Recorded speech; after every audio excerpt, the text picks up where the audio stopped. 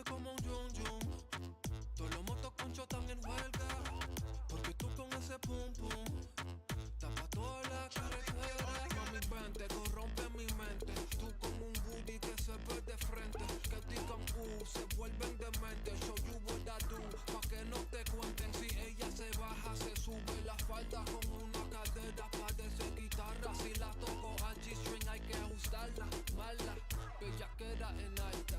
Boom boom fat, girl, I know it clock traffic. Yeah, me say kill the fat, girl, I know it clock traffic. Yeah, me say kill the fat, girl, I know it clock traffic. Yeah, me say kill the competition, got them looking tragic. Hot girl, I know it clock traffic. Yeah, me say kill the fat, girl, I know it clock traffic. Yeah, me say kill the fat, girl, I know it clock traffic. Yeah, me say kill the competition, got them looking tragic. All the girls, boom boom boom boom boom boom boom boom boom boom boom boom boom. Yeah, me say kill the boom boom boom boom boom boom boom boom boom boom boom traffic. Yeah, all the girls, boom boom boom boom boom boom boom boom boom boom boom. Yeah, me say kill the boom boom boom boom boom boom boom boom boom traffic. Yeah, all the girls. She step in the room and me freeze. She ballin' at and she have all the grace. She tell me say she want to put it for me, but you can't get this pum pum for free. Traffic blocking, girl I come down in a tights and stocking. The car them line up from Mona to popping, and the way she move her body to the rhythm. Serious thing, just. Yeah, you can have the world if you really want to. Baby bend it over, show me what you really want to. When you bubble bubble and me love it all. Shake it like an earthquake, leave me in a rubble. Girl, I know it clock traffic. Yeah, me say kill the fat, girl, I know it clock traffic. Yeah, me say kill the fat, girl, I know it clock traffic. Yeah, me say kill the competition, got them looking tragic. All the girl, I know it clock traffic. Yeah, me say kill the fat, girl, I know it clock traffic. Yeah, me say kill the fat, girl, I know it clock traffic. Yeah, me say kill the competition, got them looking tragic. All the girl. Amor negra, dale pues, maya, muévete, muévelo como solo tú lo sabes hacer. Con las nenas, los nenes en la punta del pie, con la mano en la cabeza, juguete.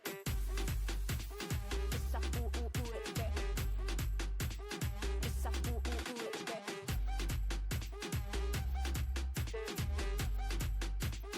Esa juguete. Vamos negra, dale pues, vamos allá, muévete. Muévelo como solo tú lo sabes hacer. Con las nenas y los nenes en la punta del pie, con la mano en la cabeza, juguete, juguete, juguete,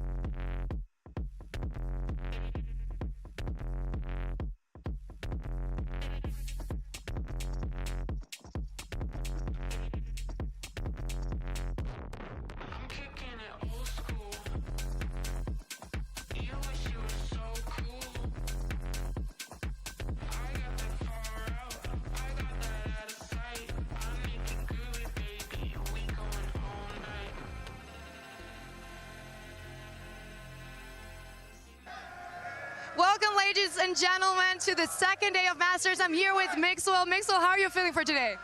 I'm feeling amazing. Today is a great day. G2 against PRX for the first match. It's going to be insane. And the crowd is the best crowd I've ever seen, so I'm really happy to be here. Definitely. And now I want to ask for predictions for today. Who do you want to win? I have PRX 2-0 in my predictions, but I like G2 a lot. So it's a hard one. Well, the crowd's going crazy, chicos. Hey.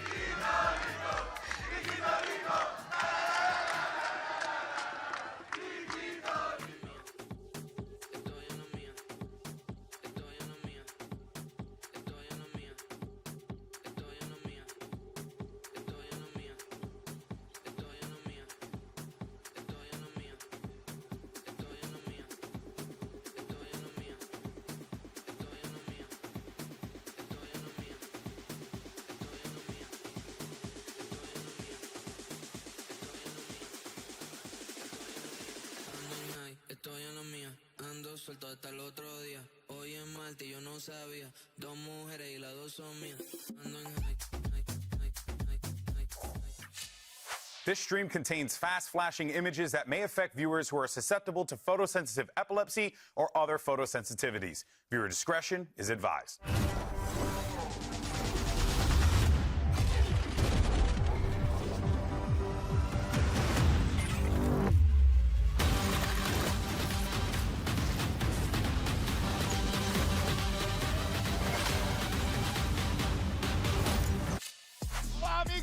And today we'll get our first look at 4 more teams, including both of last year's Masters winners. Hola everyone and welcome to day número 2 of Masters Santiago, coming at you live from Espacio Riesgo in Santiago, Chile. I'm Golden Boy here at the desk yet again with my boys. We got Wyatt and Sideshow. The fellas desk. The fellas are here. The fellas desk. The fellas are here. We're about to pop off because this crowd has been electric. And now, real quick though, can you roll an R for me? Nope.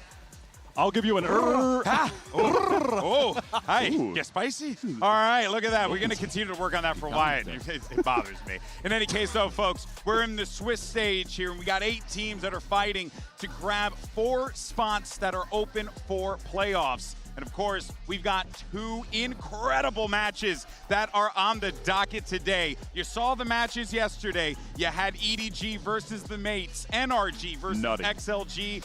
Great games. If you're an NRG fan, you were happy with that performance. XLG fans. I don't even want to think about it. Wyatt, we'll talk about that later, mister. This is our top 3, but Sideshow got the credit for it on Reddit. In any case, though, of course, we have G2 taking on PRX for the 5th time that they're meeting on the global stage. I swear I didn't plan this. I mean, okay, because I was the one who drew it. I did not do this. You set this up with, we have 2 of the Masters winners of last year here, 2 of the best Pacific teams of all time. We also have perhaps the best team of all time to never win an international trophy, still in the hunt, elusive for one of the best, most consistent cores that we have for years, one of the best IGLs in VALORANT. It's just such a good way to open the day, man. It's just that you could sense the excitement in here already. I'm tingling. This feels like a heavyweight fight, and we're tingling. We're very much tingling. Now, it's just words that we say sometimes don't get us fired. It's impressive. And by the way, later on today, we got that T1 Team Liquid matchup. You don't want to miss it. But let's focus on the first match of the day and the subject of today's Mastercard fan poll. We want to know who you think is picking up that dub. Is it going to be G2 or PRX? The all-time record is 2-2, if you can believe it. I swear we didn't script it this way, but please scan that QR code. The more you say it, the more sus I'm getting. We've never scripted this, never in a million years. Let us know. Scan the QR code. Get involved. Tell us who you're rooting for. Use those hashtags VALORANT Masters and VCT across all the different social media platforms. And we're only going to feature the good stuff on the broadcast. But, fellas, it's a fun day today. feeling in the spirit, you know, a little salsa mood. Yeah. You know what I'm saying? I'm in the mood. Little cumbia, you know what I mean? Get a little Oh, no, I going. get what you're saying. Okay, so let's play a game. Okay. You want to play a game? Yeah. Right? Yeah. All right. Ruin my dignity, why don't you? This game is called Say It Out Loud. And it's one that's probably going to make us look really dumb, which, by the way, isn't like all that hard. Now, we're going to try and pronounce a string of nonsense, which is crazy because that's actually what we get paid to do. And you're going to have to figure it out, okay? It's a couple Valorant phrases, couple Santiago things, you know, like we'll keep everything nice and related. So let's go ahead and start this off. And by the way, in the chat, if you get it, type it out. So here's the first one. Batkin off flash. Batkin off flash. Batkin off flash. Wait, something flash. pop flash. Something about pop. Maybe Backing off flash. Backing off from a flash. Backing off flash. Maybe Backing off flash. Say it in a Scottish accent, GB, and maybe we'll get it. Backing off flash. Backing off flash, lad. What is this one? I don't know this one. In rehearsal, I was so good, back. and now I'm bad. Backing of flash. He's sweating under the pressure. I mean, I'm I always say as sweating. I've given no assistance to that. Back in a flash. Oh, that's Dude, a waylay line. I didn't even know that was a voice line. Wow. I don't know. Fake fan, both of you. I don't play When did Waylay. you say that? Okay. I don't know. I play Cypher. Yeah. Okay. If we get a Cypher line. Let's go for the next one. Okay, here we are. Shy Doors Graveling. Shy Doors Graveling. Shy Doors Graveling. I mean, there is a word already in English called graveling. Why do we need a space between gravel and Shy ling? Doors Graveling. Shy Doors Graveling. Shy Doors Graveling. I'm perplexed. Shy Doors What the hell? Graveling. Graveling? Doors that are shy. Shy Doors. Graveling. What, Josh, when I told you earlier that I needed +2 intelligence on my skill tree as a human, dude. it's +4, maybe +5. Wow. Shy Doors. Okay, so just so you know, I think our producer Alex is actually trying to sabotage The ones us. in rehearsal were way easier. There are people screaming in the They chat were right now way how stupid Oh, we are, by the way. yeah, which, you know, I think they were Doors probably doing that Graveling. anyway. Shadows Traveling. Oh. Shadows traveling. Shadows Traveling. Ah, Shy dang. Doors. Dang, Shy Doors. Shy Doors. Shy Doors, I don't know if I take Shy Doors. I don't know if I send it back. I blame the All right. production on that one, I blame honestly. Alex. Alex is your fault. All right, next up. Number 3, because we're really bad at this. Sane T Logno. No. Sane T-Log no. Sane T Logno. Santiago. Santiago. That's got to be Santiago. Yay! We did it! Okay. Yes! We did it! We got one of them. Oh, we're not that yes, stupid. Yes, we got one of 3. I mean, still a the fail. three dumbest by people you percentage. know going, yay, we're not that dumb. Honestly, guys, I'm just going to say it. We nailed it. That's Yeah. my thing. I'm going to just hang with that. All right, folks. Well, Keep hoping, buddy. I will. And as you can tell, I'm already sweating under the pressure. But folks, we're going to keep it simple here because Masters always delivers on fun matches. And more importantly, incredible fan experiences. And if you can be here in person, you get to experience all of it. So here's Valina with a little tour through some of the cool things we have going on here at Masters Santiago. Hi guys, I'm here with Mecanela, the Artist Valley. Actually, we have some really cool things here. You can check them out. Y ahora, Mecanel, como primera pregunta, ¿cómo está haciendo crear todos estos dibujos increíbles? Wow, mira, para mí igual es un sueño. Yo personalmente soy muy fan de Rito, entonces poder ya crear un poco de mi arte, que lo tomen en cuenta para esta instancia, para mí es súper bonito.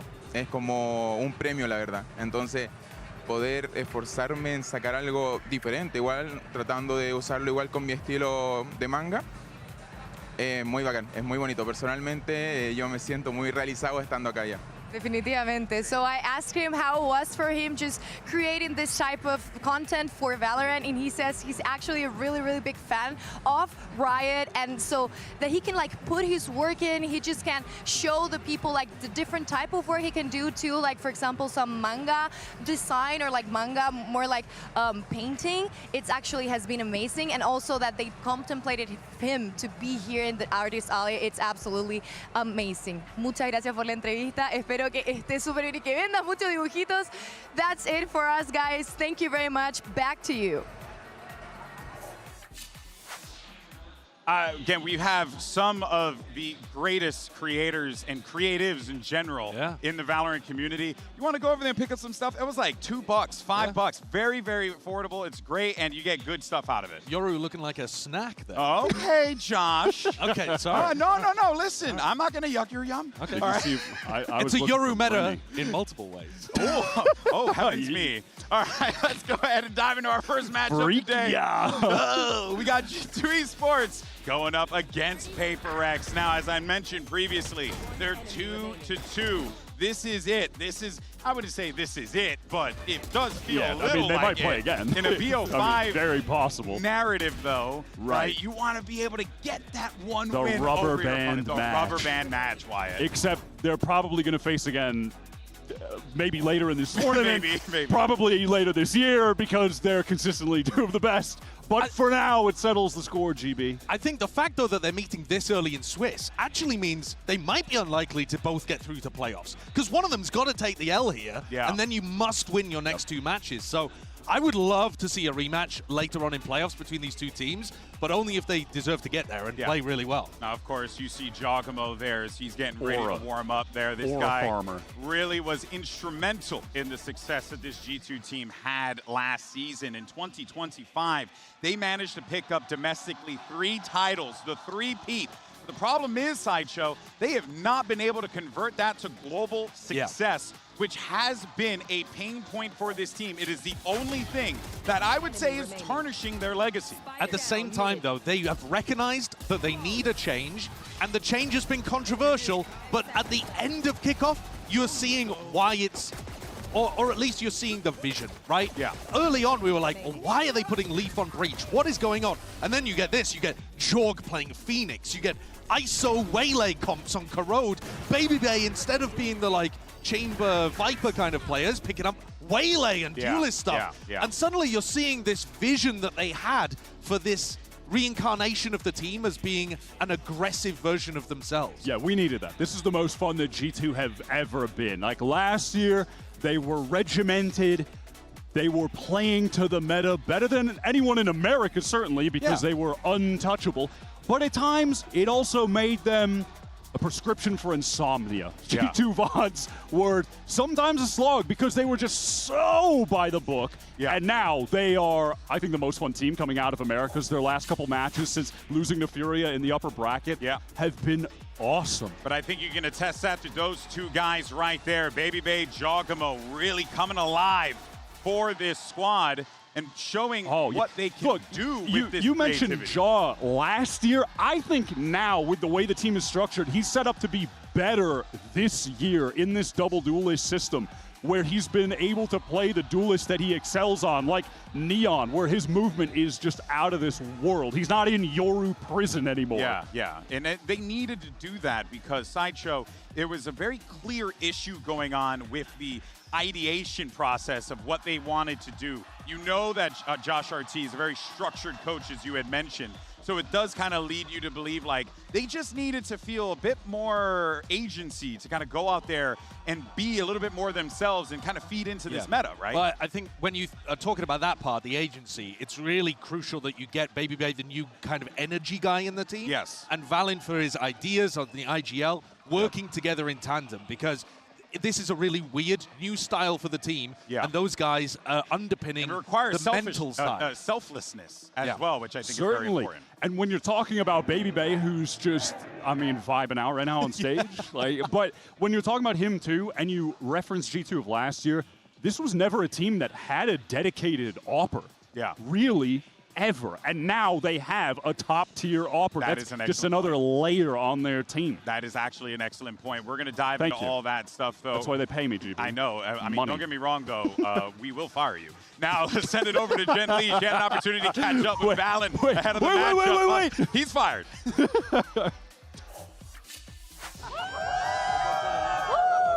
Well, here with G2's Valin, now 5 globals in a row. You guys face PRX. So what excites you about your 5th encounter with PRX? I think they're one of the best teams in the world, and they play a very unique style of Valorant. But as everyone knows, we're kind of on that same wavelength now, so it's going to be a battle of two people just running it down. It's going to be electric, and it's very fitting for the crowd we have here. They're all so loud and so excited for Valorant. Out of every international I've been to, I've never seen fans like this. So I have goosebumps just waiting to go and play. I'm trying to stay very focused, but I'm just so excited. Okay, thank you and good luck today. Thank you. G2, G2.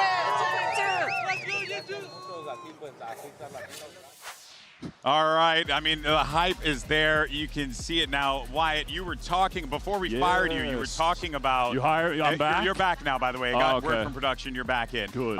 And we were talking about Baby Bay, and I want to bring the conversation back over to him because you were mentioning how this team was lacking that opping presence. I think there is a lot to say about Baby Bay. First, you can reflect on him coming in as a sub last year, and he was just straight filling the roles that were always intended to be for Leaf's return. He was playing a lot of Viper, an agent that he was never playing in the past. He was a duelist when he was on FaZe, competing seriously in the first few years of Valorant. But now, this year, he's flourishing being back on that duelist, especially in the last few games. Switching to the Waylay instead of Jaw, he has looked like a natural fit. Being the primary opper for the team, he has been out-opping everyone in Americas. And something I want to point, because obviously, I think for all the viewers at home, it's no surprise, we all have a relationship with Baby Bay, considering he was a colleague of ours. We worked with him, which is an absurd thing that even happened to begin with.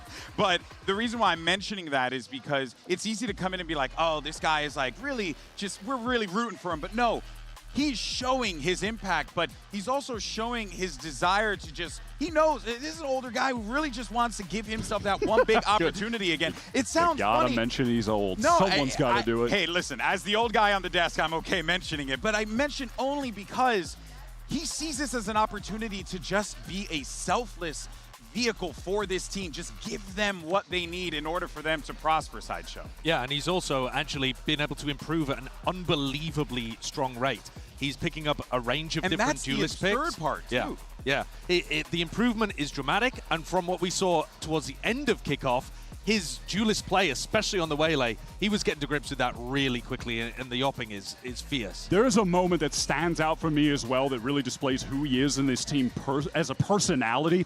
It was after their Furia loss. They go down to the middle bracket. They're going up against Cloud9. They start on Corrode down 7-1. They looked totally out of it. C9 were running it down on them.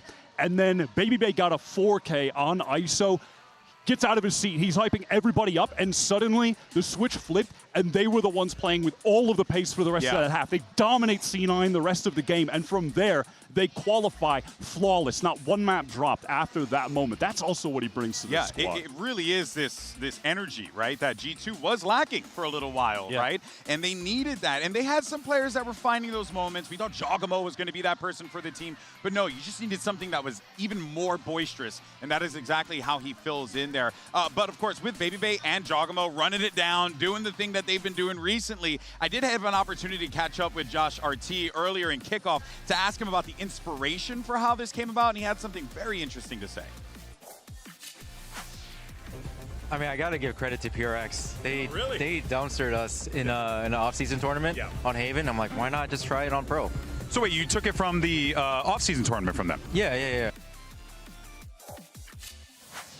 Now, that was when he was talking about compositions. Obviously, there's double duelists that we're talking about here, Wyatt. But the team he took it from is the team that they're going to be playing today. And that was talking about Pearl. They also took PaperX's Haven comp that PaperX are undefeated on, ran that, destroyed NRG, and their Corrode comp they took from a Challengers team in Americas. Are they trying to out-W Gaming? Yeah. This whole day is going to be W Gaming. And like, I love all that four for of the us. teams that we have compared to yesterday are going to be playing that aggressive double duelist style, running at each other. And I think that's where PaperX's experience actually matters so much, because they have played that W Gaming against other teams that try to do it against them a ton. Yeah, it's that experience, but also that inspiration pushes them forward here. But on the other side of the field, they can take that inspiration from them, but few can implement it as good as these guys. PaperX. Now, you're seeing, if you're a longtime viewer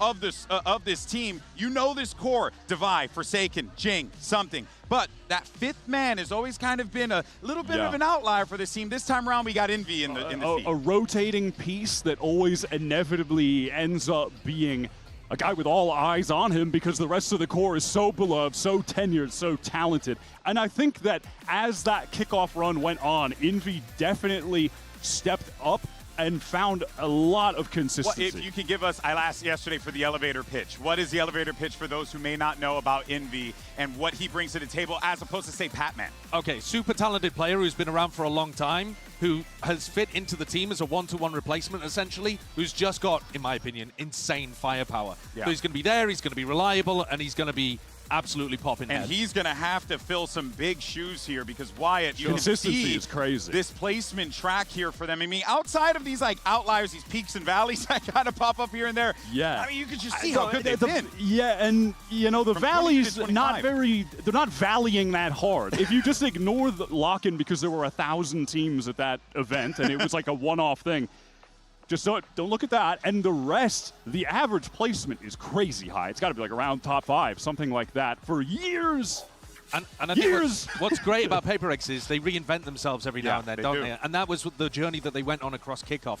They didn't have a great kickoff the entire time. But towards the end, they found what worked for them, changed around some of their comps, and found that when they lent into their style with the people on the right roles, with Forsaken playing more Yoru, it worked. Huh, interesting. It almost sounds like G2 and PRX kind of followed very similar journeys up until this point. It's going to be fascinating to see how storytelling. Storytelling's happening, brother, in real time. Let's go ahead and send it back over to Jen Lee. She had an opportunity to catch up with one of the greatest of all time. Here's Forsaken. Here with Forsaken of PRX now. First off, Forsaken, do you know what SMEEK means? No, what is that? Oh, it's a word popularized by G2's Baby Bay back in early 2021. Basically means running it down. So that's why people call him the original W gamer. What do you think about going up against him today? First of all, who is Baby Bay? And I don't even know what the hell is Merc means. So. Okay, well. It means you guys the OG, I think we are the OG. Okay. It's going to be the battle to see who the OG W gamer is. Okay, thank you so much and good luck.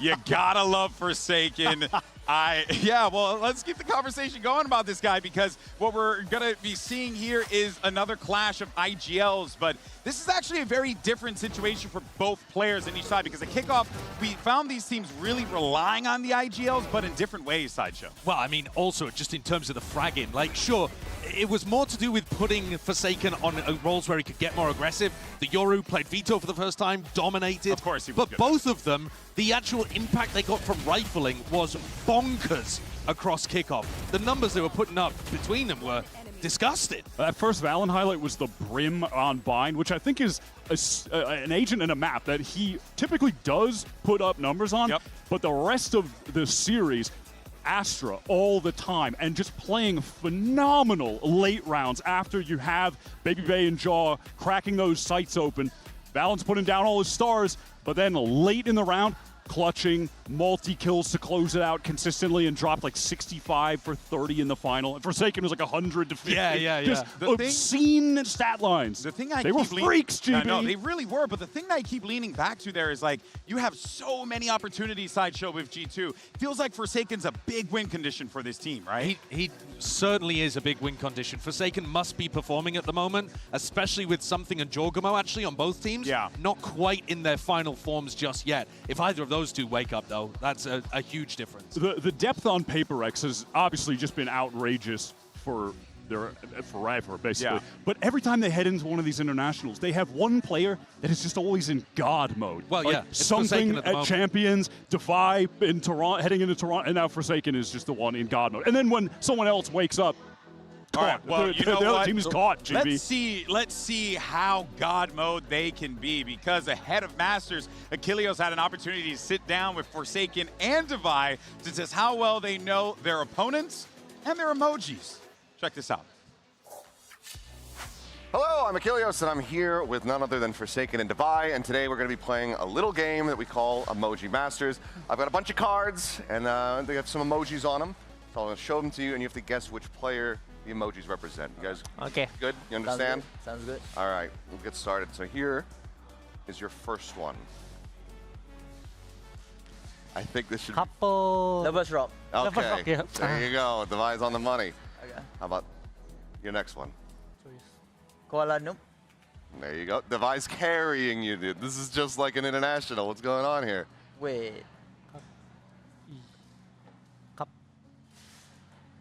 Glass. Can we skip first? What is this? Cocktail? What kind of cocktail? I have no idea. Wine. Wine. Is it- Wait. Wait. No, it's not. Not wait. I don't know. Okay, he's a player on Gentlemates. Little me.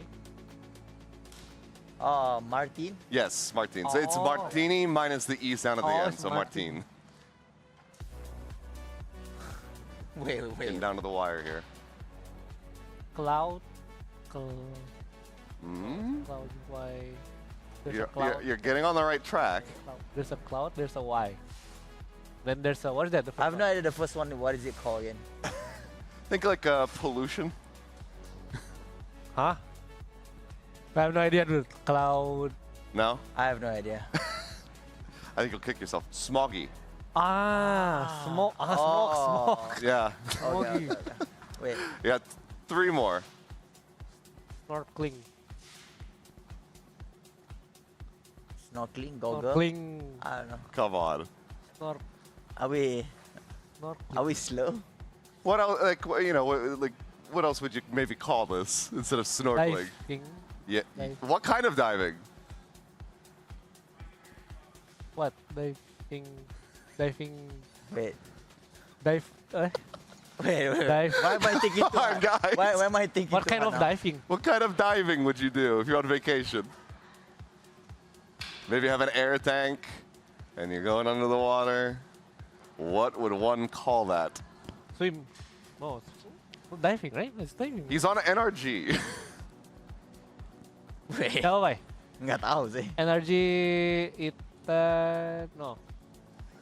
Mada. We are so dumb.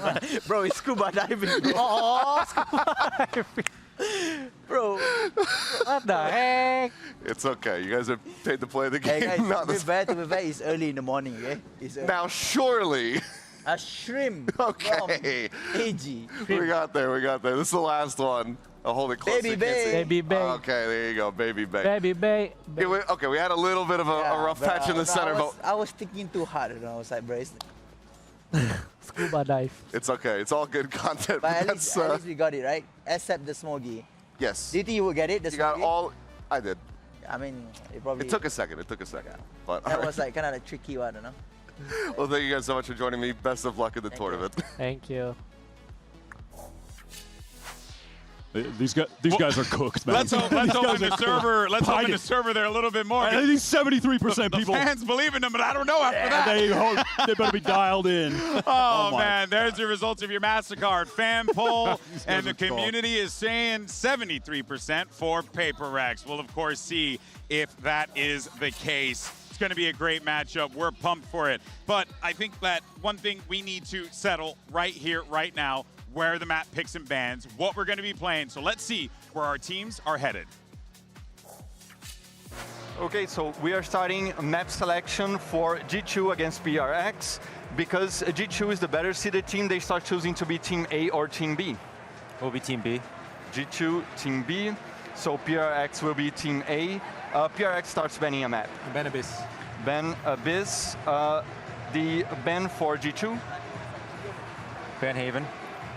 Van Haven. Map pick for PRX. Pick split. Split? Yes. Okay. Side on split for G2. Attack. Attack. Map pick for G2. Corrode. Corrode. Yeah. Okay. Side on Corrode for PRX. Big defense. Defense. Okay. Second set of bans starting with PRX. You have Bind, Breeze, and Pearl.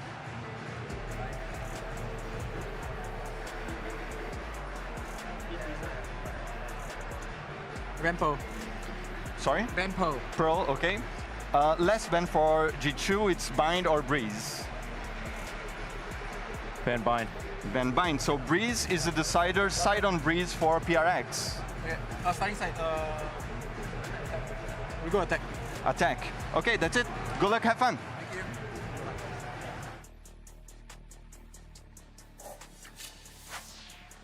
I'm confused about a couple of things in that one. G2 deciding to go into Breeze towards the end, that's confusing to me a little bit. Because bind is right there for their bind you? is so nice, and it's been a map where PaperX have been struggling. But on the flip side of that, PaperX decided to go into Split, which I don't think they've been that great at domestically. And it's the map where you get Jorgamo unleashed on the Neon, the Waylay coming out for Baby Bay.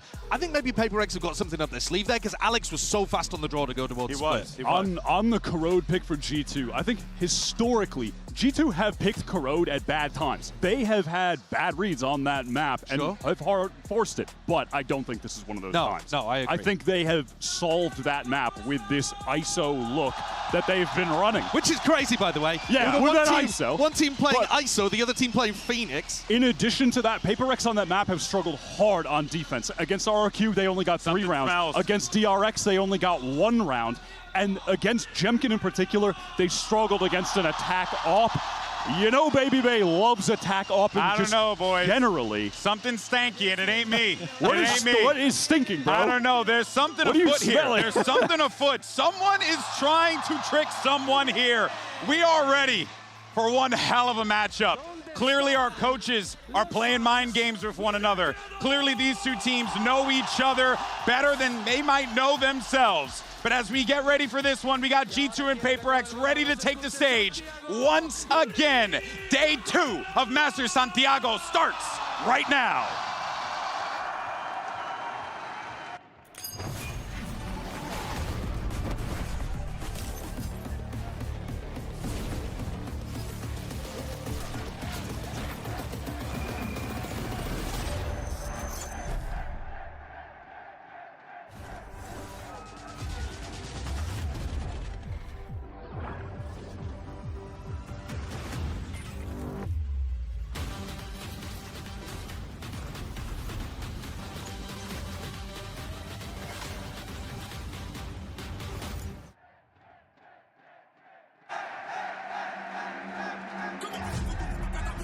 ¡Es momento!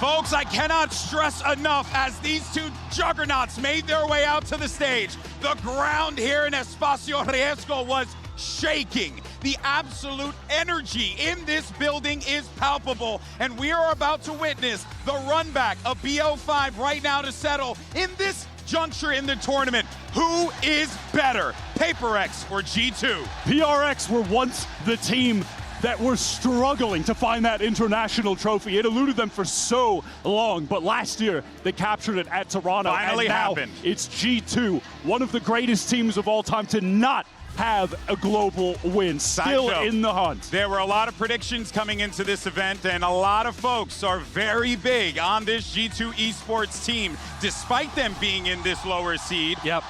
Do you feel the same way, that this is a squad that could very well be lifting a trophy at the end of Chile? I'm looking at a team that has reinvented themselves, that has found something that works brilliantly, but they aren't match tested yet against squads that play the W gaming like PaperX.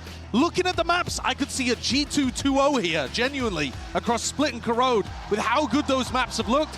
But if it goes to Breeze, even though G2 took us there, I think I would be favoring PaperX. So for PaperX, it's about grabbing a win early on, and they seem confident on Split. And you're talking about this reinvention of the G2 strategic approach to the game. They've only had a couple matches playing that way, and on top of that, Josh said they just cracked the code on. Yes. They've wanted to be that team in the past, but they just couldn't figure out how to do it. That being said, though, does that mean that they're peaking at the right time? That's something that Valen was discussing in interviews during Americas, that he realized with NRG's capturing of the Champions Trophy, that so much of what you need to do as a leader is make sure that your team is in form when it matters most. And I think this run might be setting them up right in time for that moment. What's fascinating about every single time these two teams match up is that you feel like you're getting a different version of each team every single time. But the consistent through line has been genuinely W gaming for PRX. Despite their carnage, you know, they maintain the same identity, even if it looks different every single time. Whereas G2, they've been a team that they were the structured team, the team that does everything by the book. Then they became the team that got a little bit more free-flowing, but still had those strategies. Now we're seeing a team that could very well become unleashed in this moment in time. And Josh, I think we're running into a situation where it's, you know, maybe like the unstoppable force versus the immovable object here, given how things are. Well, that's how I would have described the previous style matchup, where G2 were the immovable object and they had to catch the aggression of PRX. So it's just unstoppable force versus it's two unstoppable force. Exactly, it's two unstoppable forces, and I don't know. Put that in my blood. I don't know who the hell is going to be able to win when things are getting so fast tempo, and there couldn't be a better map to start that compared to Split. Both teams playing double duelist, both teams running at each other, and it's about those quick moments of, can we A-ramp retake before somebody else pushes screens? You know, there's going to be so much fast IGLing where people have to make decisions in the moment. A moment ago, the camera was on Babybay's face, and you could see him just saying, wow, to himself. He can't believe that the crowd is going off in this way, but it has to be surreal for him.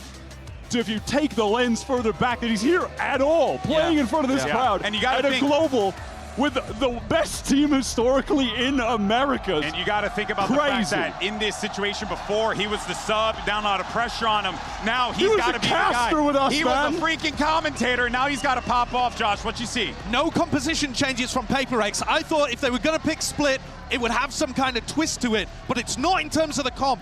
We've seen them play this before. We know roughly what the approach is going to be. I think this favors G2 unless PRX have really tightened stuff up, or they get monster performances out of something who has been a little weak recently. When G2 debuted this comp and the switch up of Dre to playing that Waylay, the Americas teams were not ready for it at all. PRX have a chance to try to counter that ruthless aggression that these guys play with. Here we go. It doesn't get any better than this. Two juggernauts are about to go head to head, and who better than to navigate us through all the action than Pansy and HyperX.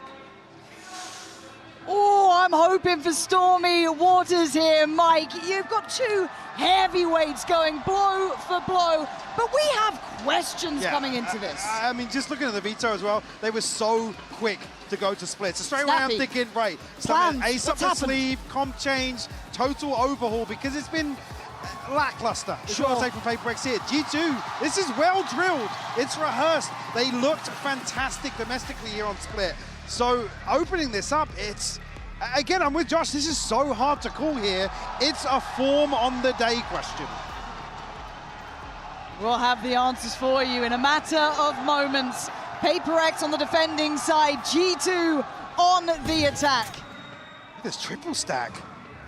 G2 under smoke right now, going to walk into the blender. Yeah, but do they get to live here? Trade out so far, something still holding. Making sure they can't scale in, and look at the damage done as well. Trent down low, Valen taking a little bit of chip damage too. Look at Forsaken as something, no. His angle, Leaf will find one. Forsaken will fall. G2 to swing onto this now.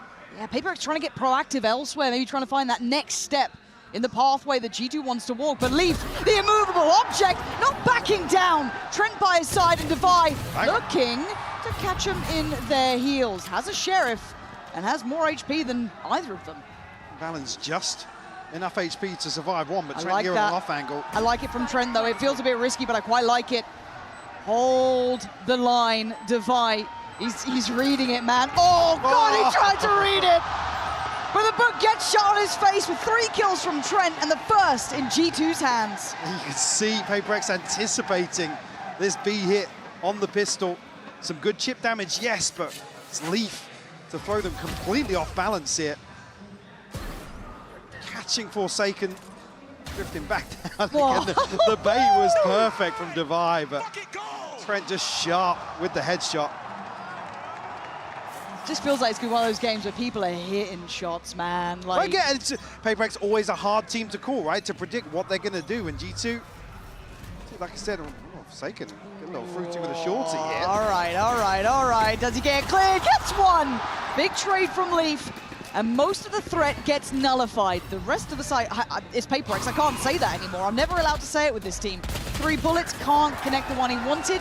So BabyBay clears sight, and G2 finding security here. None of those threats really amounting to much. They've got the plant, they've caught the flank, and it's all on Jing. Just a classic here. He's accosted an exit or two here, but G2 tucked into sight right now. And pace on the way in, but tempered, composed here, and Valorant should be able to clean this up for a 2-0 start here for G2. Already showing pace here. Navigated by G2. They've set a bit of a bar, right? It's no fear. We're going to play our game as well, the game that we kind of liked you guys playing. We've applied elsewhere. So, again, like to see this in Leaf being in the early conversation. Scary, man. Really, really scary. If he starts finding form throughout this, a nice early start, a confidence builder, that does add another string to the bow for G2. But buy-in now for PRX, so they do have that to lean on. No ults instantaneous to hand. And let's see how they start this off.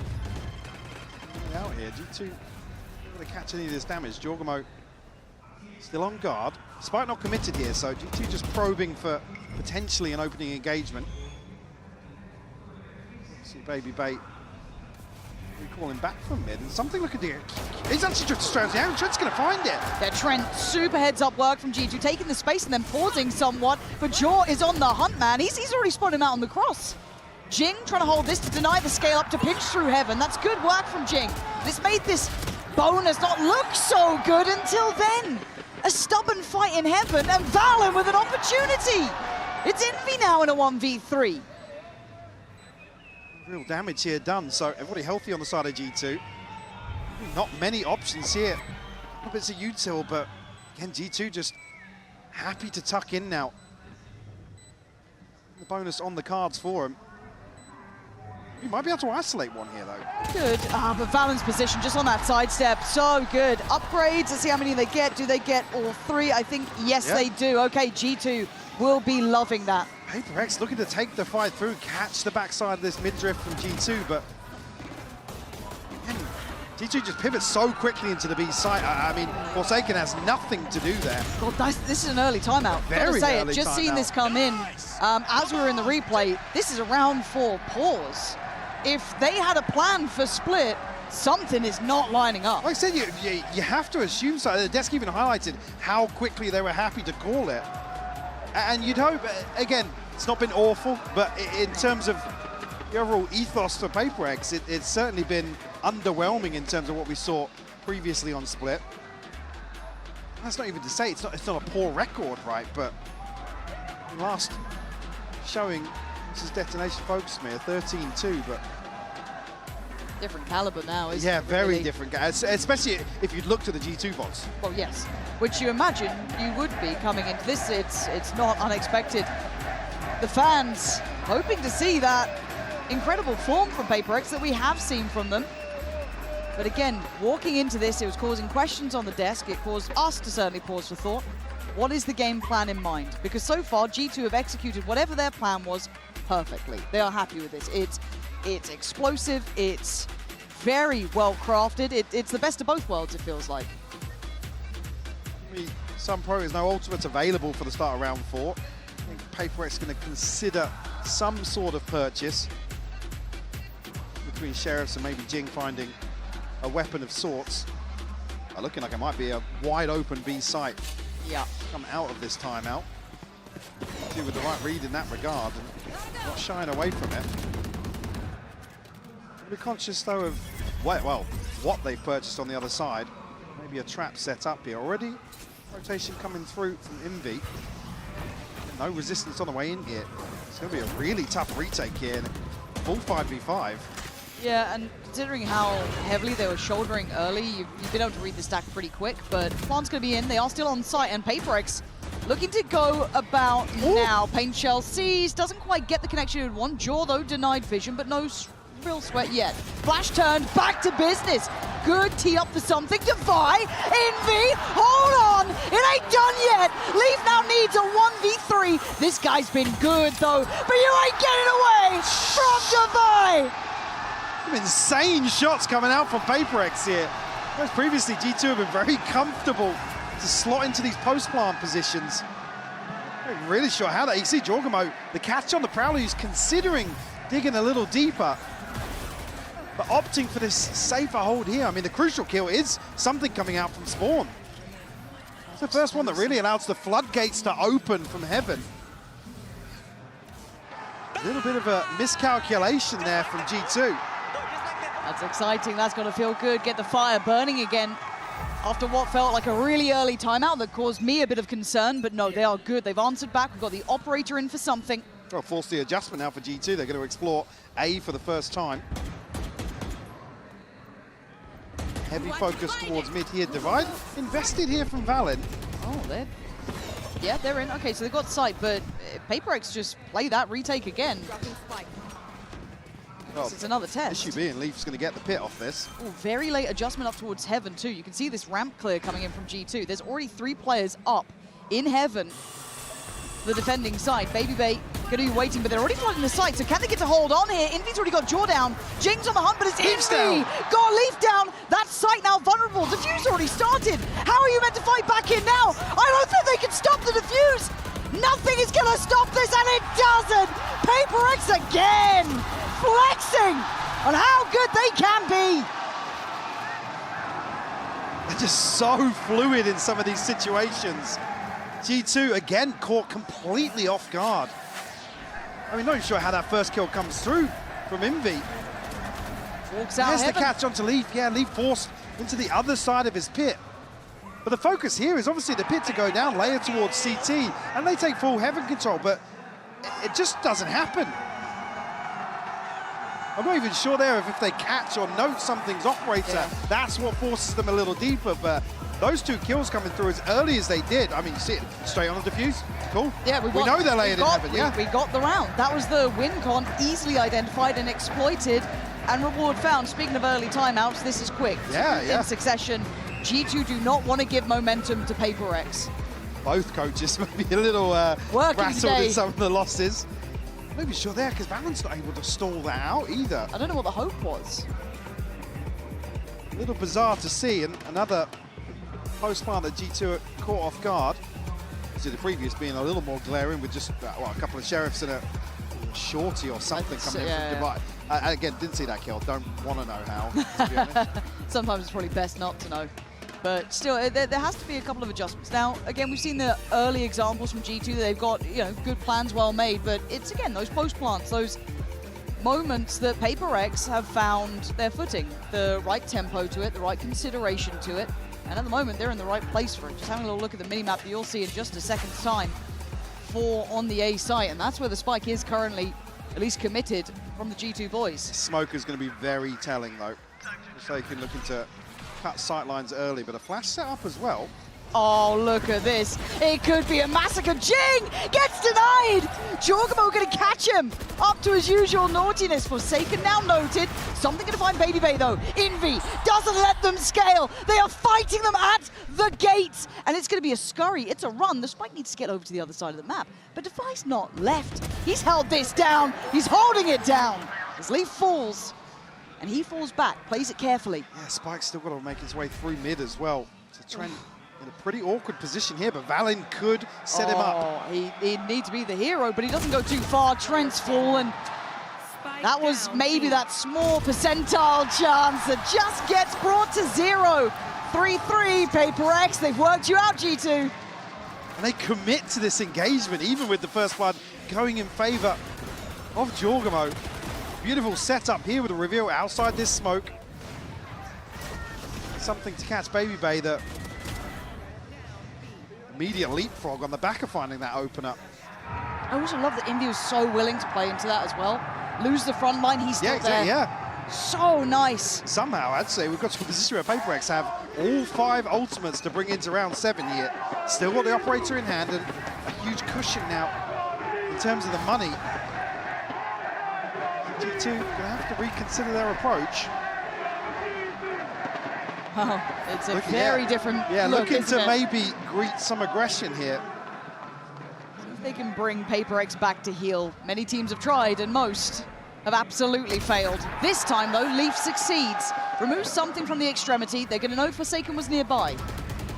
Didn't spot this deeply. They're going to try and bait over the top. Whoa. Confirmation now.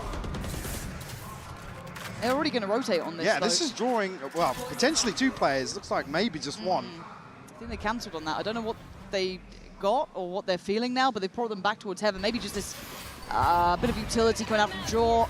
The Prowler to follow. Yeah, it feels like they put some utility behind this. They've actually drawn so many ults. Yeah. But look at the spike, and look who's waiting though, Forsaken. Forsaken, it's on you, and you are absolutely steamrolled. G2 now, keys to the castle, plants up next. Beautiful pivot here. Devi has to try and find this kill to Baby pretty early on because Baby can hold down in terms of info and pressure, but he does. Yeah, this is now not easy, but in the realms of reality.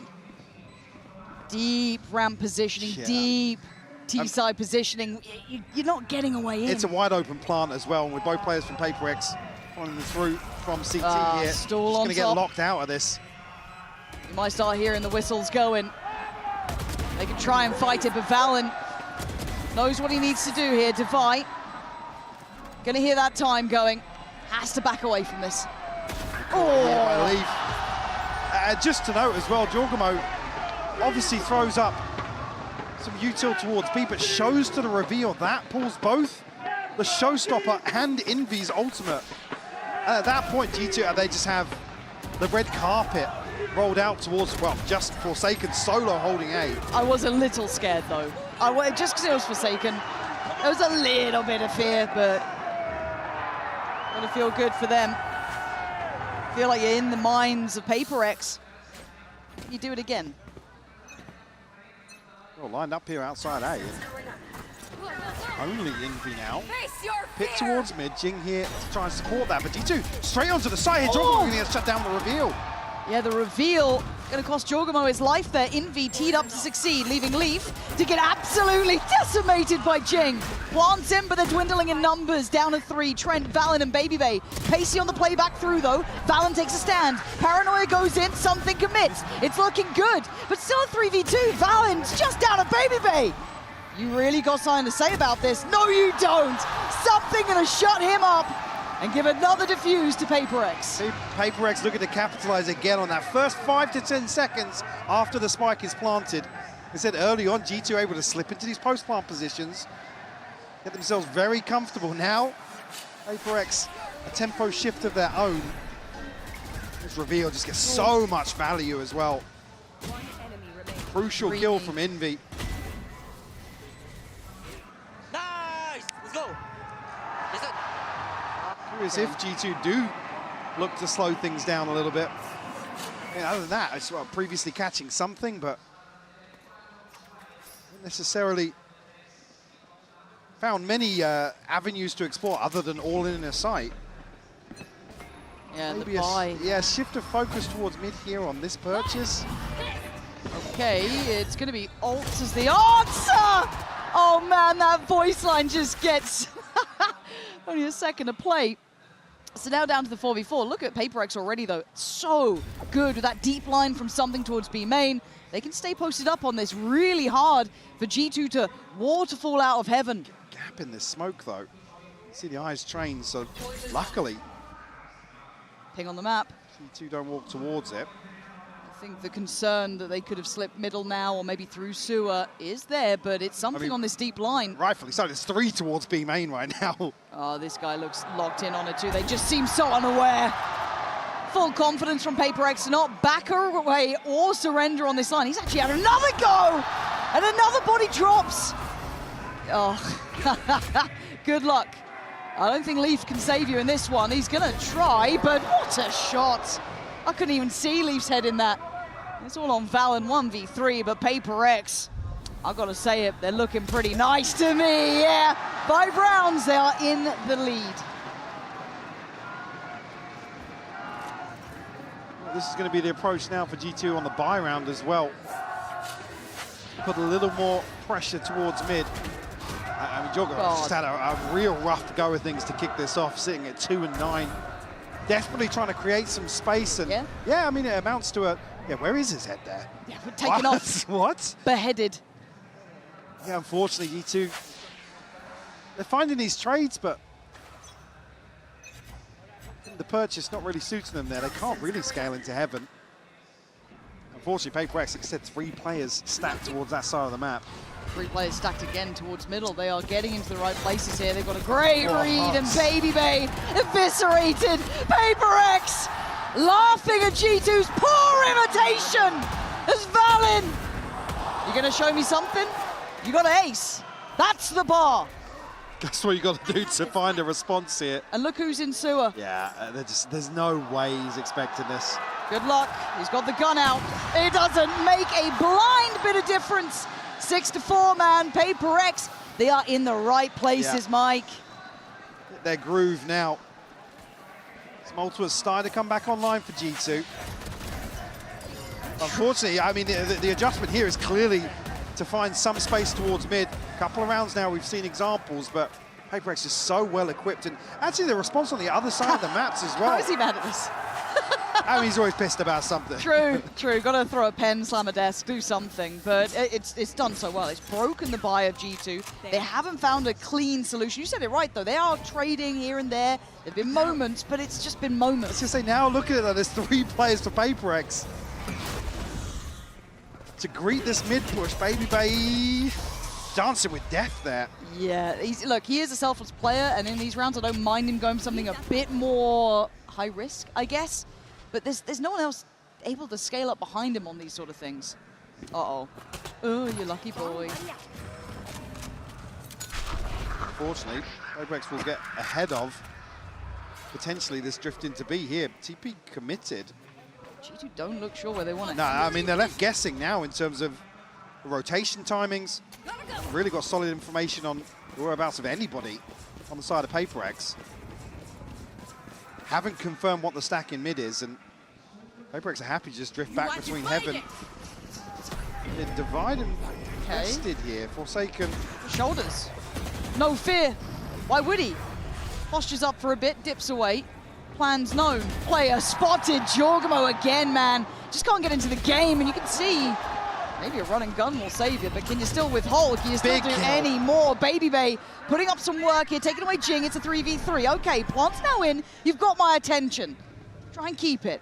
It's still stingers. It's still tough. And they're already getting through towards Pillar. An unorthodox post-plant becomes pretty paramount, but they can't land it. And it's on Valen in, again, an unwinnable spot. PRX are a cut above. Just not enough pressure in this situation. Again, no full control of heavy. You can see the late round plan here. Something able to just completely negate that. Barely breaks a sweat. I think although this is a crucial kill, but the trade is instantaneous from Envy. It just looks so easy for something in some of these situations. Everybody else frantically running around, something's just posted. He knows their win condition in the post plant is to get back into window. And look at the runarounds. Look at them. And it felt good for G2 at the start. I think we all got a little bit curious about it, but now what a different tale it has become. They're not even of 2 halves yet.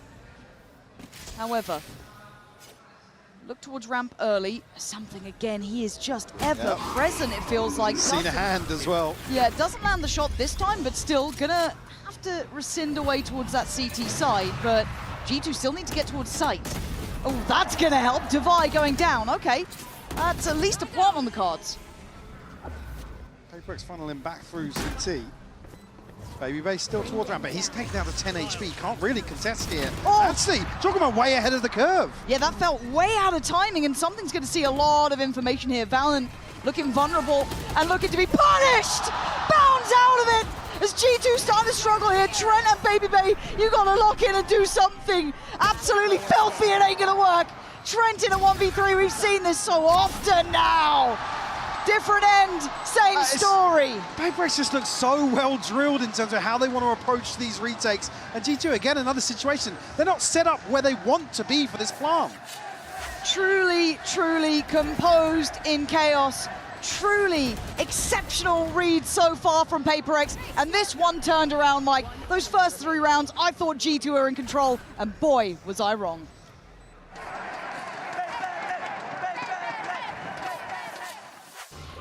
Can I help you, sir? Here's the bill from the dealership where I got my car, and I'd like you to beat it with a better deal on one of these fine cars. Not how it works. Guess you're not as cool as Verizon. Bring in your AT&T or T-Mobile bill for a better deal today.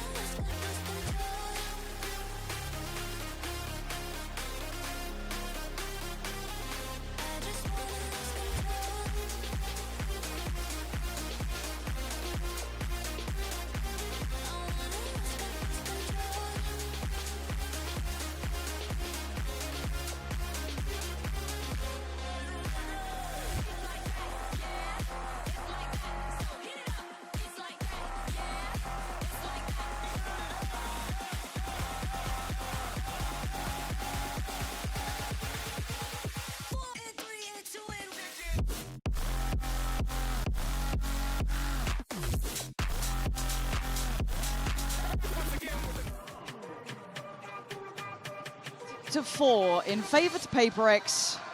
Are you surprised? Yeah, I am, honestly. I mean, G2, again, they're looking to execute these very, very well-structured post plants, but PRX were able to, like I said, find a kill or two that completely disrupted the game plan. Time and time again, we're seeing these plants where it relies on somebody being in a specific position, guaranteeing heaven control. PRX is able to get in and amongst them, like I said, in that key window, the 5 to 10 seconds after the plant, where G2 are caught off guard. They're committing to engagements you wouldn't necessarily want to see them. There's no stall to buy their time to then reposition.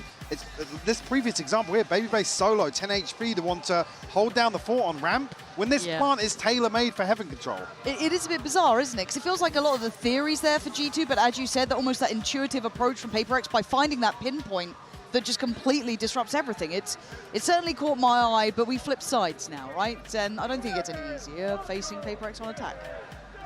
No, I mean, again, it all depends on what PRX are going to tap into here. Might just be an open B site to kick things off for them. G2 are making exploration elsewhere on the map. Obviously, Trent will hear the retreating steps. Again, with the setup here, it's not really going to draw a rotation, cause any issues for G2. And how aggressive do Paper? Well, I'm seeing 4 walk and spawn. What's that, well Michael? I do wonder how aggressive they will get. I think Trent's also quite curious. Oh dear, Trent. There's a firing squad. You've done well on Divide, but do you think about the other 3? It doesn't matter if you think it or not. They are still there. They're still going to land the shots in peak. Oh no, George. No, not 2! No, not 2! No! G2 getting embarrassed here on this pistol. I don't want to see it again. The confirmation of very, very heavy presence towards spawn. Jorgamos just caught completely off guard, and Baby Bay struggling to pin this down when Envy catches the stun. Baby Bay on the reload there? It looked like it, but what's he been fighting? He hit the COD reload. Well, that's not a good indicator for the start of the second half. God. Shake it off. Shake it off. Can you? Nope. Oh, made me feel funny. Okay, just maybe a chill round. We just, you know, stack heaven, boys. All good. For PRX. If they're already laughing, I feel like you're in trouble. we've lost. You're in trouble. Guys, We need 3 more timeouts if possible. And they bounce. Okay, and something gets away! And then the paranoia slows them down. G2 can't catch a break. No. Nothing is going to work for them like this. Baby Bay down to 1 HP. Oh, goddamn. Only classics to work with, and PRX now looking to find the space up towards ramp. Trent will be tasked with finding, well, I mean, he's got to find 2 here. Easy. He has to. Yeah, that is the bar. Do you get a chance? There you go, shot. Jaws found Forsaken. They can't follow that up. Trent has. Hang on. Has. This was knocked around. Where the hell has that just come from? From embarrassing to brilliant in the matter of a round, you've got Jing now in a 1v3, and Jaw ain't gonna lose that! 4 kills, finally. Jorgamo shows his hand, and what a round to do it on. Again, I was looking for Trent to be the one to catch something here, but what was that? Nah. Did we? No, we're just gonna replay late? Is he playing a different game than mine? That is ridiculous from Jorgamo. But that just feels like one of those Jaw moments. We were sitting at 3 and 13 before that, by the way. Space taking. Oh, don't worry, he's taking loads of space. There, he took a whole lot more than that. Bloody hell. I was half checked out of that round. Guess I'm paying attention again. PRX though on the Sheriffs. Well, 2 and I think an Outlaw in the mix. Yeah, Jing and something both for the Outlaw as well. Okay. Excuse me, the Bandit. Leaf gonna find Divine. So far, no huge issues. See how much they can keep up here though, because G2 don't really have the ability to lose these weapons. We're going to be funneling back in here towards 8. Valorant's actually posted for this, with Devi falling. Difficult to cut these sight lines now. Jorgamo probably a little more eager to go forwards. There he is. We'll find 2. Let him off the leash. And just like that, Jorgamo gets himself up to double digits here, and a flawless follow-up here for G2. There are a lot of individual components on this G2 side. If they activate, can do wonders. Jaw's one of them. That is a very different scenario we have to consider. And it feels like, again, this round, he's been let to go forward. He's been let to feel that confidence a touch more. Take a fight, find what you can. Operators in hand for something, however, coming into this one, round 16. At 9-6, PRX still with comfort. Be something to explore mid initially. It may be waiting for a player or 2 to show their hand on the side of G2, but immediately PRX drift away from A. Yeah, they were just anticipating just hard waiting for an engagement here, but look at Jaw though. Yeah, Jaw's posted. Yeah, he's holding this, not actively on the deeper angle, but pretty darn close towards that B main push-up. Yeah, you can see him shouldering, and they're looking to clear. So go back out. Oh, but why not? I mean, now he should be dead to rights. He still gets another. Grabs Envy down to his grave, but something's taken mid-space. So the B site is so vulnerable. There's only 1 player on it, but they don't know this. But probably in Leafs right here with a judge. Find himself an upgrade if he wants it. Trent now tasked to hold down the rest of B site here. Jing actually transitions through. Yeah, Jing's gone in on this. Looking to be an X factor. Can't find it. Trent's got him. It's on Forsaken in a 1v4. 35 seconds. Finds one on the left. 28 HP. That's a lot to ask. 30 seconds left. Give me another for free and I'll pay attention. Paranoia not going to help out the matter. Baby Bay's there. And G2 started to find a bit of rhythm. Yeah, not shying away from these ballsy that engagements. Second Jorgamo fight is on an island here. I'm gonna go again. I'm gonna do it again. Like even here, it's such an awkward peak to go back onto that sushi angle. Deals with the Prowler, then finds Envy. But the sort of thing that every so often you need somebody to do like that versus PRX. Well, there's your X factor. Now you're looking at the finances for PRX here. It's going to be in a bit of a curious spot. They have the ult with Jing as well. 2 away from Envies. They've got options on the horizon, but you are opening the door for G2 to start building up. Certainly here, an opportunity to further the lead. Again, for PRX, what the adjustment will be coming out of this. Necessarily going to have the opportunity in terms of the inventory here. All right, Jorgamo straight up to 12 kills. It's in the blink of an eye. It's not the one you'd expect to be Smeeg. It's not even really Smeeging. Nah. It's just being Jaw. Just swinging. Yeah. I mean, I think it's hard to not enjoy watching when Jorgamo is like this as well. Like, even historically, he has been one of the X Factor players that when that rhythm is right, when everything starts to line up and gets allowed a bit more room. I think the Des nailed this as well. It's like, well, he'll still put up numbers, but I don't think we're seeing him back at the peaks. No, that no, we no, have seen not even historically. close. Not even close. He can be a real difference maker. And look, PRX have those players too. We've learned this. It was part of the desk discussing it's like which one's going to be on coming into an international event. And right now I'd say Forsaken was kind of the lead of that conversation. But I mean, pick your poison at that point. It's upswings. Now, something somewhat on a downturn, however, will be the finances. 2 Sheriffs, Bandit, Stingers, but in the hands of PRX. Anything's possible. Yeah, never tell me the odd sort of team. So Sight will be theirs. That reveal is huge. How's he not going to get that? I mean, a load of damage, but what the hell? Commits to the spray and just seems to only really tag something down. Okay, Leaf's got the Sheriff out because the judge just ain't going to do it, apparently. Invi with the Stinger. What? Not great at range, though. Not great at range. I'm scared. I don't know why I'm scared. I shouldn't be scared. Look at the HP. Forsaken, 26 HP. Trent's just cleared Divide. Baby Bay. Oh my God. Handles them swiftly. All right, G2. I'm not entirely sure where the rest of Trent's clip went there, to be honest with you. Great question.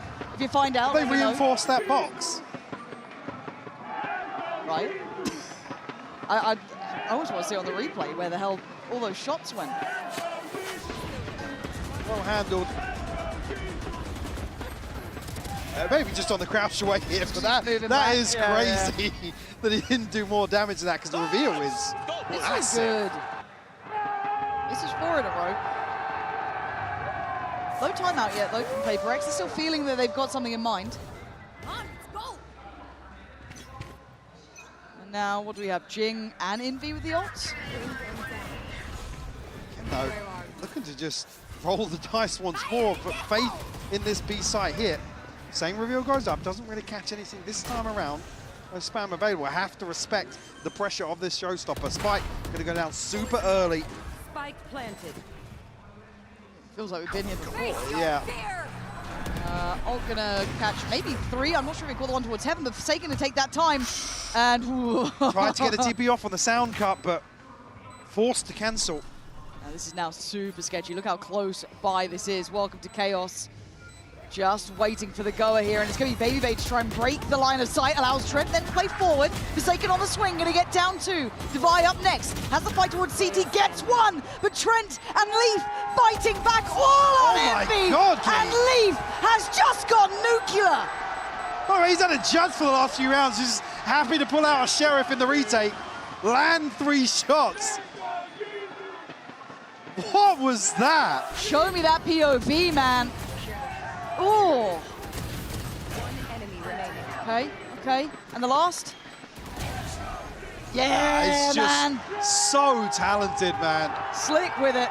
And that's a big round to shut down in terms of the investment. Even the coaches look surprised. G2 have a massive cushion now. A string of rounds, that round 2 flip setting them up perfectly. Baby Bay going to pick up an operator here. Trent and Jaw going to have ults to bring into this, and HyperX, scrappy buy here. All tied up 9 apiece. Sometimes it seems to only encourage them, though. It only makes them scarier. With less to lose and more to gain, but chip damage achieved early. Jing going to be down on 45. One actively holding the initial angle on Heaven, a little bit deeper from Trent. There's bodies here. That's the scary factor. But I guess something has...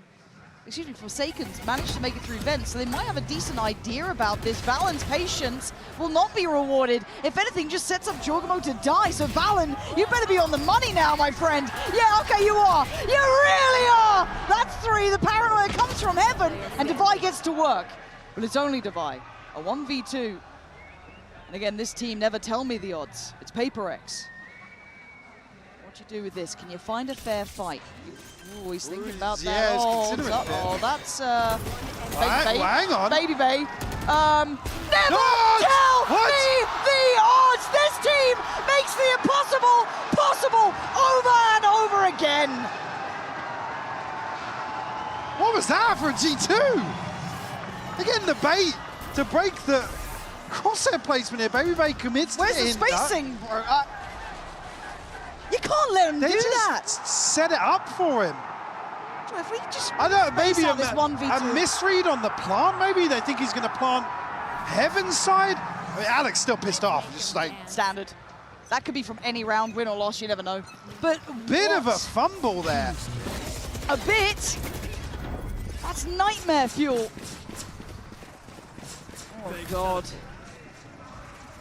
That's a crack showing and a half, right? The foundation's going to be rocked off that. Can you recover? Defy certainly not going to allow it. Already going to find Baby Bay and open up the avenue towards this A site as Jorgamo is getting to work. The one who gave them that spark to get back will get him a kill in this. Divide gone, backline broken for now. Can't really springboard towards site. Needs something else, and Leaf can't bring it, but Valen can. Quick swing from Jing. He doesn't allow it to go out of control, but the spike could be an issue. Yeah, especially when Jorgamo is going to get involved. Trent couldn't get the timing right. It's all on Jor, and he can't do it alone. Two standing for PRX, and now so close to map one in their hands. I mean, completely flipped this now on its head. I mean, G2 is still going to have money, yes, but they're going to have to rely on Jorgamo on a Bucky and an ult. And two crazy responses here from PRX to find 11 and have G2 up against the ropes.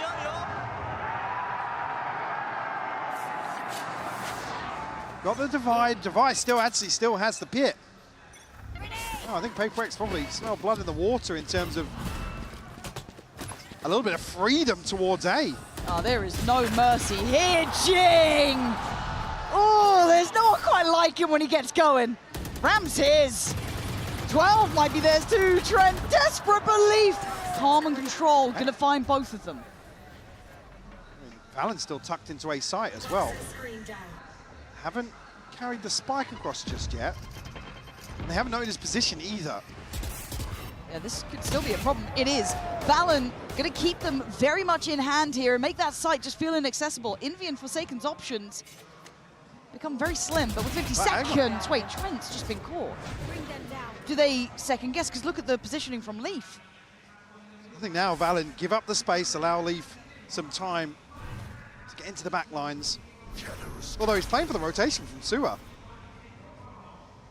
Gonna wait out the plant here potentially. Don't want to see Valen commit to this. Oh, God. You can smell the desperation. Yeah, it's foul seeing this because they're a better team than this, but G2 look rocked to their absolute core as PRX running rings around them now. And G2 is close to flat out broke. What a crazy flip here from round 19. Oh, you won. You got it. You're on that point. Maybe just a little frustrated at the mid-round there where Valen's able to find a kill, but it's all come apart from round 19. That 1v2 from Divide certainly leave a sour taste in the mouth. They will string together a purchase, yes, but look at what we're seeing on screen here. It's two judges for G2, some gaps in util. Leaf one away from the pit. We have other tools at their disposal, 3 ultimates to be exact. I'm still just getting over the way the last couple of these rounds have been going down. I expect G2 was sitting on like 3 or 4K on a couple of players as a cushion behind a full buy. I believe round 19 was what, maybe a rifle or 2? I can't even remember what the buy was, but just like that.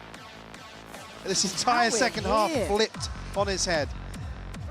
And I know we expect a little from PRX in their playstyle, but it's the fact that G2 in the moments where I really key into their fundamentals, their capability to play out those late rounds, they've been making some questionable choices that have come to haunt them. Now it's down to this, round 22. And it looks like the A site is where PRX want, and we tend to know they get what they want, and that's the start. Jaw, I think he's just jumped on someone's head potentially then, but he has taken down Jing. So still with a 4v3, PRX have a man to the good.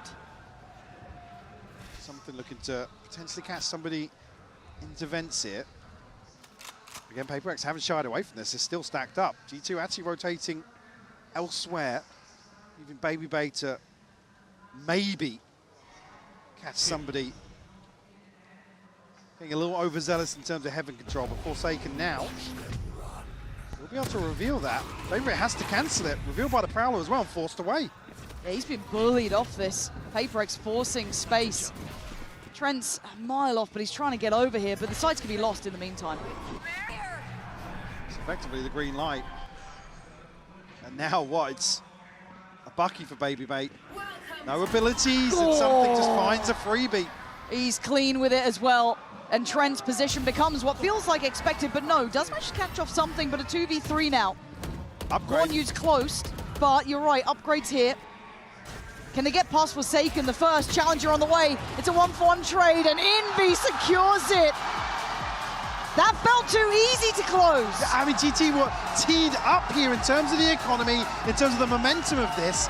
It's that 1v2 from Divide that completely shatters this map.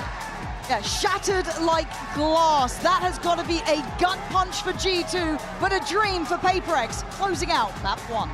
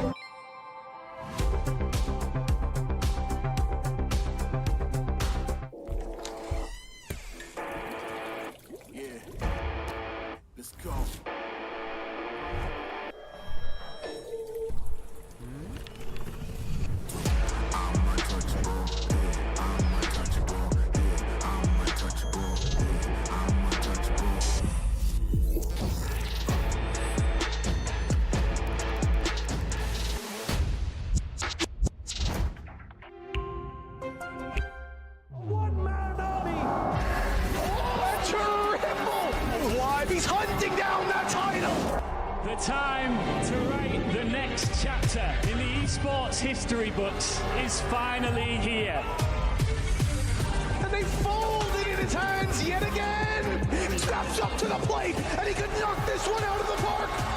Now they shall be engraved alongside the greats!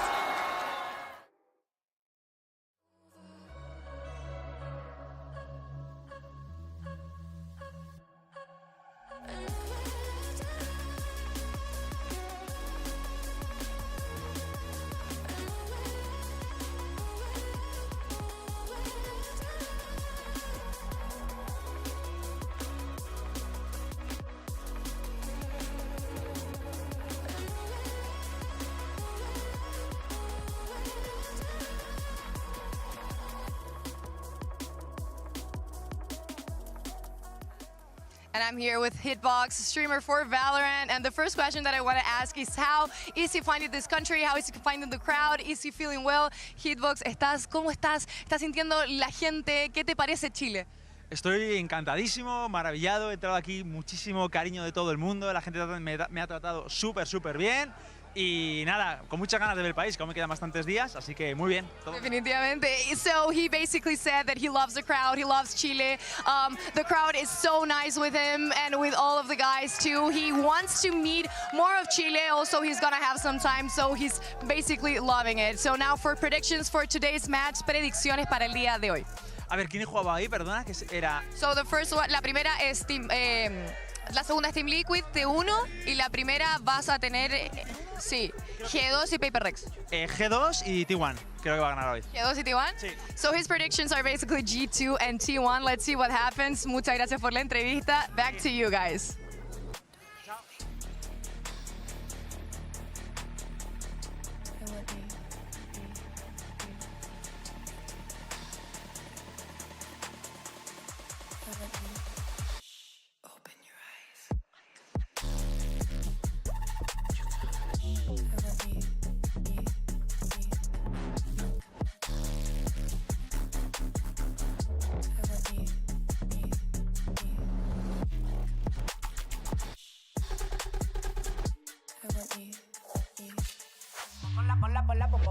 Ponla pa' subirle esa chapa, me gustan pila y tú sabes que yo soy puto y que estoy la es mentira. Full de los bolsillos pa' darte lo que tú pidas, ya están dándole a la tu si va con un vuelo de ida. Ponla pa' subirle esa chapa, me gustan pila y tú sabes que yo soy puto y que estoy la es mentira. Full de los bolsillos pa' darte lo que tú pidas, ya están dándole a la tu si va con un vuelo de ida. Ponla pa' subirla, ponla pa' subirla, ponla pa' subirla, ponla pa' subirla, ponla pa' subirla.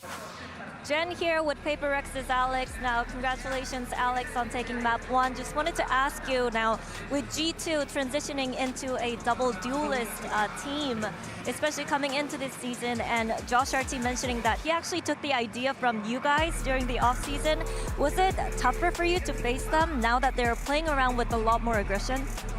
Yeah, I think it's a little bit different. I think it's difficult because G2 is a great team, you know, like, I think the main problem we have is that I feel like they can switch styles now. So I think that's something we have to watch out for. I think the boys handle it very well, so props to them. All right, thank you so much, and good luck on Corrode. Oh boy, what a way to start things off here in Santiago, Chile. The crowd was on their feet, and PRX as well as G2 did not disappoint in that first map of Split. You had highs, you had lows. You couldn't have asked for a better game to start this day off here at Wyatt. And that is, of course, your Verizon high-speed moment. Just how freaking good this match was to kick it off. Insane. The individual plays, just in this tournament so far as a whole, insane. But within this game, highlight reel the entire time. Unbelievable. The crazy Sheriff thrifty rounds that were coming out. Leaf having the Sheriff when it wasn't even a thrifty round. He was playing with the Judge, getting the multi-kills. Something's opping on that first half was outrageous. Sick game. It feels like every player was having some moments they were in form. I mean, maybe aside from Babybay, who feels like he still needs to get in the mix, was lagging behind a little bit. But outside of that, I felt like everyone was really firing on all cylinders. And in terms of PRX picking Split, and maybe that being a bit of a concern for us, they came out, they knew exactly what they wanted to do. Took a timeout after 3 rounds, super early, changed to a fast retake style, ended up working super well. And then a couple rounds after that, when they start coming back, Josh takes the timeout, and they run that crazy fake round where they sell with Jaws, Neon going in with a fast lane. So and they were sick. Trent over there on B, and they got out the Nightfall and the Showstopper and pivot back. I mean, this was just 2 behemoth teams. Cinema. Creating Everyone hands magic. up, hands up. This is us right now. Cinema. There it is. No, seriously, beautiful matchup between both teams. But of course, PRX picked up the win. One of the big reasons why that happened was we were seeing some absurd output from something. And now, important to note here, right? Because something he was popping off in the beginning of that game. That op in his hand just felt like butter, bro. Yeah. So this is his stats across kickoff versus Split here. And you can see that they're broadly similar, but at the beginning of Split, he was giving you much, much more. And that's what I want to see. With the op in his hands, he's demonic. And if you can get him that more often and find a way to activate him on the attack side, there's so much room for growth here. Like, these are fairly average stats, to be honest with you. But when he's on, and he can be a game-changer player. So I'm looking to see towards something. Can they get him activated on the attack side? He went, I think it was 12-7 on defense. He went 12-7 plus 5, and then you end up you flip it over -4. So it was definitely an output issue. But Jorg was also the same, but flipped, right? Yeah. He was dominating the defense side, couldn't really get going on the attack. I feel like that's just G2 historically. They're a team that will often put up only a few attack side rounds, maybe just get a round off where they get all their ults. In this case, it was like winning the pistol, winning the bonus, and then they can just run it back with outstanding defensive play. But here, it just was not enough.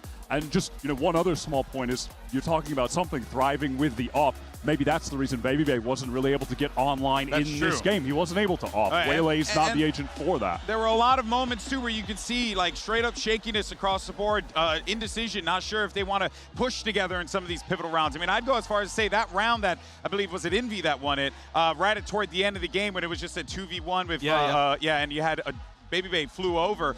Those are those instances where you need to see that coordination be a little bit tighter for G2, and it's those moments why that they're certainly going to that 1v2 clutch was crazy. During the saturate, opportunity for one shot with the Guardian and hit it on Trent, who looked like he was apprehensive to swing the corner, and then just got deleted. That was just one of a million of the crazy highlight plays in this game. It was insane. But I think it's important, though, that PaperX have taken this map because they've looked a little wobbly on Corrode. Corrode's also going to be just absolutely nuts, man.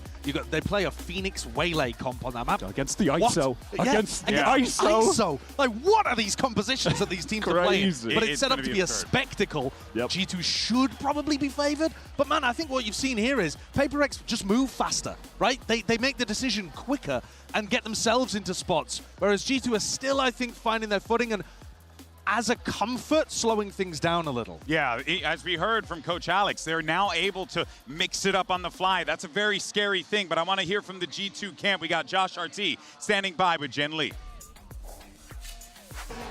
Here with Josh RT of G2. Now, Coach, you guys now need to win both Corrode and Breeze. I know you have a really strong confidence in your Corrode. Shouldn't be a problem for you.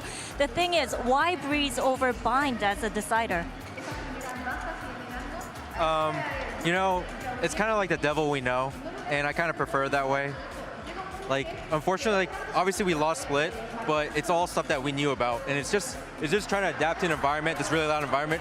Awesome, by the way, but I realized like their play is really suited well for stadium play, and the halftime talk is more about like it kind of adjusting to that. So we'll bring the fight to them. We're happy that it's on Breeze, to be honest, and we'll hopefully bring it to map 3. Okay, thank you and good luck.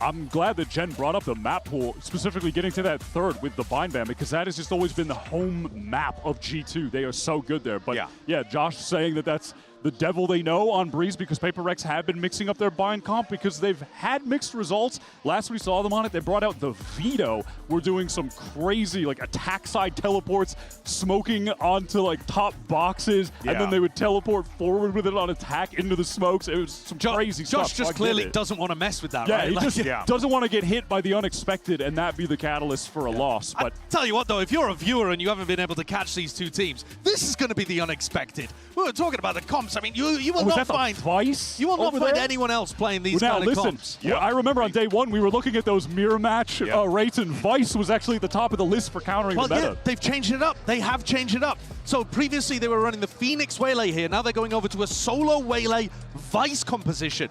Maybe an anti, but at the same time, I think BabyBay is going to be able to dance around this Vice comp a little bit.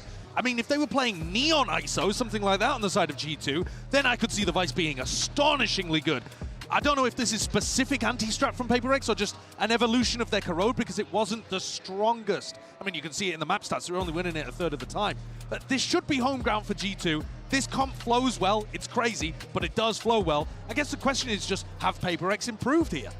Well, what Josh was just talking about with the devil that he knows has to immediately go up against a brand new comp. This is going to test Valen's IGLing on the fly and what Josh can provide to the team adapting when we get to timeouts. Excellent notes there, gentlemen. All right, let's send it back over to your casters. Will we get a map 3? I say this series deserves it. Here's Pansy and HyperX for the call. And look, I'm with you, GB. I want a map 3. I'm just a little nervous. We're not going to get there. But Mike, has the map changed your mind, the comp changed your mind, or is map 1 just that little too bright? I mean, map 1 is maybe shifting my expectation a little bit. Seeing the comp change here makes absolute sense. I personally love the Vice here on Corrode. I think it's probably a good answer to most of the double duelists, but again, just this being a little bit quirky from G2 in terms of the comp. Yeah. We're testing the homework of HyperX. I like that, a little offbeat, just going to put them through their real paces here. We go back in. G2 starting out on the attacking side, PRX on the defense. That one, if you missed it, well, you should watch it back. 13-9. But it's directed approach from G2, really not pulling many punches on this. Themselves right up towards A, wide open for the taking here. PRX already resorting towards a retake setup. 4 towards spawn here, though. Yeah, Jorgamo's, oh gosh, I got a little bit sketchy on the back pedal, but Babybase, he's having a bit of a rough one, to say the very least. But PRX now looking to try and pressure this further. Jorgamo down on 24, still standing guard, still standing duty, but again, just blow for blow, Mike. They're just 1-for-1 trading out on this. Alan spotted, but he still gets the kill! How's he getting away with it? Forsaken goes down, and now it's something in Divide. They've got sight, but that doesn't really give them the defuse, so they have to dig a bit deeper. And yeah, Trent just going to be bounding on the corner. It's not going to go further. It got low, but it is theirs. And nearly by enough more they can chew towards CT.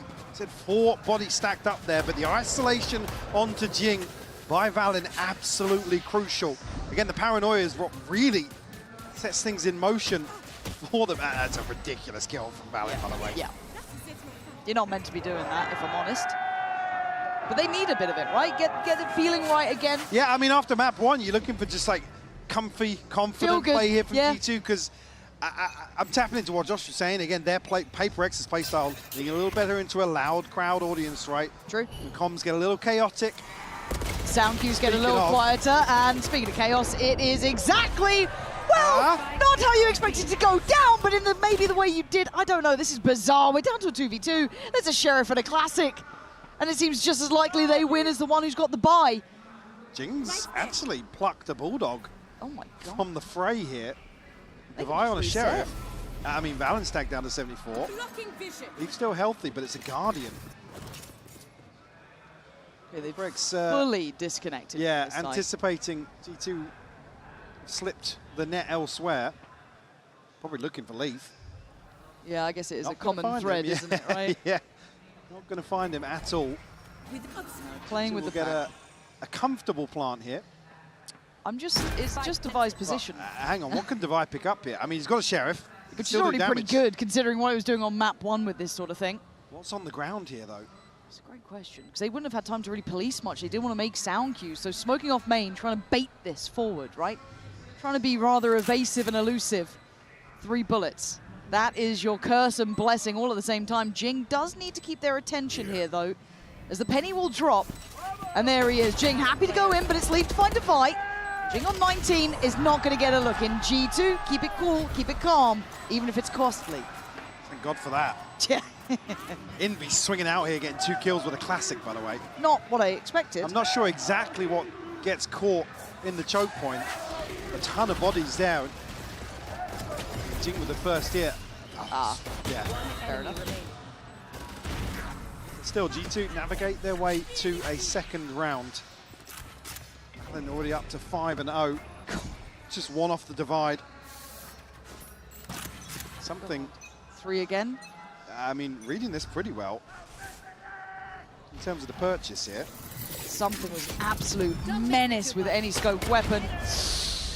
Valen takes a tag. Yeah, he actually gets taken down to 10. He was one of the very few with a bit more to play with, but Valen going to be maybe trying to brave this forward. Healed up as best he can be. But they may not fancy this. Maybe looking for other options now. Need to start checking down that utility list, clearing this on the other side of the map. Slower approach here from G2, obviously, considering the purchase. I mean, the Guardians, the closest 2 rifles they have. Jim. He's actually walked middle, pop flash. He can kind of shift walk away, almost imply that Envy was the catch, as G2 going to be on their toes here. Envy playing a great game top middle, but gets outdone. Jing, though, swings into effect and finds 2. Down mid. And now the problems start as Jorgamo and Valen are left in no man's land, adrift in middle. They've chosen the right side, but it's Forsaken standing there As Valen will power forward, he's maybe going to be able to get a plant. Definitely will. It's an upgrade as well. Doesn't know how much time he has. Yeah, I mean, Jing down to 21 HP, does have the recharge, but there's a double flank coming through. He's picked which side he wanted to take a stand on. It's something leading the fray, and he takes his head, but the trade, quick with it, Divide there in unison. PRX get there first. Ton of damage done. Maybe 2 rifles maintained here for PRX. Again, the byproduct of only saving 2 Guardians across previously from G2, so you could argue they have a slight advantage here. Jorgamo just following all the way up to top mid here. Very aggressive take. PRX will prevent a bonus though. Jorgamo and Valen already on ultimates. Yeah, I want to see what the implementation of Jaw is in this and how it looks on that ISO. Well, it was heating up towards the end of split. We talked about how well, a slower first half, but again, creating space and just offering trades up for the rest of G2. Pacey take here towards mid though. Yeah, not really making many subtleties to this, and there has been a catch and there has been a loss. Jaw gonna lose the fight, but Baby Bay on the trade. Forsaken down on 27, has to respect this to an extent, but G2 still cautious on the scale up. Yeah. Obviously note Forsaken's damage, but they don't like actually it. push through. I mean, look at the presence from something towards mid Yeah, here. I'm a little nervous that that is gonna really find extreme amounts of value. The Forsaken gonna take away Leaf, so now the options get less and less. It's a 4v4, and the map is getting smaller. Something on this flank can keep so much space, alleviate some of the worries and concerns of Elbow potentially. But the timing is just right, and now Forsaken can get involved, and he does! PRX just smothering G2. G2 just get themselves stuck in a position where it's semi-committed, right? There's no comfortable option to pivot back into mid. And even here, I mean, that's so clean from Forsaken. Who, by the way, finds another kill down at 27 HP. This just doesn't seem right, does it? It doesn't seem right, but he's good. I mean, you kind of were that round, I'll give you that. I'll absolutely let you have that. But 2 apiece. G2's money now, going to start feeling the pinch. Some investment. I mean, Baby Bay stuck on this bucket, it feels like. Try and pick up the pace once more. Get him in a position, Baby Bay will find Forsaken. All right, the account's open. Move some of the security in terms of the setup here. Actually, investment further here, but Devi shuts down Leaf. Now they're hitting today. Devi still allowed to patrol and do damage. Goes back for seconds. Didn't even get him on the first try. You can see G2 scurrying away, trying to play this post plant. But what do you have to play with here? And look at Envy, just stylish on the corner to allow for the trades. Baby Bay is not going to have a look in. PRX finding comfort. I need to see more from G2. I know that was a lighter buy, but I need to find some stability because PRX, since they've gone to these buys, Mike, they have looked solid. Investment from Devi as well. I'm not sure if maybe anticipating an upgrade or two, but we'll take it for the round win for sure. Beautiful catch from Baby Bay here. Fortunately, Devi just allowed to exist here towards Elbow. Prevents G2 from really taking firmer control of site. A couple of times now that, I mean, PRX not necessarily feeling the heat in terms of these A site hits, so G2 switching things up now.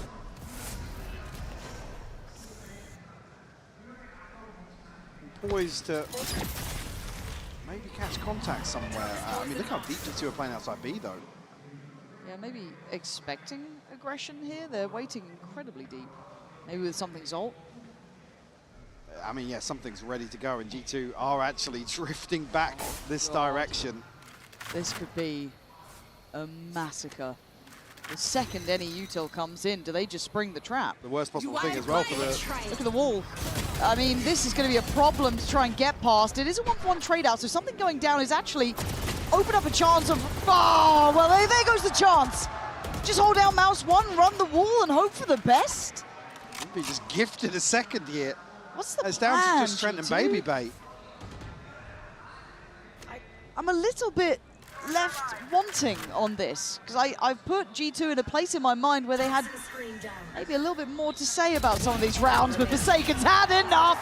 That's 4, and it's looking all too simple. A love note, a love letter to Santiago already from PRX, sitting with comfort in this.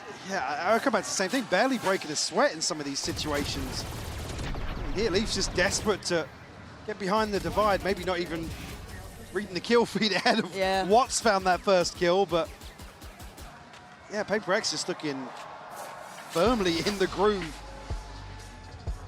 G2 obviously going to call a timeout here. Something not clicking. I'm not sure what it is, really. I don't think this adjustment's impossible to get a grip on. I like that there's been a small change here and there, but also the issue, you look at it, I don't know if you guys can see it, you can. The ult's coming through, Mike, the money that's building. PRX, when they've hit their stride, they have... Same situation on Split where they just quietly stacked up 5 ults because they weren't rounds that were really reliant on stringing them together. So now firmly in control, heading to round 7, and I mean even, yeah, you'll get something on the board for G2, but... Ain't giving much. You've got Stingers, Sheriffs, if you want to go for it. Something along those lines. It will not be the full purchase, and they don't have any instigating ults or any ults to really report either. So they are behind the curve. So you'd imagine this goes to 5-2, and then we start seeing maybe, I don't even know whose ult would get there first, maybe Jaws, but as it stands, PRX have all the cards here.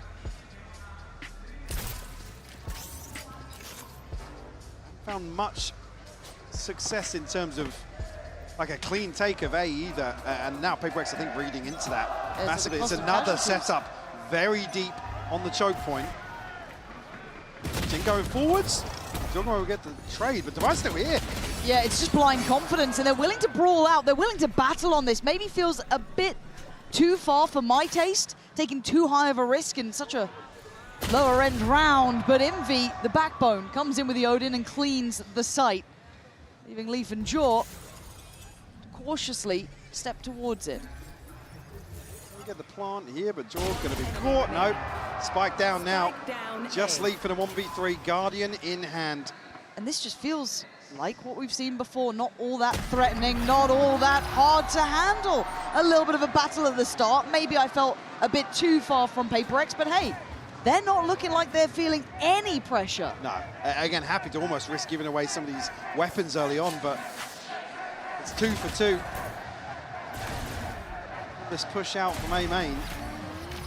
Envy, again, happy to sit back on these steeper lines. Yeah, maybe Baby Bay gets an upgrade there, but he's so far ahead, he can't hold off PRX with a stinger in that situation. No. Well, hopefully this is what the timeout was for. Jaws got ult, which was kind of what we expected out of all the players, and it's Pacey up middle, trying to do what they can. Something standing guard and gets taken, snatched away, and Jaw needs to win this. He really needs to win this. He does this time. So something goes down, but obviously the trade then comes out. Forsaken not going to let it go away. It's a 4v4, and the pack starts to rotate. But look end towards middle. Jinx still working on 10 HP, still holding ground. They need to win this site out 3v3. We're looking for Leaf to find something here. It's all about timing. Did. And found everything. Leaf found a whole lot. Those 2 kills were critical, key in potentially breaking and bucking the trend here. Divide is gone down, and Leaf gives them a round. They needed that. 4 left standing as well, something to maybe offset the financial crippling they've received. Unfortunately, they just can't scale up the space ahead of this ultimate, so you even noted Jing in a very deep position here. Able to find a response here, 5 unanswered now. Finally put one up. Pit available for Leaf. It still feels like there's a sense of levity with G2, but I wonder how long that lasts as this game goes on. Baby Bay left very much ahead, and then caught completely off. Jing just gets a freebie on Jorgamo. I don't know if they thought that Baby Bay had complete security or there was a smoke in play. Yeah. but that feels sloppy. I mean, this take generally looks good with the ISO and the waylay, but a little off sync. Valorant now will be noted. Again, look at something's position now with an operator. Gonna spot him out. Gonna try and gap close, but the scale then gets stopped. You can see it, the stall is here. They fall back into a slightly deeper position on towards elbow. They give up front sight, but the plant's still not in play, and they're looking for a pick, really. I'd be very surprised if PRX give them anything. Again, they're in just such a weird position now. Forsaken exploring outside B. Might even catch the backside if they don't pick up the pace here. Well, it's getting 40 seconds. It does get a little bit closer if they haven't fully committed. They want to try and scale up through middle. Jing is going to fall, but then look at Forsaken. Is his timing right? No, they've already gone past. He's read that. He's going to be in an unorthodox position. The other two a little bit irrelevant to outcome for now. But how does Forsaken play this? Does he want to just keep that space? Maybe the lack of presence was enough of an indicator. Maybe they went looking, but the plant goes in! Forsaken dropping bodies! Trent's on the site. Oh, brilliant from Trent. Great timing on the wall going up there, just giving him a little bit of a shot in the dark. Oh, and a shot in the back for Leaf. As Trent left with it all to do, a 1v2, and something's been on a heater. And he still is! You don't get away with it against PRX. Diffuse comes in, and that is 6 rounds in their name. You see the cogs turning for something. Again, just noting Leaf's position and getting a catch on the plant location as well. PRX read this beautifully. Forsaken just gives everything and more. It's just fantastic from PRX. They're a pleasure to watch when they're playing like this. Truly, they've kept G2 humbled in this, and they've not looked comfortable at all, Michael. I feel like I haven't noted the identity, the personality of how they want to play this. They haven't looked good on these side takes. They've been struggling. So are the finances. As the buy is far from perfect, but they can fashion something together, but they need to find their rhythm, and right about now. Yeah, I mean, if they want to explore mid again, certainly something we noted previously, have to clean up that synergy towards top mid. Gonna test Forsaken once more. I wouldn't. Out of all the players, I bloody wouldn't. And you can see taking the evac, get out of there. Envy now in support.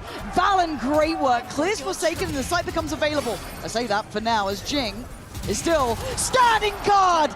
Denies this feeling again in any sort of comfortable way. A 2v2. Possible for both. Necessary for G2. Good info on the Seekers though. Draw. Actually going to shoot a little early on that and going to fall away now. Now something has to be the one to find the opener here. You don't want to see Jorgamo or Trent expose themselves to an angle. Time's ticking though. You can hear it. They got to go, and they got to go now. Jorgamo going to see the first, get himself ready. Something toying with him, but Jorgamo outdoes him this time. Device options are 0 here. G2 have broken a bit of a run now. Got themselves back in the game. Pace change for G2. They could just brawl out towards B initially. Like, PRX were maybe going to be able to stop that, but much more confident take here. Jing, I mean, he's done well to find Baby Bay and Valen here. The numbers just favouring G2. Yeah. And they're going to come back in with a divide here, and top of the scoreboard for him. Divide also. Nothing else really on the cards for PRX. Well, once more, something actually. Slight overstep here. The wall will be taken away very early as well. Yeah, that was about 1 minute 30. So they've got run of the map. They've got a man to that they're good. Can they manipulate any rotations? Can they maybe force Divide to feel less comfortable? But he seems to be happy enough on his solo endeavors, as Envy will catch a good amount of information here. Not necessarily telling in terms of the end goal for G2. They're being very direct in this. Now, Forsaken's curiosity is peaking, though. And, oh, he's a bit caught. Oh, he's playing a really dangerous game, Mike. He knows he's got a 1v1 here, though. Trent might know that now, too. Trent, are you ready for this one? Forsaken doesn't find him in time, and it's getting a bit weird. 50 seconds here. Divide invested in, with 2 players ahead of that, they can confirm there's no presence towards the site. Envy takes a gamble. Trent will shut him down. Devi's hit early enough to at least catch the elbow side of things, but the site's lost. And I think Leaf has considered there's a chance that someone's got that CT side, so he's going to play it safe. 30 now PRX with 3. Devi has ult though. It's a 3v5, yes, but removing some of these weapons. That could be huge. How far out can they get? Okay, so the sacrifice will be Leaf, potentially, yeah. I maybe caught one on the way out. So Forsaken looks to go for it. He finds it. Baby Bay vulnerable and now dead. It's down to the 3 that evacuated the site. A quick grab on one. Devi gets taken. Where's the rest though? Forsaken going to find Valen. Now the spike becomes a problem. Devi doing wonders, but Trent. No! No! No! No! I can't believe my eyes! Take a stand! Take a bow! And take the round! It's another clutch from Devi. Every time, what is this man made of? It's just the wildest scenario. That's not meant to happen. Oh my God, Trent is gonna be kicking himself. Oh no. I need a timeout. We talked about one round changing the outcome of map 1. We've had another here in the first half. And it was Trent as well.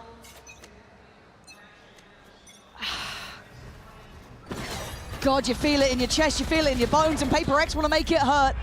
Going aggressive, because why wouldn't you? You've set the tone, you've set the tempo, but you lose a player. Valen on the punish, desperate to make up for it, but something going to catch that mid-crunch coming in. Forsaken holding the line. Forsaken making it very hard for them to scale up, but... Steps out there. There we go. A little bit of life here. Didn't want to let the pit fully expand there. Trent now will have Seekers. Jorg and Valen on lesser weaponry, something on lesser HP. I mean, but look at where they're holding. They're pinned in here, G2. If they want to play out of this, the map is not safe. Oh, great investment. This shows intention. So then do they double down? Do they back towards B? Jorgamo's given them space and options, but they want to fight head first. Envy still there. Oh no, no. Greed is your downfall. A deadly sin for a reason. Desperate for the upgrade. But this got messy at the end, Mike. So scrappy back and forth, even not in the rounds where they're looking to brawl, but some of these situations, another tough field for G2 to follow. Swallow, sorry, but a 7-5 half here for PRX. Gotta feel good about that one. It certainly must. It's got to give them a little bit of high hopes to close this out in 2, but I think G2 might have something to say about that.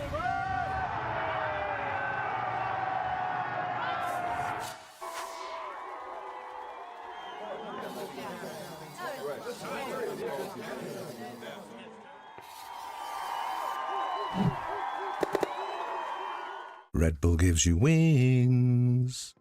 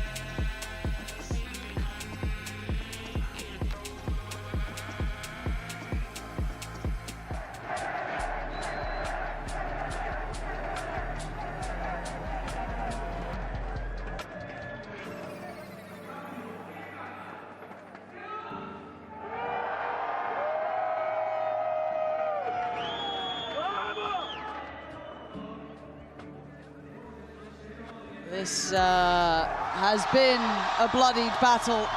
The audience getting their reward here Getting today. their money's worth for sure. God, they are. You look at both sides, though. I don't think either can walk away completely happy with all outcomes, but the way PRX closed kind of throughout this has caught my attention. They scare me, man. Sure, like I said, PRX got to be happy with the advantage here on the half, because there were some rounds where G2 were teed up again. I want to focus on the one round in particular, but in terms of the resilience, these are the rounds that PRX love to win. The slippery ones, the ones that are just, like you said, you never want to guess the odds. No, it's obscene. They don't care about percentages. They don't. It's just... And you think it's a one-off. You think, oh, maybe that only happened once. Nope. No, every time. Part of the recipe. Alex's game plan. The whole time. Yep. It's why he seems so upset. It's that intuition. I feel like you don't like that line. I love it. Love it. Right, we go back in. It's 7-5. G2 found some core aspects they wanted to build off. They had a couple of bailout rounds here to keep up to the 5. PRX, I mean, it's not a slam dunk win scoreline, so it's far from over. It's far from either team's hands, but a pistol round can make all the difference. G2 still semi-committed towards guarding mid. PRX certainly cautious of the possibility somebody's made progress. Prowler will clear a lot, though, on the wall dropping. But already 2 players make it a 3rd year in former Jorgamo, tasked with holding down the fort. Leaf's been so good in these rounds, though. This has been his bread and butter. And, yeah, still going to get 1. You can see how, oh my God, the follow-up, stop it! How have you dismantled all 3? Just stacked up in a death ball, something now. It's one in the smoke, though, baby. Baby Bay, you got a chance. You got a new lease of life. Do something with it. Show me something. You got 1. Getting a 2nd for Trent would be great. Baby Bay's fallen. It's all too easy. PRX. They just bully the site. That's just brute force. Said stacked up here. I mean, Leaf finding 1's great, but he's traded so quickly. The rest just fall like flies. Oh! Forsaken's just a freak of nature at times. 4 on the pistol for him. Again, these sorts of rounds where somebody will just think, I'm going to win this one. Yeah, I got this. Guys, you take the next. Sit outside sight. I'm going in. I got you. And the scary factor is you can look down the whole roster. The G2 looking to maybe send Baby Bay in. That's already been warded off. PRX will have some space to play into here. Valen, the closest victim, I will say. He feels like he's starting to get untouchable here. And again, if he gets a confidence builder in this, not like he needs much more, but if he PRX does... don't need confidence. They will still execute the same plays, do the same things. Now, something may have been seen, but they've also lost the site as an exchange. So, okay, that's good, though. At least Joel got it for free, right? He didn't take any damage for that. Baby Bay caught in between an impossible position as Forsaken just keeps fighting, keeps challenging, not going to back away, not going to fall off the angle. They stand their ground. Chance maybe to find something for G2, but it will be 9 on the board and comfortable approach here for the bonus. Yeah. For PRX. Well, it's a nice bonus, isn't it? Looking at their Yeah, finances. very. Bloody hell. God. You can hear where they catch something. Meanwhile, PRX slowly making progress. It draws so much attention. Like you said, the site falling on the backside of that.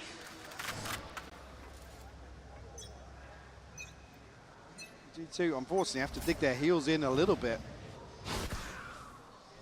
Don't necessarily want to see them taking the initiative here in round 15. Baby Bay will find a freebie. There he is. Okay. Baby, I want to see him do well, but how has Forsaken gotten here unchecked? He gets checked, right? Jorgam. Oh, the timing's heartbreaking. Oh, this is actually... Trent's at least looking back that way. Yeah, but oh, no, now he's dogging. Now he's dogging. Forsaken's got a freebie, and they're going to get the site. The only one who can deny it is going to be Jorgamo on the cross, but he's going to be warded away by the smokes. He's going to put down some utility, but Forsaken's off the leash. He's already deeper than they expect. Valorant's on well, but Forsaken, Divide, putting up numbers again, and Leaf left behind the curve. You can't let Forsaken do this to you. Leaf, you got anything to save G2 right now? It's close. Yeah, slowed on the way in, but this would be an insane clutch here in the 1v2 for Leaf. He needs to be fearless in this one, but PRX on letting this go. It's again forsaken space, Mike. Felt like the start and end on this round. Yeah, you can see Trent's conscious. Look at it, look at he was how annoyed he conscious is. that somebody could have slipped through on a timing like that. And he had to do the dodge. He had to check towards main. He was... But that's the sound cue that just Yes. tees it up. It's a freebie at that point. G2 will call a timeout here, conceding the bonus, and again, just up against it in terms of what's on the horizon. Potentially 11 rounds for PRX. They have Devi's ult, Forsaken's ult. It's just stacking against them now. It starts to feel like insurmountable odds. It starts to feel like the road's too long, too hard. I just want to see a spark of life from G2. Someone to ignite something, right? Give me something of that. I look at Jaw because we saw a little bit of it on map 1, right? But I don't know if this is even the map to be able to do it on in that same sort of way, playing the ISO. We haven't seen. Well, I mean, the finances are so fragile now that it's like I said dare previously, go for it? you don't want to see G2 to be the ones to take the initiative, but you never want to be in a situation where you let PRX just hit you on a site. You don't. It's got to be part of the conversation. Then you think back to losing out on some of these clutches, and hearing Josh allude to maybe having issues here in terms of the crowd and not being able to compose themselves, that's very concerning. That's very concerning to hear. And I know it's almost the light answer sometimes in those sort of question and answers we do in between the break, but it is a little bit more condemning than maybe they'd like. Again, you're going to face teams who are comfortable here. If you want to be aiming for those crowns, you've got to turn up. That's the way it is. Does PRX show you exactly how the hell it's done? And they are on the hunt. Something now made to punish. And he's got complete freedom up middle. It's just wide open. God, they found the pressure point again. This B-side pinch is going to catch G2 completely off guard. This could be the nail in the coffin, couldn't it? Start of the end. Spotted, but now you're feeling surrounded. Yeah, not caught off guard, but what do you do here? It's an unpleasant feeling. It feels impending. PRX reading the G2 will try and get behind this. Nice. It's a 2-for-1 for G2. That's actually a great trade and recoverable weapons. That's good. Jaw? No, he goes on an individual swing. Oh, no. We're seeing individual errors that I just don't want to be seeing at this level. I don't care who it is. That's not good enough. As Envy and Something have complete freedom on that site. They can get the plant repositioned for the post. Still a little bit of util to work with as well between PRX, but Envy might just catch Valen here. Trying to set himself up in the back lines. Will catch a glimpse. Valen actually doing a ton of damage. Envy, 1 HP. He doesn't care, though. He's got no fear to the way they're playing. They're happy to take risks and overstay fights, and it's comfortable again. PRX on a slow and steady march at the cost of G2's chances here. Trailing by 6 now. And even if they wanted to double down on that B lane, do it together, man. Yeah. The Joggermo's just so alone. Yeah. And Baby Bay was there. He still has the opportunity. Again, tank a shot. Play for the trade in this situation. They get both upgrades, I believe, outside I think main. so. Yeah, I'm almost certain. And it's those sort of things that, in terms of talking about the comms and the noise in here and the pressure of the crowd cheering for every kill, doesn't matter. Correct. It doesn't matter which side. You can't even say that you're the villain in this. This crowd has been great at being an even sort of instance, but Valen now on the chopping block stands, and well, for a second he got an extra breath. Pop of the ult, and now good luck. Catch here onto Jing. Wow, doesn't matter. God, I don't know if you want to be locked in there with him. It's down to 3. Baby B, nice shot on 1. Paranoia comes in, he's trying to buy his time. He's just going to pop everything, whatever he can do to try and turn the odds, turn the favor. But Leafs now join him. They've got a chance in this, a 2v2, and Jing's low. Can't quite get out with the spike yet. They don't quite know about the reposition from Baby Bay. And I like this. Not expecting this. I like this. Be proactive, play together, be on the same page. This is what was missing before. Oh no, but it missed caught Baby Bay. And now, this is where Leaf has to make up his mind. He's got good timing here, though. He's reading the situation perfectly. Jing might just catch an audio cue, though. I think he's just started shift walking. Leaf is thinking about it, turns away. And my turn! Back in time! Jing's gone down. Knife out! Knife out! Knife out! Knife out! What are we doing? Leaf, usually so cool, calm and collected in these sorts of scenarios, but baited to his death. This is not what we look at with these players. They are absolutely shaken to their core. Looking completely shattered, broken in how they're playing, and look at that Envy. He's got it dead to rights, bang to rights, and at 12-5, PRX have this game dead to rights. Barely missing a beat here in the second half. G2 obviously a purchase, but lack of the shield. A Bucky here, Baby Bear going forwards, will get one. Okay, happy to be the tip of the spear, throws body on the line. They do get a 1-for-1 trade out, so something's gone down to an even trade to an extent. It feels like PRX just want to continue going. They're not really stopping. Leafs on a quick flank, but holding this site, do you dare? Jing's all the way into heaven already. Jing's going out for blood, man. He wants to find these players. Trent outdone. Jing's broken them in pieces. Jorgamo and Valen, what are you meant to do against PRX? Often imitated, but never duplicated. PRX close out in 2. Once they get going, Lauren, there's very few teams that can do anything about that sort of form. PRX with just an insane performance here on map 2. Again, questions across the veto in terms of what we saw here, but sweeping this series. Forsaken and Divide, both individually looking world class, as we've come to expect. What a performance that was. G2 trying to maybe reinvent their identity, but it fell short today. PRX, being true to who they are, how they play, and perfecting it. Showing us that here, round by round by round. Again, don't want to lean into that interview too much with Josh, but again, maybe this is just a reality check. You'd hope so in terms of the way G2 approached the game with preparation and stuff. This wasn't necessary. There wasn't much nuance to the way PRX play. This is what you would expect from them. But so many times we see G2 caught off guard in recovery mode, and that's not what we've seen domestically. And I'm with you in that. Again, these two often meet in those upper quarterfinals. We saw it at Champs Toronto, but an early treat here. But it's a long road for both sides. Job's not done either way, but what a statement to be made. A 13-9 to a 13-5. PRX have got to be happy with that.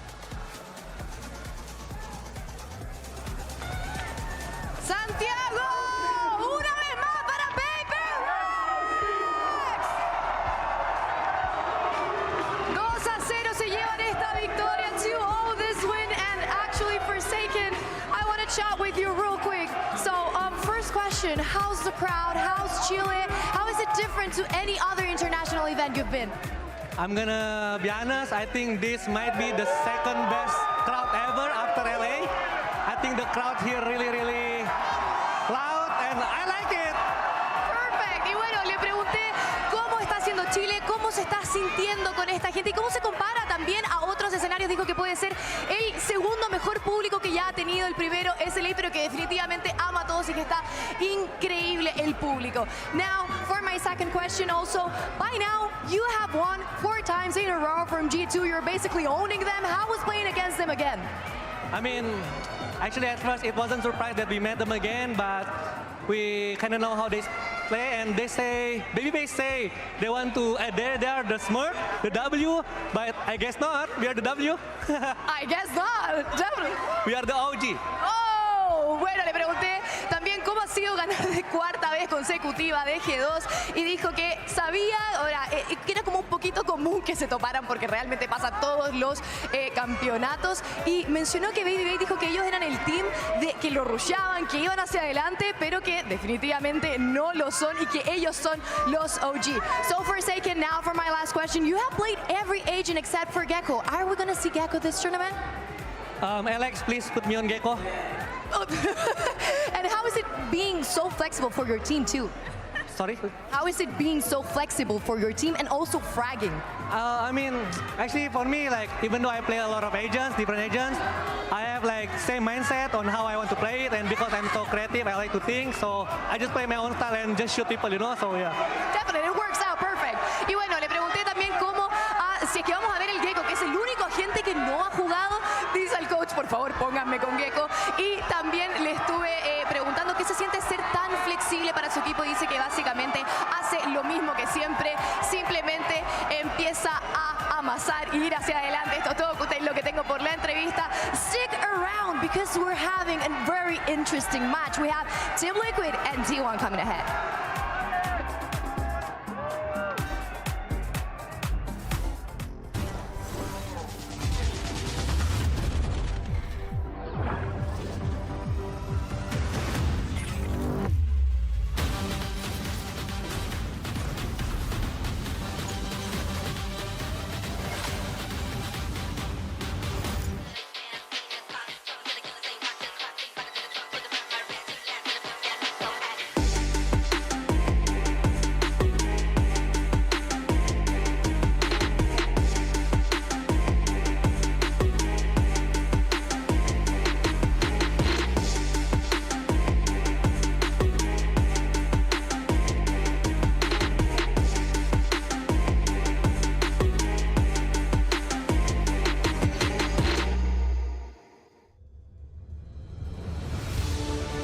It's more than a game.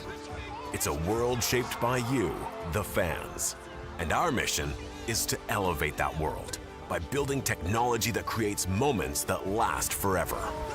That's why we're joining forces with the VALORANT Champions Tour to transform how fans experience live events on the global stage.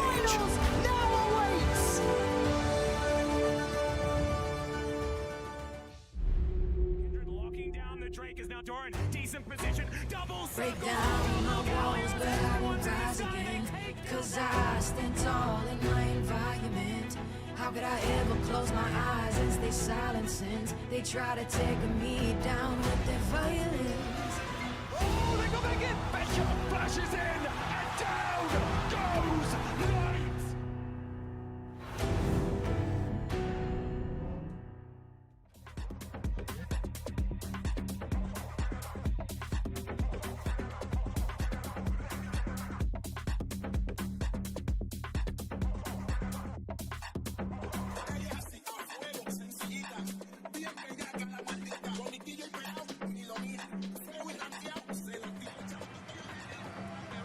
Hi guys, we're here at the screaming booth, and basically what you need to do is you need to select your team and then scream for your team. So now I'm gonna ask you, ¿cuál es el team que vas a gritar? PRX. ¿Por qué? Yo era fan de Fnatic, ellos derrotaron a Fnatic, así que por PRX. So she's gonna scream for PRX because they won from Fnatic. So yeah, that's it. So we're gonna see how loud she can scream inside this booth.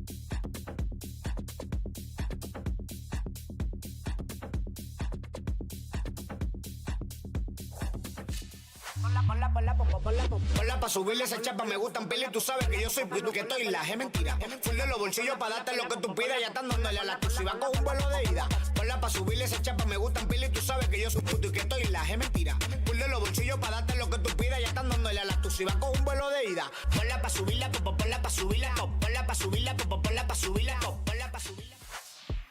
Welcome back, everyone, to day 2 of Masters Santiago and our second match of the day. It's T1 versus Team Liquid, and it's going to go down, and it's going to be awesome. Of course, I'm Golden Boy here alongside Sideshow and Wyatt. And, of course, there was a line there to say hi to Bren. So, you know what? Let's just say hi, Bren. Hello. Hi, Bren. Hi, we miss you, Bren. So, in any case, so let's first reflect on what we just saw, because G2 absolutely falling apart there against a very prepared PRX. Wyatt. This team looks scary. Yeah, they came out with a new comp on Corrode, and that was the recipe for success. G2 were not able to adapt to what they were doing, and as the game just was slipping out of their grasp, you could feel them crumbling more and more with each round. Like the frustration when Trent lost that 1v1 with Defy coming out of the ISO ultimate.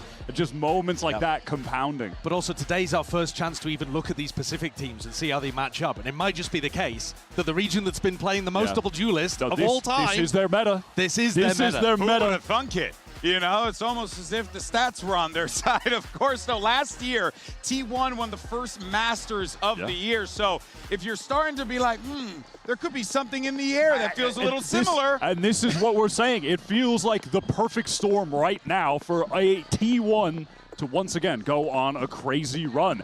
In Bangkok, it was a lot of duelists, a lot of running around, and not very much missing of the shots, crucially. Well, that's what we just saw from PRX as well. But the crucial thing was, this was when double duelist was not the meta. I mean, look at all of the teams that they're playing against. You'll see the comps of the other squads, and they're running, you know, double initiator stuff. There's a chamber coming out here as well, you know. I mean, this is from when they've been playing recently too. But generally speaking, T1 at Bangkok were able to get the victory by playing anti-meta, and this time they've been able to get the win in their comfort territory. I mean, they're just as happy playing double duelist into double duelist as well, as you can see in, you know, maps like this. I've loved what I've been seeing from them, specifically these two guys. Meteor, top 10 player of all time, multiple global event winner with different rosters. With MVPs. And Izu, in this run, focused on playing that Yoru, has been outrageous. I mean, he's putting up like 26 for 8 games, just bodying teams on Yoru. Run from him has been crazy. This is absolutely, to me, his peak of individual skill that we've seen. And what I love is that they already know how to play this kind of meta. You have Buzz go in and draw all of the attention to himself, and then you have those two guys clean up in the back. And you couldn't pick two better cleanup guys from that region. I mean, with the space that Buzz creates, be it on attack or defense by playing hard anchor or hard entry, the rest of the squad is just ready to clean up. Yeah, it does feel as if this T1 roster are set and ready to go. This could very well be an event that favors them. We could be seeing a little bit of deja vu in the air. But for more on T1, let's send it over to Jen Lee. Had an opportunity to catch up with Munchkin. Jen here with T1's Munchkin. Now, Munchkin, first time for T1 going up against Team Liquid. And Nats, the infamous no access to site in particular, but you have faced Nats about twice in your career back in your Crazy Raccoon days. So I just wanted to ask you, where do you place Team Liquid right now out of all the 8 teams that are here in Swiss stage? Nats, no additional trophy, sorry. Nats stands for no additional trophy, sorry? Okay, so not so high, I guess. All right. Thank you and good luck. That's good. That has killed me. But that's at least it's sorry though. That's like the I'm nicest sorry. trash talk I've ever heard in my life. Hey man, we're gonna deny you. Okay. That's but you know, speaking of Munchkin, I mean, we've been covering this guy for years. An absolute talent across multiple games. A guy who has been there, done that. He's been successful in this return to T1. And one can wonder here, Wyatt, like, you know, is there even more for this guy to give? Because it feels like every time we see see him, he's finding a new level to reach. I feel like most importantly when I'm watching these games, his addition has added some structure to the madness of T1 last year. That is the most crucial part. And it was mad. I mean, it was mad inside, outside the game. It felt insane that they won Bangkok at the time because they were actually They were in a mess. They were actually in chaos, but then they brought that chaos and got a title. And that's what I'm saying. Now it's the perfect storm of the meta, plus you have a guy that has made the madness more structured, and they still have that outrageous firepower carrying over. I mean, it feels like the pieces might be fitting together, GB. The throwback to those crazy Raccoon days where they used to just turn up and get bullied by people like Nats. And now you've got Munchkin coming back with a squad that is probably the favorites here in this matchup. I mean, listen, even saying that, we'll talk later about like what our expectations would be, but T1 coming in as the higher seed, at least. I've got high hopes for T1 at this tournament. I really do. I think they've got a great opportunity to go on a deep run. I think everyone should be feeling pretty big on T1 coming into this one here. Things are certainly going to be looking up for the squad, but then let's take a look at the other side of the stage, because you got veterans on T1, but you got the veteran in Nats. You know, this dude has been there, done that. Look how long he's been playing the game. And I'll go as far as say outside of that outlier of lock-in, which is an outlier in general sideshow, you know, this, you can't argue with the man who just always shows up and puts up numbers. Yeah, he shows up, he does put up numbers, but I mean, it's been a long time since he's been up towards the top, hasn't it? It's back to the Gambit days when he's been hunting for trophies.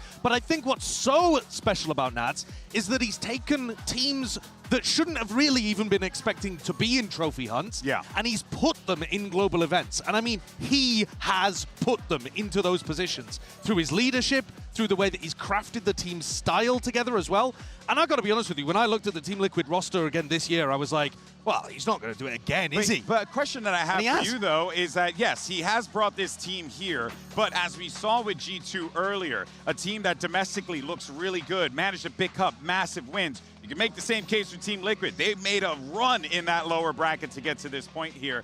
But it does feel like these specific teams, Wyatt, are coming in with a lot of firepower. Is Liquid prepared? A big difference between them and G2, though, is that when you're looking at the guys that they picked up around Nats as the IGL, it's a real ragtag group of fellas that they got together that he's made work. Like Miniboo being released from Team Heretics, but looks far better with this squad and the style that they're playing with his Neon. It looks more comfortable than he did with Heretics, you know, as of the latter part of their run. And then Wayne, just a challenger snipe pickup. That's Parpo, like kind of first real opportunity on a higher tier, you know, European. I think this is why it's impressive that Nats has managed to bring them back to this team again. They actually look like they're finding their identity. And it was a bit of like a ragtag roster to begin with. So who knows? There's room for growth even as you're here practicing against better teams. Yeah, those placements that we saw of Nats historically really don't feel representative of the level he's been at. And one of the all-time greats. Yeah, no, without a doubt. He's maintained that incredible tier of play. Oh, well, you guys talked about Nats. We had an opportunity to catch up with him earlier on today. Let's hear what he had to say. Hello everyone, Jen here with Team Liquid's Nats. Now Nats, when it comes to Team Liquid at global events, people often talk about how this team is built to win, yet still waiting. So how much do you see this roster as an opportunity to change that conversation? I mean, in this roster we already broke my curse to qualify to the events, so now it's a second curse to go out of the group stage, so we're just gonna fight until the end and that's it. Okay, so go ahead and break the curse. Good luck. Thank you. Yeah, simple as that. Just go ahead, break the curse, right?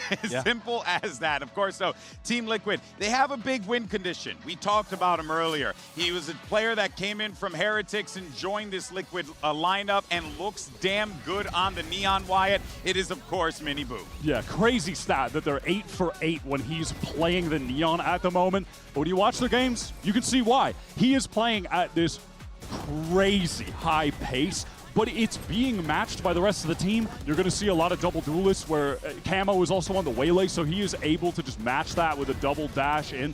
And it feels like he has a squad that is just willing to be at that intense level. So does it feel like this is a team that kind of bucks the trend of what we've seen in EMEA in the past, statistically speaking, a region that takes a long time in these rounds, right? Do you think that this is a team that goes quick? They qualify here beating Fnatic. You can't get two more different teams in terms of the pace of play.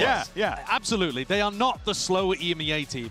And in fact, it's so clear coming in that this should be their identity on even more maps in the pool. They don't currently play Minibu Neon everywhere, but they should be. Yeah. And the Neon is spectacularly good. I mean, we've seen it from Nongshim, who were the #1 seed coming out of Pacific. If you have a great Neon, you can run over people, and it's very, very difficult to stop. Yeah, well, and then also another player that you guys have been bigging up here, new to me, this guy is but this year was amazing. He's new to everyone. Yeah, so, so what is this guy's deal? You shouldn't know who Wayne is unless you're really in the trenches, like watching Tier 2. I mean, yeah, crazy snipe pickup. This guy has been a clutch monster. He's had some just disgusting moments. Oh, this one against Vitality, they were brutalizing them in this lower bracket on map 2. And then this early on Breeze just felt like a nail in the coffin. How can you come back from that mentally? Yeah. He will just destroy you. Wayne's second to last team before joining Team Liquid was a squad called Kimmy Kittens. Yeah. So, you know, your boy had the glow You're not familiar, bro? in EMEA, he was struggling to adapt to the new kind of like white noise setup, and he was like, bro, I can't hear anything in these official matches. Imagine what he's going to be like out here. Like, the growth that he has to go through to keep performing is always a new challenge. And listen, we got to call a spade a spade. This environment, the electricity from the crowd, it is absolutely absurd. So you're really walking into a situation where you just have human white noise everywhere around you. It's going to be just shenanigans. But for now, though, let's see what's going on with the picks and bans and where our battlegrounds are going to be today. Hey, everybody. All right, so we're going to start pick ban. T1, since you're the #2 seed, you get to choose A or B. Are you A or B? Team B. Team B. Team B? Okay. T1 is, T1 is Team B, TL is Team A. All right, so TL, what's your first ban? We're banning Pearl. Ban Pearl? Yeah. All right, T1, what's your first ban? Ban Bind. Ban Bind? Okay. All right, TL, what's your map 1 pick? We're picking Breeze. Pick Breeze. Yeah, correct. Okay. T1, what's your side on Breeze? Attack. Attack. All right, T1 is attack. T1, what's your map 2 pick? We pick Split. Pick Split. Okay, TL, what's your side on Split? We pick Attack. Pick Attack. Okay, TL, what's your ban? You want that? Yeah. Or you wanna? Okay, we ban Abyss. Ban Abyss. Yes. Okay, T1, what's your ban? We ban Corrode. What's your ban? Pearl? We Corrode. Corrode, okay. All right, then TL, what's your side on Haven, last map? We're starting defense. Defense? Defense, Defense, okay. All right, guys, so we have map 1 is Breeze with T1 on attack, map 2 is Split with TL on attack, map 3 is Haven with TL on defense. Good luck, everybody. Have fun. I think that Bind Ban was a good target from T1, but Liquid, I feel they have two maps that are really up there at the top of their pool, Breeze being the other one. A map that I think, I don't know this for a fact, but they might be the team in this tournament that has played Breeze the most of any other team. They've played it 5 times. Yeah, they love playing it. T1 did play it 3 times, which is quite a bit as well. But for its re-addition into the pool, the map being changed as well, they've really leaned into it, and they have the maxed out, crazy.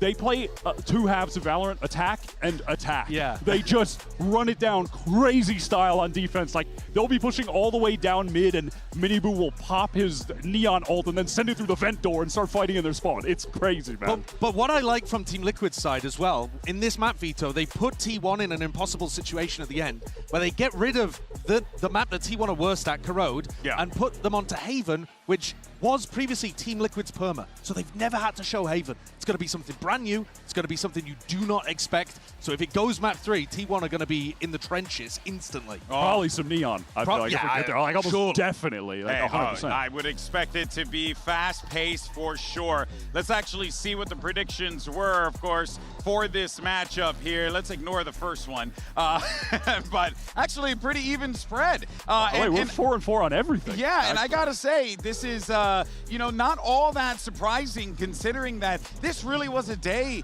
where, Saicho, you don't know who could have come out on top. You don't have a clue, and I would also say, in general, I think T1 are going to be better than Liquid at this tournament, but I predicted Liquid because they've had more opportunity here to change stuff up, go hard into the Neon, and surprise T1 before they can react. So I think they're a very dangerous team to play, like game 1, day 1 of a tournament like this. This really might just be a match of who is hitting harder on the day with their aim. It might just come down to that. I don't think there's a massive tactical disparity between these two teams right now. It's two teams stacked with sick aimers, and it might just come down to that, which just makes for some fun Valorant. I mean, one thing is for certain, though. What we're going to see here is a crowd that's going to give these two teams everything as we get ready for this next matchup. You got two teams that are gunning for the top. It's T1 going up against Team Liquid. The question is, who wants it more?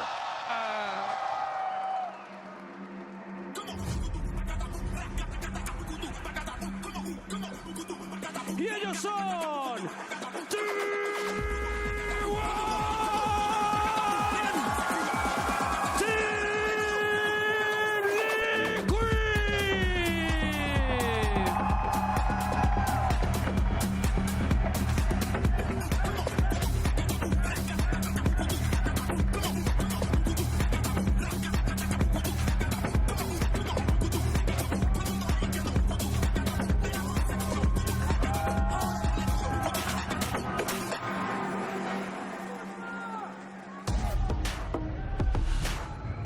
This is gonna be a banger. You got T1 versus Team Liquid, two teams that are hungry for it. On the T1 side, you have veterans across the board, players who have been there and have done that time and time again.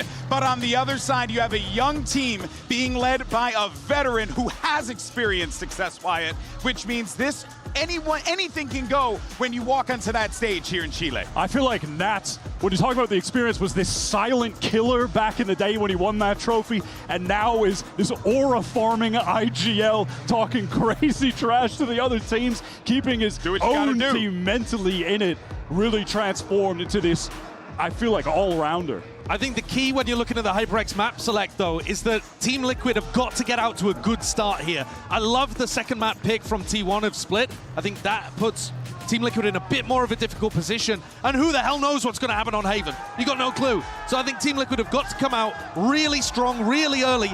And that's difficult when it's, for some of these guys, your first ever time in a situation like this. I'm so excited for this match. This, I think, going into it, on paper, should be the highest pace, craziest Valorant we're going to see as far as two teams running it the hell down on each other, throwing haymakers, sick fraggers across the board. It should be insane. It's wild when you think about the history of the two regions as well, Pacific and EMEA. Pacific, at the beginning of Valorant's life, known as, a region that liked to play the good, structured Valorant, but then you started to see the likes of Gen.G really start to pop off. Players like Meteor and Munchkin finding those moments of greatness and success. And on the other side in EMEA, as we were talking about before, a region historically known for that slower pace, taking their time. But this is like a new generation. Exactly. It's a new generation of talent across the board. But I do want to give the flowers to T1, fellas, because talk about adaptability. Talk about constantly evolving the playbook to keep up with the sign of the times, and it just so happened that it all just fell perfectly in their lap side show. Yeah, this should be their tournament to at least be favored to do better than they've ever done before. But you say that, they've already won a tournament in the past T1. That's so right. It's a crazy situation. They're coming in here more favored than they were at Bangkok, where they walked away with a trophy. I love the call that you alluded to earlier, Wyatt, where you're saying that this is just going to be teams throwing haymakers at each other. One of the focuses for me is going to be on whether the Miniboo Neon can outvalue the Jet pick on the other side on Breeze. Because I think the Jet Yoru is what we would consider to be a bit more standard. It's been the meta on this map and been extraordinarily successful for teams like Furia, for Gen G, those kind of squads. And yet, Miniboo Neon is the win con for Liquid. It's the fact that you have just so much freedom with that agent Neon that you want to slow things down a little bit because you need to. You can really play carefully, but then when you need to actually burst speed through, you have that option. Yes, you can do that with Jet, but with Neon, it's clear it just tailors the Miniboo style, and that could be dangerous for T1 to have to deal with. Absolutely. When they're going to be on that attack side, you are going to be terrified on all of these early rounds. You are susceptible to double duelist pushes at any given moment. It feels like Liquid do that genuinely 12 out of 12 rounds when they're on defense. It's double up duelist, Camo and Miniboo. They are sending it on an extremity, sending it down mid. It doesn't matter. They're sending it, man, and you have to be terrified. Great question, though, for both of you. Sideshow, start with you. Does Team Liquid have the ability to slow it down, though, in case things get a little bit too crazy? We haven't seen it from them yet. Do they need to? It doesn't mean that they can't do that, but on the defense side, as Wyatt's saying, they have been getting most of their value out of increasing the tempo and catching people off guard. I think there is something to be said, even as we discussed with G2. G2 were going up against another team that likes to play fast for the first time because they were getting outside of their comfort in Americas. I think you could say the same here for Liquid. They don't play against teams regularly who want to match their tempo. Yeah, I feel like they have been able to do that on attack sides, but when I saw them being able to bring it back when I saw them being able to do that the most effectively, though, it was on Bind. Yeah, like, I mean, their Bind is amazing. Yeah, like I'm thinking of them playing against Fnatic on Bind when they qualified, and they were struggling on attack when they were just continuing the crazy pace into those early rounds. They were losing, and then they slowed the tempo down, and they did win an out. But Bind is banned for a reason. It's because they're goated on that map, and T1 wanted to get rid of it. Which is crazy, because it's probably T1's second, maybe third best map they anyway. look great on it. And they decided to ban it because they're like, we do not want to play into Nats on Bind. Yeah. So I think then the question is, what does the rest of your pool look like, and can you get these younger, inexperienced players with a good speech to kind of settle the nerves a little? Ain't that the truth, brother? Of course, we don't want to let everyone know there is a small delay on stage. We're getting it sorted out. You know, want to make sure that everything is good to go when the server is up. So we'll stick with us for a little while as we continue the conversation here. And of course, we'd love to hear from you. Make sure you use those hashtags VCT as well as Valorant Masters. Get involved in the conversation across whatever social media platform you want, because we want to know from you who you think is going to win. Sound off in the chat right now who you think is going to win, T1 or Team Liquid. Make your voice heard. But as we continue this conversation forward here, Wyatt, I do want to bring it back to the experience. I think that it does need to be said that you're walking into a shark pit in this scenario, a shark pit that's very deep underwater, and you're just hearing noise above you nonstop because of all the human beings that are surrounding them right now. It is going to be a touch You're painting a overwhelming. colorful image. I see what you're talking about. I see the vision. See the pit. You see him on your screen right now, though. Meteor, you're talking about experience, two-time trophy winner against Nats, same roles head-to-head. I'm rolling up my sleeves. I'm showing you my vein. Inject it into it. Oh, excellent. That's what I want to see. Excellent. Two of the all-time GOATs going at it, man. Why? Put a Band-Aid on that. Good Lord. Put it away. No, but seriously, though, yeah, you're right. You do have veterans on that side. If anything, I'm looking at T1 in this situation because for me, that's what I always go back to. Yes, you can go into the plays. Yes, you can go into the strats. But the reality is everyone's got a plan until they're punched in the face. Well, and there could very well be a lot of haymakers and punches that we're talking about. Yeah, there could be. I think there'll also be adaptations required, and that's where the coaches will come into play. And this is a new coach compared to, I mean, if we're talking about differences compared to Bangkok, where they lifted the trophy, well, that was with Autumn, who's now coaching EDG. Oh, yeah. Now they've brought in KDG, who is a former Overwatch coach who's now joined the team, used to coach T1 Academy and had a huge amount of success there. Gets spoken of pretty highly here. And so I'm interested to see if that mix, alongside Munchkin, can give them some outs that they might otherwise have struggled with in previous tournaments. But I go back to it again. I think Team Liquid need to get onto a running start here on Breeze. And there's what you were talking about, Wyatt, the difference of the Jet and the Neon. They are on defense. It's time to run. It is time to sprint down the map. Works. And on T1 side, the Jet, I mean, always going to be awesome to see Buzz on just his OG agent where he made a name for himself years ago, joining up with DRX. Yeah, we are set for an absolute banger here. And like you said earlier, Nats versus Munchkin on the Viper. So you get that IGL head-to-head, experienced players, people that have been able to get a huge amount of value before. And Meteor, I'm sure, is going to be able to add a little bit of spice into the mix of that one too. Oh, yeah. It is. We'll pick up the Viper elsewhere, too, for like the direct head-to-head against Nats, which is sick.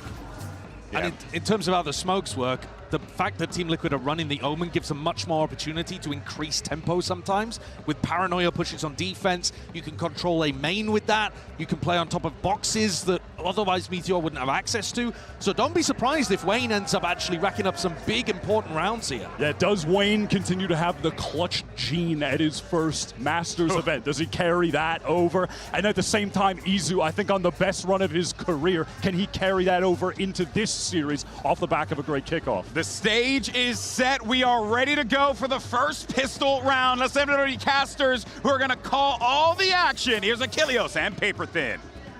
Thank you very much, GB. Oh boy, what a series this could be. Already opened things up. G2 versus PRX. Now T1 versus Team Liquid. The desk was talking about it. So much veterancy, so much experience across both of these squads. Who's going to come out on top? I have no damn idea, but I think we are in for one hell of a series. I am so stoked for this one. Some OGs of the VCT who squared off against each other all the way back in 2021 are doing it again. You know, Nats played Munchkin when Munchkin was on Crazy Raccoon. He played Buzz and Stax back when they were on Vision Strikers. So things a bit different this go around, but it's awesome to see some of the old heads. That's straight into it. Izu off to the races, able to find Miniboo. Wayne at the same time, taking down Meteor. So kill going to be found on the extremities of both of the sites. But Purpo and Wayne doubling up here as Buzz and Izu now going to be struck down. Nats getting himself involved, and now it's just Stax. Sheriff in hand has been good with it, but not today, not on this round. Team Liquid very quickly take the opening pistol. That's a big one for Team Liquid because T1 was really good on pistols as the kickoff wore through in Pacific because they were starting to just win them. RRQ learned that the hard way. This right here is great. I mean, exactly what the desk is talking about. You're seeing them push extremities. You're seeing them be confident, take some of those one-on-ones. And sometimes Team Liquid will spread the map here on Breeze. They're not always just going to send it down. A lot of times they'll hold back, especially when they got better guns in hand, and try to take some longer range fights. This time around, just a little bit of a mid push. Wayne trying to use the wall somehow. For some damage there. Sees the entry from the Jet. Camo here at back sight. Will be able to take down Buzz, but does eat a good amount of damage. Purple there covering fire. Able to find Meteor. Stack's going to be healed back one as Wayne will fall, but this widely should go the rest of the way for G1. But Stax again, last one standing. Does have a recovered weapon in his hand. Has to go for the reload as he tucks away. Swing of the pillar. Headshot bound. And it would be an ace clutch, and one of Monsters wanted that. They're going to face together, but Stax isolating and destroying! An ace to tie it up! Stax! What an unbelievable clutch! You have got to be kidding me! It's astounding. He has just been getting better and better. The beginning of kickoff for Stax was so rough. I mean, he had some real stinkers, to be honest. But that is vintage Stax right there. And the desk was talking about it, Wyatt mentioning how Team Liquid needs to hit the ground running. They do so with the pistol, but they end up jamming us. Stick right into the spokes of their bicycle. Falling over his Meteor now. Trying to take this opening contact, but Miniboo, okay. On for his own, finds 2 kills. His Buzz will fall. Munchkin able to recover the weapon. Juggling these back, getting him passed over. Spray takes Camo down low, 34 HP, Stax at risk. The drone gonna be going through, and Munchkin dead. Camo finds Stax, and oh boy, they're right back on the bike. And this time it's T1 eating the pavement, flat on their faces. Izu similarly needing an ace as we are already into chaotic territory. Stack set up around that corner. Izu gonna take the time to grab the orb, wants to get even closer to that dimensional drift. Grabs up the weapon, they'll hear the swap, but of course the spike is still a world away.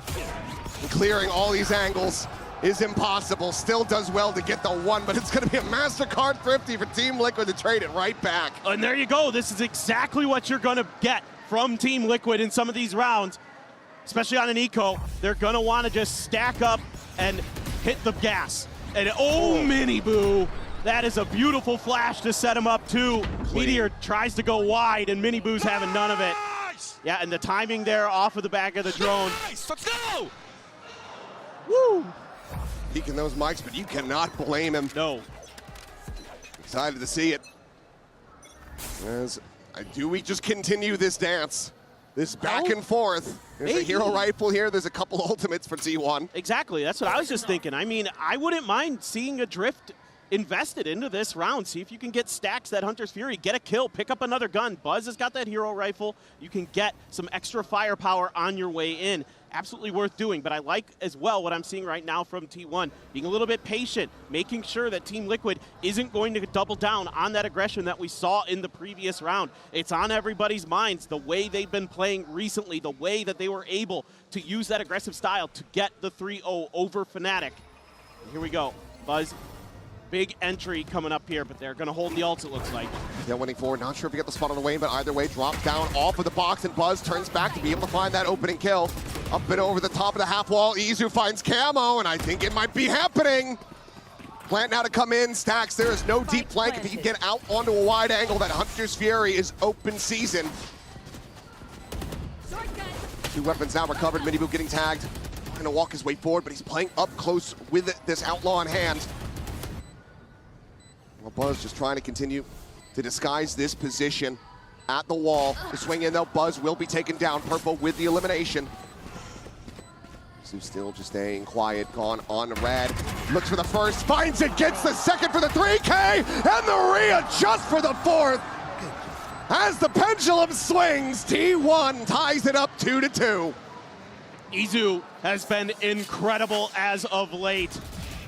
And his patience pays off. Buzz, a beautiful entry. That's exactly what you're gonna need here for T1. That selfless dive play, getting that first kill. Something that Buzz has been very good at throughout his career. He's been very rock solid when it comes to internationals, very consistent in his play. And if this does continue, I mean, it's just a game of chicken between the coaching staff. Who decides to pump the brakes to try to get that second round consecutively? Camo, he's looking to just go ahead and continue this swing back into their favor. Finds Izu. Hero of the previous round, now dead on the floor. And this is going to open up some space for Miniboo. He will start to push if he doesn't sense any pressure. He's baiting for contact too. And there's none coming, so wouldn't be too surprised here. He starts making his move pretty quickly. Although it's hard to read. Last round, T1 very patient, sat back for quite a bit of the round. So for now, he's just starting to make his move. T1. And we're watching on that deep angle. It's going to be some damage exchange, but Camo taking the worst of it. Tag to 56, Wayne holding close, Stinger in hand. Stack sends out the drone, could undo this position. 46 seconds remaining on the clock. T1 still keeping things quiet. Gonna have to clear this close corner. It's going to be the danger man is Wayne. Recon at the ready, Camo skirting forward, getting closer and closer. Trying to set up this 50-50 angle perhaps. Stars now being placed, looking for the concuss on the corner, the push coming in. Wayne able to hold his own for one, but Buzz turns back, finds that elimination. Now Camo needing to try to hold the line, but no, Purple arrives at Arches, finds Buzz, and it's just Meteor left to his own devices. The trade backs shall continue until morale improves as Team Liquid will get themselves a third round win. This is just all off the back of that first pick. You get that kill onto Izu, and it opens up the match so much for Team Liquid, where they can just hold the line at those crossfires, even with the Nova Pulse to try to clear a corner. Still pretty clean there for Liquid to thwart the entry. So I think as T1, things are looking a little bit off kilter. You've had to rely on some pretty big hero plays to get where you're at. So they're going to be ready for this mid push out. pacey. Well, Meteor has been identified here, all alone, isolated, and picked apart. Miniboo finding the kill, and now Team Liquid very well know what is going on. It's just T1 putting themselves forward onto the B site. 4v5 at the post plant, and Camo does have that ultimate available. Hunter's Fury's gonna come in, gets the first hit. Munchkin getting tagged up, now at risk, just dancing around the pillar, but cannot escape. Nowhere to go. Meanwhile, 2 players playing from Arches. Izu finds the timing, turning back and catching Wayne off guard. Stax in danger here. Is he gonna be ready? Oh, no, not at all. That's now striking in from behind. Now it's just down to Buzz and Miniboo. Arriving at the spike, turns back, gets himself the 3K, and at long last, the team will be able to win 2 rounds in a row. Well, I'm very curious, though. I wouldn't mind a timeout here from KDG for T1. The new coach steps in from their academy team. Tons of success in Korea that KDG have. He's been slowly but surely ramping up with this new team that he's joined.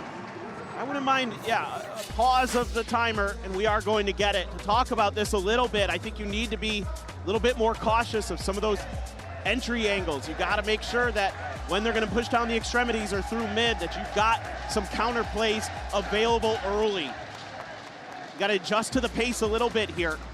Because I think part of the problem, if you actually go back and watch the last time Liquid played Breeze, they were actually a little slow. Like, they would take their time, especially in the first half on their defender side against Vitality. So I think maybe T1 expecting that you might get some of that same defaulting where they're just going to spread the map, you know, like 1 player up mid-nest, 2 players B site, 2 players A site, but they're throwing some trickery already. You need to make some adjustments quick. We'll see what things look like here, but as you can see, the weapons at the moment for T1. Not going to look to force up for anything too significantly. Could have the knives come in for Buzz. Showing that full armor for the moment. Looks like Stax, decent amount of cash. Might be playing around with the idea of a hero rifle. See what they land on as we get ready to go back into the action, but this could be a very big turning point here for Team Liquid. I mean, you mentioned the Vitality series. We were looking so incredibly good, but then started opening the door a little bit, and Vitality nearly had squeezed their way back through to push that map 2 in overtime. They cannot afford to have that happen here. Ask any of the teams at these events, and they'll tell you that opening series is so damn important. It gives you so much relief knowing that you have that extra little bit of safety net beneath your feet. Yeah, and the confidence to just come in, get a good start. You know, for T1 as well, they haven't played a team that plays Neon on this map, so that's something they're going to be adjusting to. Most teams in Pacific favoring the Jet. So actually, you know, this might just be also a tempo, a getting used to the pace. Here we go, Buzz knives out. Meteor gets himself on the board, solid kill on the Nats. Buzz trying to go for the entry. Little reposition. Camo gets himself back orange. As the smokes bloom, he'll swing around, does end up getting tagged by that drone. So for now, T1 have the site open enough to get a plant going. Still that Hunter's Fury in the back pocket. Surely Stax remembers how to use it. As Izu, yeah, it's a real thing. It's a real guy. Finally finds the kill. Stax whittled away at down to 20. Meteor now going to be taken out of the equation. Thrifty, the odds of closing this one out starting to dwindle for T1. The 3v4 in this post plant. The stun coming through, but Buzz with the knives is able to find himself a second kill. Updraft, looking for it, dashes away. The chase coming in though, and Miniboo hounds him down. Munchkin now last one standing to try to make a go of this. The 1v2, a Sheriff in hand, Snakebite delays. Wayne now getting onto the spike, trying to hold it up to half. The swing coming in, and Munchkin just cannot align it. Miniboo, another big multi-frag round for him. Collects the defuse, will be 2 charges away from the overdrive. Liquid now have a 3-round lead. Yeah, you can already see this Neon is giving T1 fits. Decent knives from Buzz, but Miniboo all over the place. So hard to read what he's doing. A nice setup there with the util for him too. And then just doing a little bit of blocking for the diffuser. Wayne sticks it, has the smoke advantage as well. So difficult for Munchkin in that position. Not a bad idea there mostly, but somehow Camo able to slip the net past the eyes of, if it was Buzz or whoever's supposed to be watching that angle at that point. Great timing. Now you have an operator online. First round for that, so a bit of a change up and something that they're gonna have to be concerned about, but for now, Nats holding this door, turns the pop flash, and mows them all down! Holds the door, gets himself 3, and T1 They are stuck up creek without a paddle. As Miniboo on the prowl, swinging around from behind, looking for the kill, and Stax will be able to shut him down. How are you meant to get your way back into a winning position? You are not, unless Stax pulls another ace out of his rear. He'll just be good for another kill. And Team Liquid now get up to 6. It's only a matter of time with Nats before he shows up in one of those tricky positions where you least expect him. And he once again tucks in right outside of the smoke, and nobody checks it. Oh boy. You throw in the Cosmic Divide there too. That makes that much worse. Not to be. Love to see an opportunity for Stax to use his ult, but he actually just hasn't really so had far, one. yeah. No. to you know, give him the benefit of the doubt there. But the joke will continue. It will. And, you know, I'm sure it makes Sliggy smile. A pain smile, perhaps, but thrown forward, Stax spotting out Miniboo. Doesn't get the tag, though, so these players in Elbow not really able to play off this, and now they have a drone going their way that they have to be concerned about. Nizu trying to clear it. Miniboo. Oh. I don't think he had information on Buzz, but he just gets the turn fast enough. Overdrive into the zap down. Izu gone. That's both duelists now dead. These T1 are struggling. Bolt lobbed in. Stax on the swing. Will be able to find that kill at range with the stinger, but Purpo lurks forward, gets himself underneath the pillar in mid. Meteor gets caught completely off guard. It leaves now just Stax and Munchkin. Latter, which has not gotten themselves on the board yet in this map, will do so now. Taking down Nats for his first kill. 2v3 suddenly starts becoming a little bit more possible, and they're going to be committing the pit into this one as well. Not the greatest weapon for the Viper, though, as he's going to look maybe for a timing here. Paranoid up into the corner, just tucked away. The push is coming through, trying to play it patiently. And my God, Munchkin finds one, tucks out immediately, but wasn't able to find a second kill. But now they have to go hunting. They have to try to clear him out. Flash, he just fully eats this thing. It takes a little while, but Camo eventually is able to find it. Does he have the shock dart set up? Knows that he needs to try to isolate this. Will just go in for it, but it's already held up to half. Cannot find him with the second, cannot get him with the third. Stax has his work cut out for him now. Trying to isolate, gets the diffuser, but cannot get them the round win. Close but no cigar. Team Liquid lock up a lead at the half. That's a painful one. T1 is going to invest a couple big ultimates into that odd man situation to try to make a go of it. They almost get it done.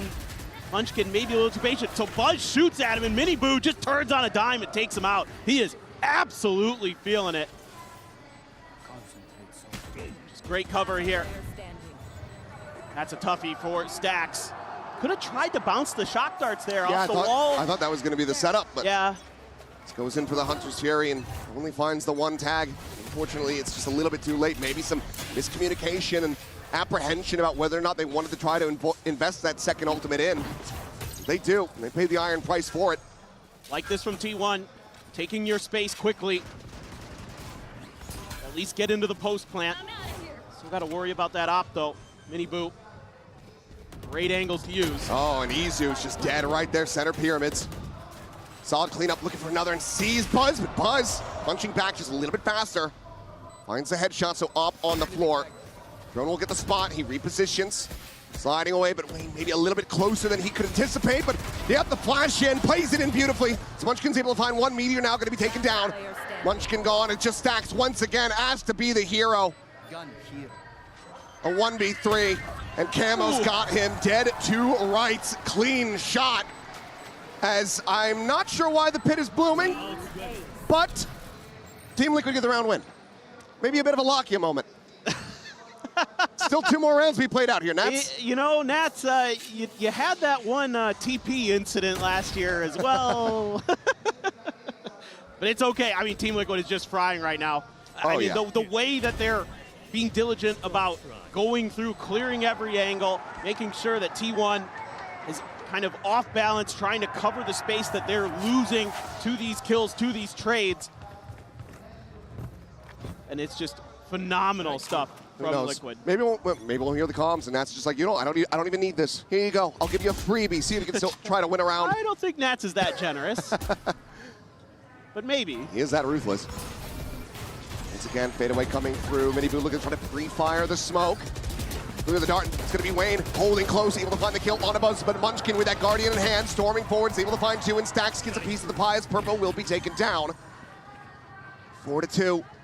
Cash aplenty. So they try to make a go of this. They just back away. You do have Izu and Stacks who are critically close to getting those ultimates back online. So they are going to try to play this one forward, and Meteor going to be taken down. Camo able to just get a quick turn, and Izu will get out of dodge. It's Camo walking through the wall. Just 6 HP to try to be the difference maker, but Stacks will just pop up and say, how do you do?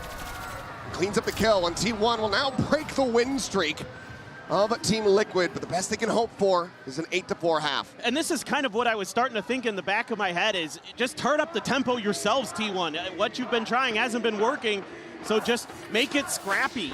You know, you're a Pacific team. That's what we do in Pacific. It's scrap. It's just everybody just throwing what they've got and just trying to out-tempo your opponents.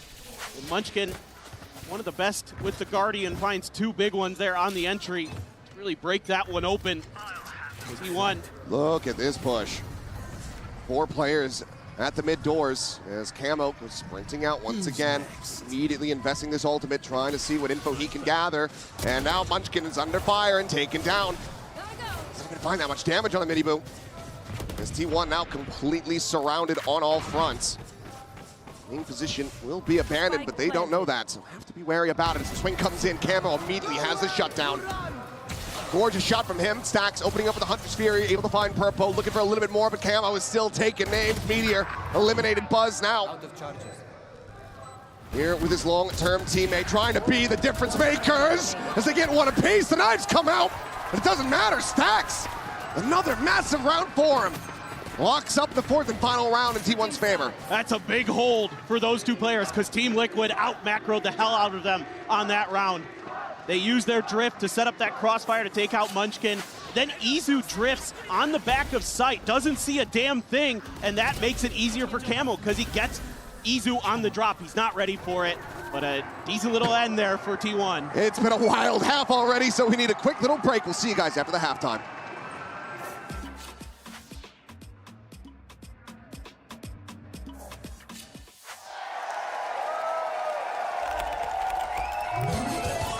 Red Bull gives you wings.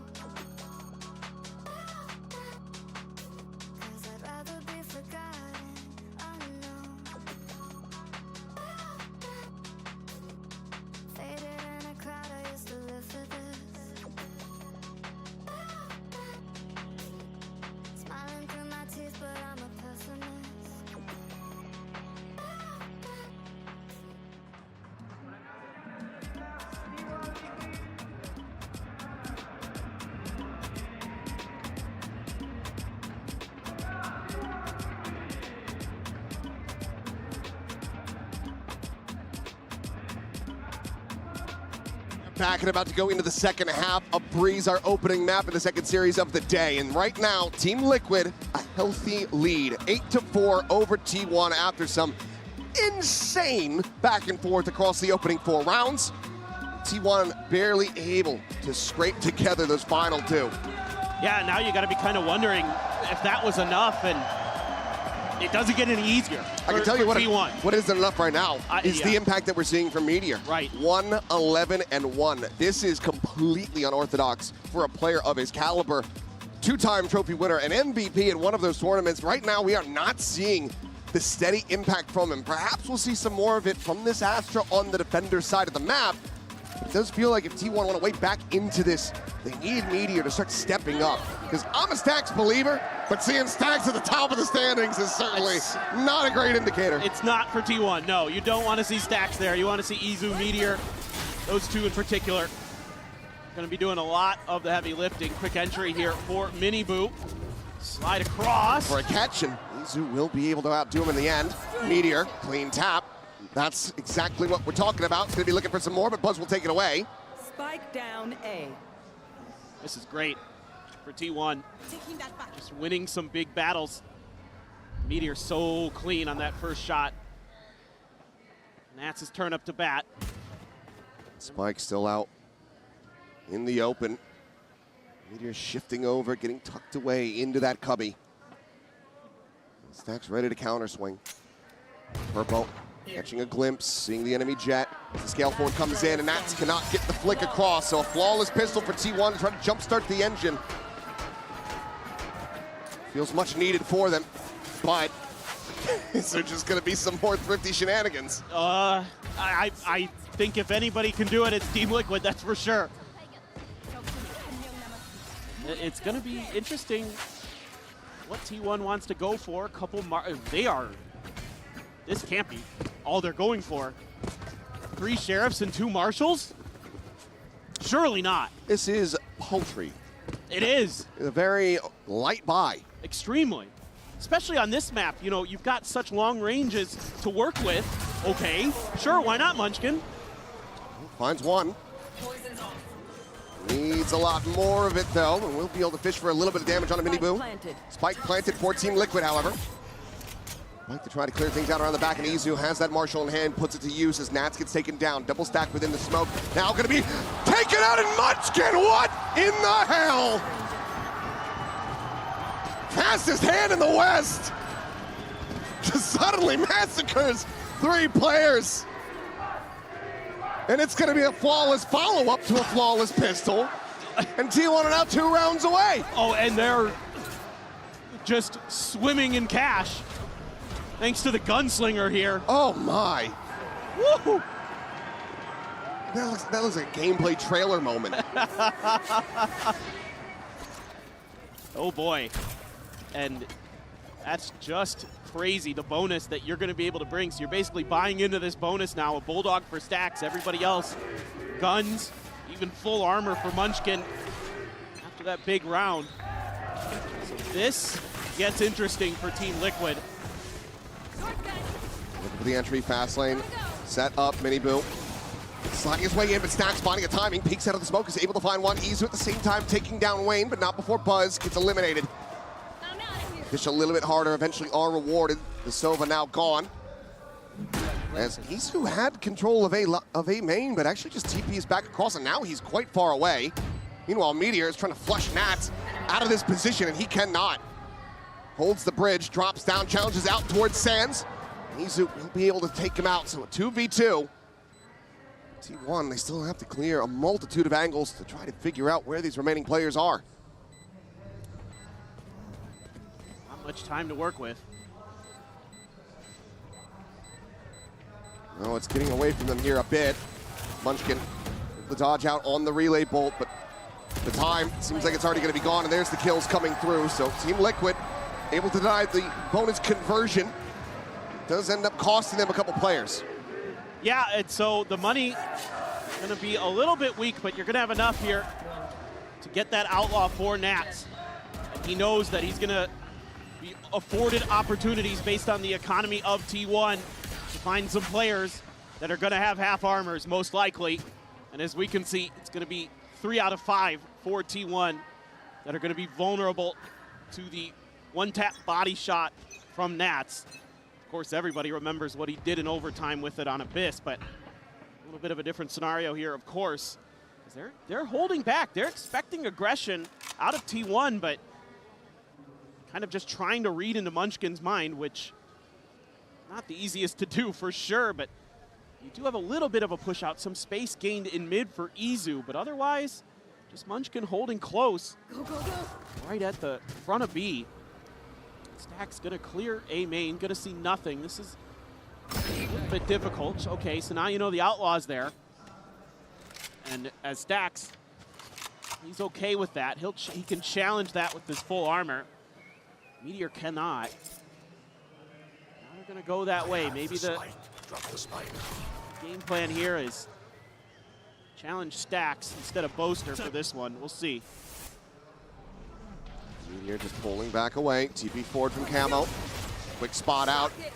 Reboot fearlessly charging forward, taking this space. At backside, Pop Flash going to be sent down. The Dragon Cross is going to be found. Zizu and Meteor both fall.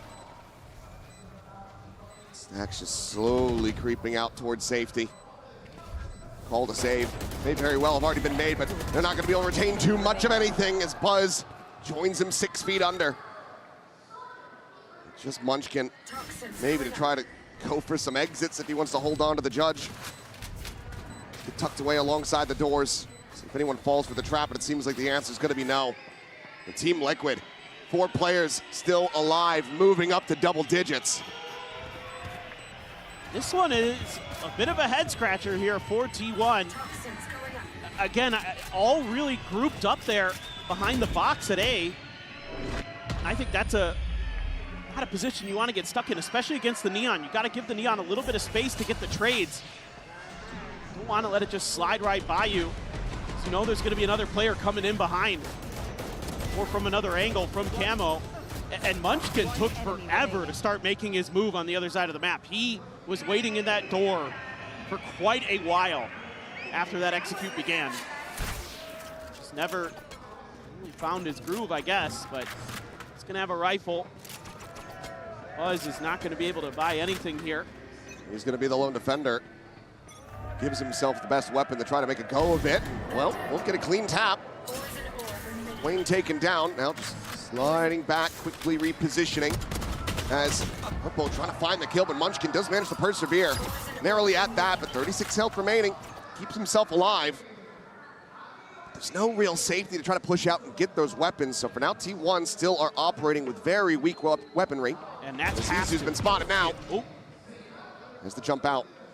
Nats has to clear this space to make sure that T1 cannot get these guns. Scale forward, Miniboo trying to find it. He'll be able to clean it up. Nats with that outlaw. Aligns the shot onto Stax. Meteor looking for the catch. Gets a couple tags, but just cannot confirm it. Camo still standing. Now a player advantage in the hands of Team Liquid. Sprinting towards this A side of the map, which just Buzz, just with a classic. Camo has been incredible. He is so comfortable on that Yoru. See it all throughout kickoff in EMEA. Him and Martine, so strong on this agent. Let's see if Buzz can do any more damage, but he seems very concerned about a lurk of some kind. You're always wondering in the back of your mind, where is Nats? But he's on site. This should just come down to what kind of damage can T1 do, I suppose. I think he'll be finding too much. Just Munch getting sniped out of the sky. With a Sheriff in hand. Will Buzz even be able to find a target? Camo would get taken down to one shot. He's dialed in on this angle, however, has that Vandal. But never mind, TP's over to back sight, so not going to be giving him the opportunity, it would seem. It'll just be Buzz for a peek and a death into the spike as he tries to find Miniboo, but it's just a bit too elusive. Team Liquid continuing upward. 5-round stretch lead, just 2 away from closing out their pick of Breeze. It just looks so comfortable. The way that they can just take space. They can play for the trades. Miniboo there just pushing up mid. Nat's going to re-clear. Stack starting to think, okay, maybe I can go for one of these guns. Maybe they're going to go the other way. Or I can have a moment after Izu gets killed. It's just not going their way. So now as T1, you're going to take a timeout to consider what you can do to slow this momentum down from Team Liquid. And I mean, in some ways, you either got to start thinking, you know, play for retake. You are going to be having the money there with Buzz only going for the classic to get into the operator.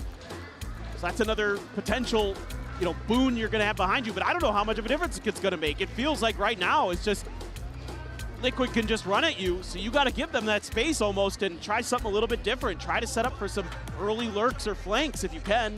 And I mean, again, going back to the win condition here for T1, it's Meteor not finding that stride still. Has only added 2 kills since the half. Yeah, very unorthodox, very bizarre to see. Needs to find a step up off the back of this timeout if they want to try to take this breeze away from Liquid. Yeah, when you've got the double duelist just frying like Team Liquid's are, it's so hard to stop that in this meta. 9 for Camo. Yeah, in this meta, that's exactly what you want as Liquid. They're gonna give it another, I mean, they're just probably just gonna slam into A here. Buzz has got the op, I mean, he's gonna have to get out fast. Waiting for timing. Going for the peak. Goes in a little bit deeper sense of the shot, but it's gonna go wide. Now he's getting chased down. Just little movements, skirts out towards safety, but is tagged up to all hell. 11 HP remaining. Now Meteor on an island, isolated and picked apart. Wayne able to find that kill. An explosion, Death comes in, Purple able to find Buzz. Miniboo takes down Stacks. And it is just Munchkin still sprinting over to try to do anything. He'll clean up one, he'll get the enemy IGL, but he is not getting this round.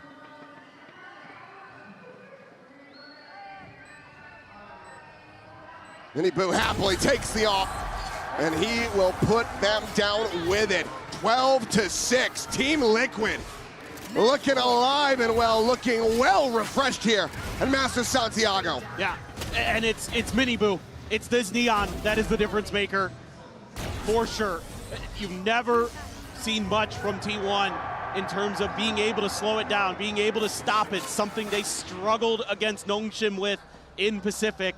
And Miniboo is also just an absolute menace on this agent. He is just breaking ankles, and T1 can't keep up with the pace, can't keep up with the speed. And it's an accoutrement of weapons, and of course Nas wants to grab the Outlaw. Everybody vulnerable to it. Is Isu the first to fall? Purple collecting that kill. The scouting continues, Shorty in hand. Meteor is tucked here within the smoke, is looking for the kill, will be able to find the one, but cannot get any follow-ups. Nats flushes him out with the Shorty. 3v3 as the dust settles and the spike gets planted. Wayne finds a headshot, falls low on HP, but still gets the better of Buzz. Tag reveals the reposition, he drops down. Now he's gonna be sending out the ult. Munchkin able to find the one, Stacks for the kill on the Purple, and it seems like maybe yet still some fight here for T1, but Wayne, can he make it happen? Just enough around the corner to not be able to get the shots through. Stacks will continue to excel for T1. They will keep this map going at least for another round. Still doesn't feel comfortable for T1. This time, you know, a few kind of cheeky positions taken, hidden behind the smoke.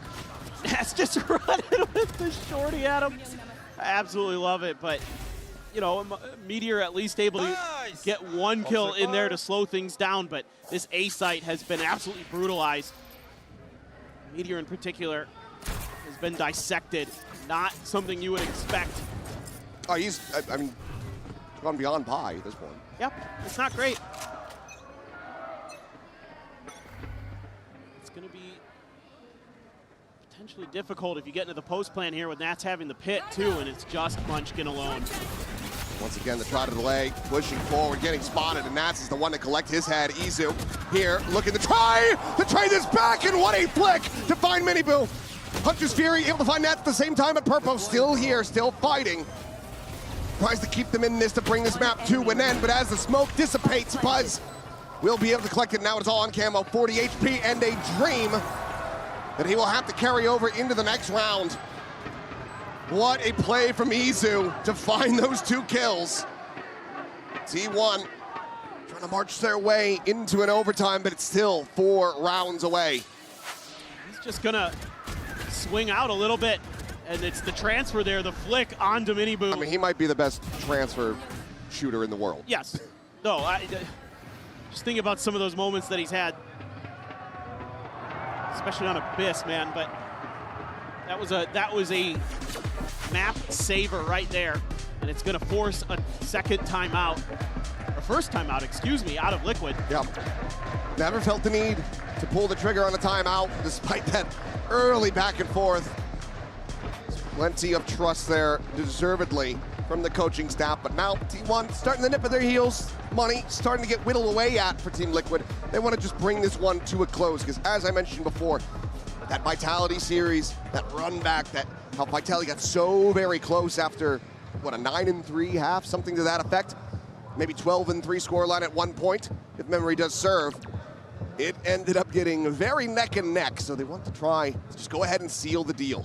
Yeah, and I think now you can start trying some different stuff as Team Liquid because, you know, you've just been able to deathball at T1 and run them over for so many rounds, 4 rounds in a row, and finally T1 is able to, you know, get some of those site anchors into positions where they can at least get the kills, you know, get traded out before they get taken down. Don't give Team Liquid those numbers advantages, and then it's quick rotates as well from the rest of T1 to get there into position to disrupt the plant from Team Liquid. So now I wouldn't mind seeing you spread the map a little bit. Try to set up nats for some lurks. Try to work some space. See if you can find a freebie opener and then change directions or something like that. Keep T1 off balance. Seems like they're just going to go for maybe some pace here.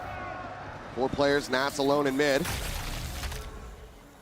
White going to be lobbed in. Just double walk from the duelist of T1 over towards elbow. Mini Boo again, just disrespecting this util at the front. Oh yeah, caught a glimpse, finally registered it. Now he's looking for the kill. Gets the headshot through the wall. Munchkin, still somehow alive, manages to fight back for a kill on a camo. Push out of the smoke, Bud's gonna be taken down. Izu only able to find the one, and now it's player disadvantage as stacks will fall. Nats on that late lurk, catches him off guard, and Meteor would basically need to double his kill score to keep them going. The spot him to 1. A clip onto Wayne's head, a bounce of the poison orb that didn't go exactly where he wanted, but it's going to be a pit to bloom forward. Ring around the rosy, catching a glimpse, but opening up with the shots, and now he gives away his position, and Wayne is encroaching. The kill is found, the map now finished. Team Liquid taking down T1 here, 13-8 on Breeze. Yeah, this neon aggressive style for Team Liquid continues to find success, continues to pay dividends. Mini Boo had a stellar map, 20 and 15 there, but breaking ankles, creating space, giving problems for T1. A massive win here for Liquid, but can they close it? We got T1's pick of split coming up next, so don't go anywhere.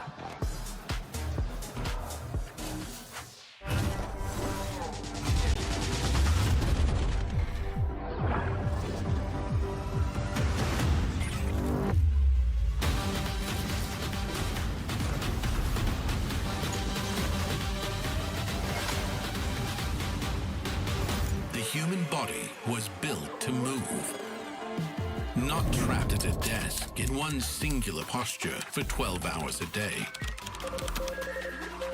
It's time your chair evolved. This is Secretlab Titan Evo. Ergonomically engineered for you, gamers, hybrid workers, artists, backing your every move.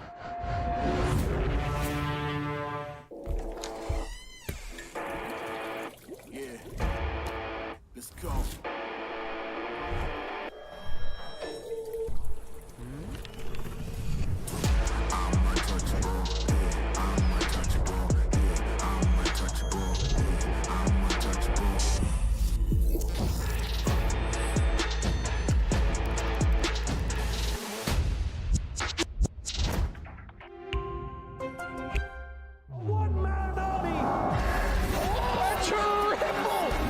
He's hunting down that title! The time to write the next chapter in the esports history books is finally here. And they fold it in his hands yet again. Steps up to the plate, and he can knock this one out of the park. Now they shall be engraved alongside the greats.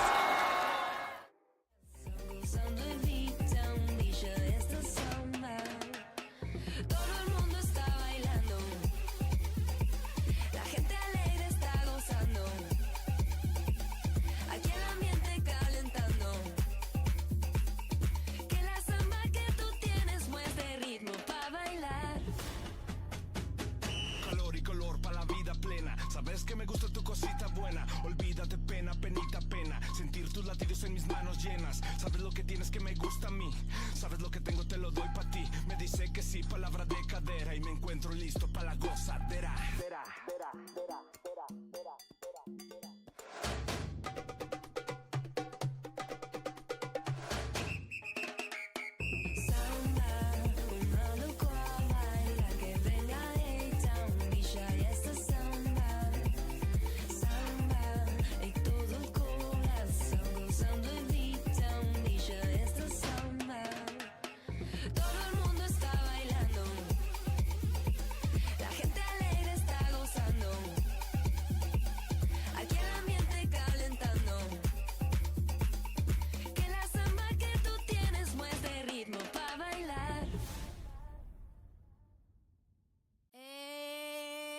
Yo soy la inspiración de los jóvenes de ahora. Sueno pega en la calle, también en la emisora. Puedo pegar 10 discos, pero no cambio mi core. Y ustedes criticando la 24 horas. La para de la menor es la que está rapeando aquí. La para de la menor es la que está rapeando aquí. La para de la menor es la que está rapeando aquí. Soy el fundo de tu funda, me dice la tuquiti. La para de la menor es la que está rapeando aquí. La para de la menor es la que está rapeando aquí. La para de la menor es la que está rapeando aquí. Soy el fundo de tu funda, me dice la tuquiti. La para.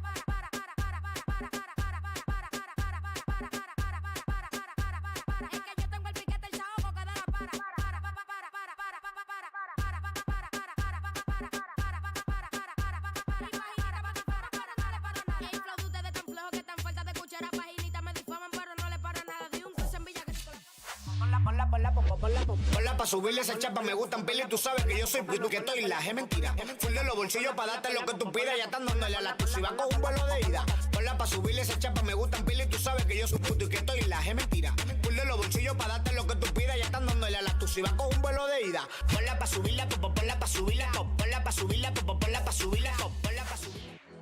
Welcome back, everyone, as Team Liquid managed to find themselves up in this series over T1 in a damn good game of Breeze. And wait a minute, is it possible that Miniboo 9-9 on the Neon?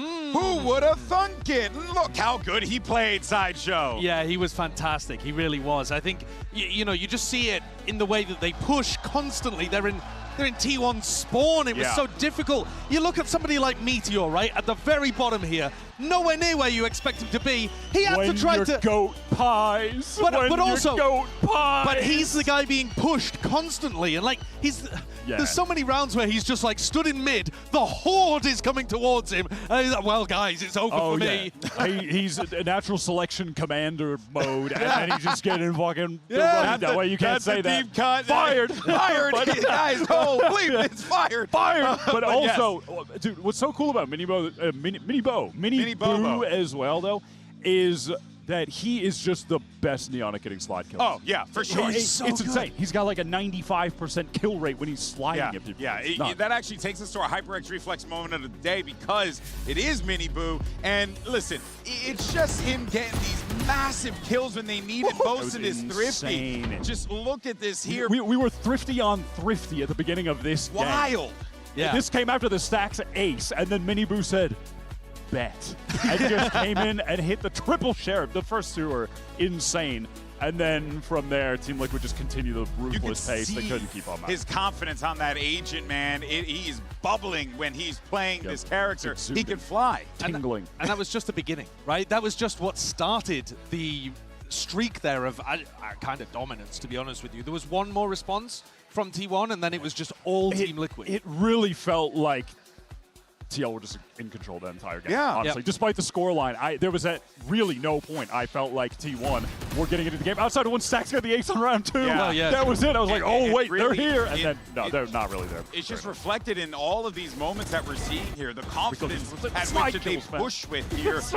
Sideshow, it just feels like it's unmanageable if you're T1 in this instance. I think Miniboo is spectacularly good on the Neon. He causes so much pressure that you have to deal with, and it plays in camo because he now has an extraordinary amount of space to be able to work with. His defense side was also really nice, being able to pull out some really unexpected kills. But look at the fights and where they're happening, man. It's like Yeah, that guy's just staring at Miniboo, and then Camo's just I love the way Camo free kills. plays Yoru because it's so different from what we see. The break out of your, dimensional rift, bust out the shorty, shoot as much as you can, hope to God you get the kill. No, he's actually just being really calm. He's posting up when Yoru. he needs to, and he's giving them the kills. An honest, good, wholesome Christian Yoru. I mean, normally when you're coming out of a gate crash or something like that with the shorty, you're the one that everyone's looking at, but no one ever looks at Camo, bro. Yeah. They're always looking at Miniboo. Because his name's Camo, you get it? Because, Boo. Get the tomatoes out. Get the tomatoes out, bro. We really do. Don't.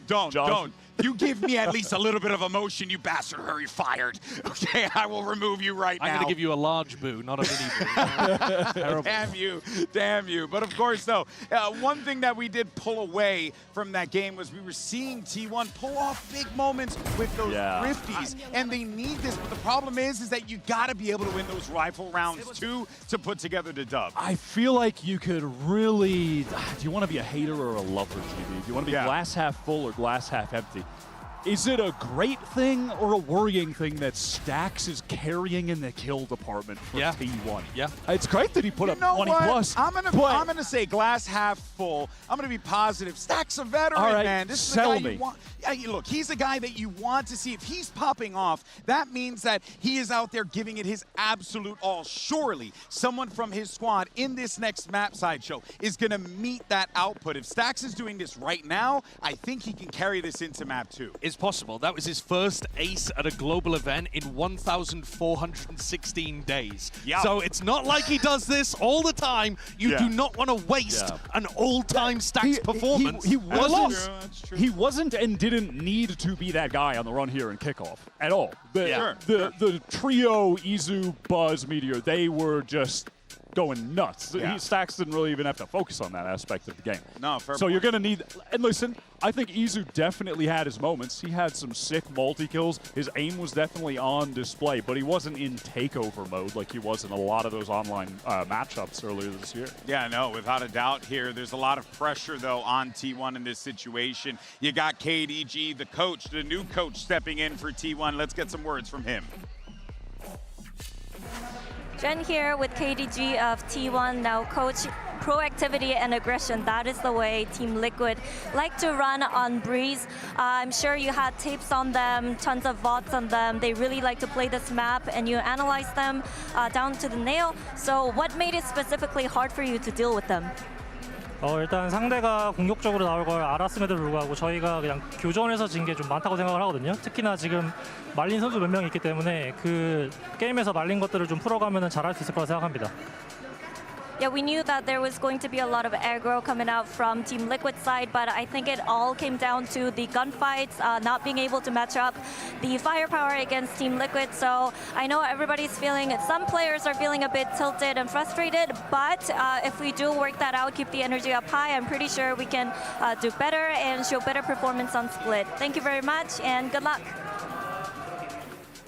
Gotta say, that is a quite telling bit of information there from KDG Sideshow. Yeah, saying, I know that my players are feeling a bit tilted and frustrated, but we've got to calm it down before map 2. I mean, yeah, you knew what you were going up against, surely. Yeah. And they weren't able to hold it back. I don't think the aim was a problem. I think the fact that they were taking so many, like, one person tried to hold off 3. Again, it boils down to what we were saying earlier. Everyone's got a plan until you're punched in the face. Yeah. And Team Liquid came out of the gate punching him in the face very quickly, and T1 just did not know how to respond. Are they going to throw the knockout blow on Split by switching to the Neon away from the double duelists with the Rays? Yeah. Do you feel like that's coming, Josh? I think it has to be. When you look at the fact that you're 8-8, now 9-9 on Neon compositions towards the end of kickoff, you have to, as Lohan, realize that maps like Split, which have been a bit weak for you, where you don't run the Miniboo Neon, they have to be adjusted. I would be gobsmacked if we don't see a compositional adjustment coming out here on Split, and I think that that would bode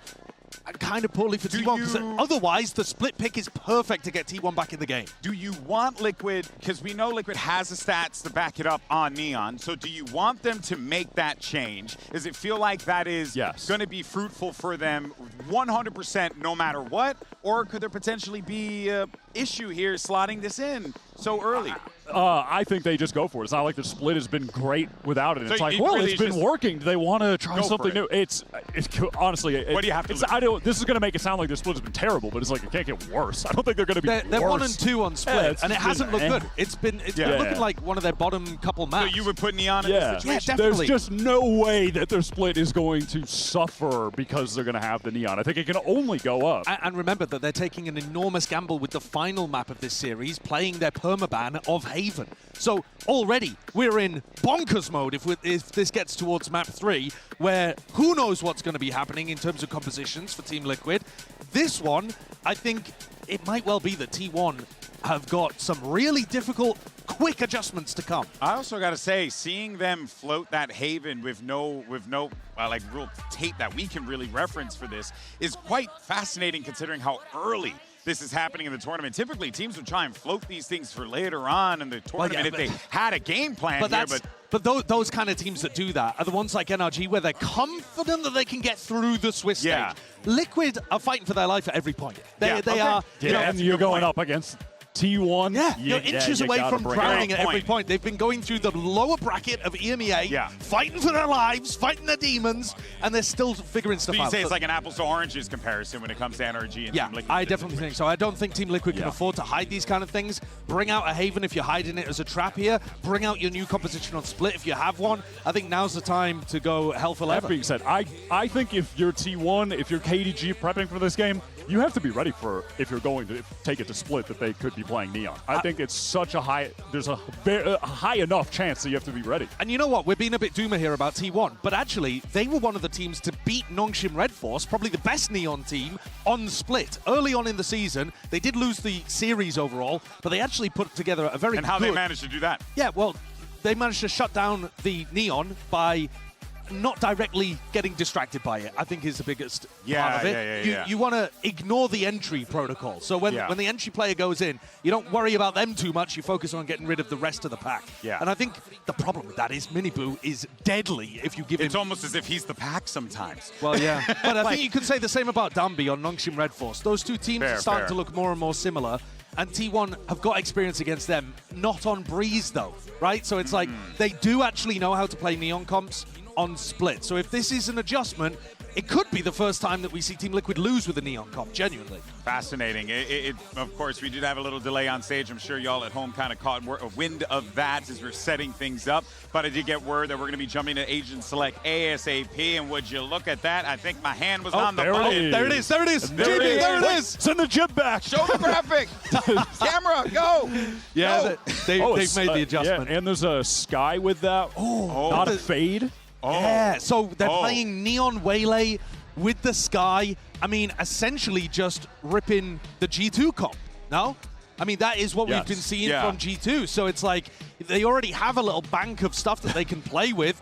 I would trust Miniboo to kind of dominate B. The G2 comp didn't work for them today. But no, it didn't. But it has been. It has worked, And it puts crazy pressure on the Viper who holds mid. So Meteor might have another nightmare on this half. I really want to see how Camo does, though, on this Waylay, because you saw the stylistic change that he has on the Yoru. Waylay is an agent that sometimes you can really get ahead of yourself if you're just going a little too fast. You're worried about that. He can't get ahead of himself because Miniboo is going to be past him already. Good point. There's no getting ahead of yourself with Miniboo on the team. And that is why one of the major reasons that I feel like Miniboo has excelled so much since joining Liquid, because Camo, he was down to throw caution to the wind.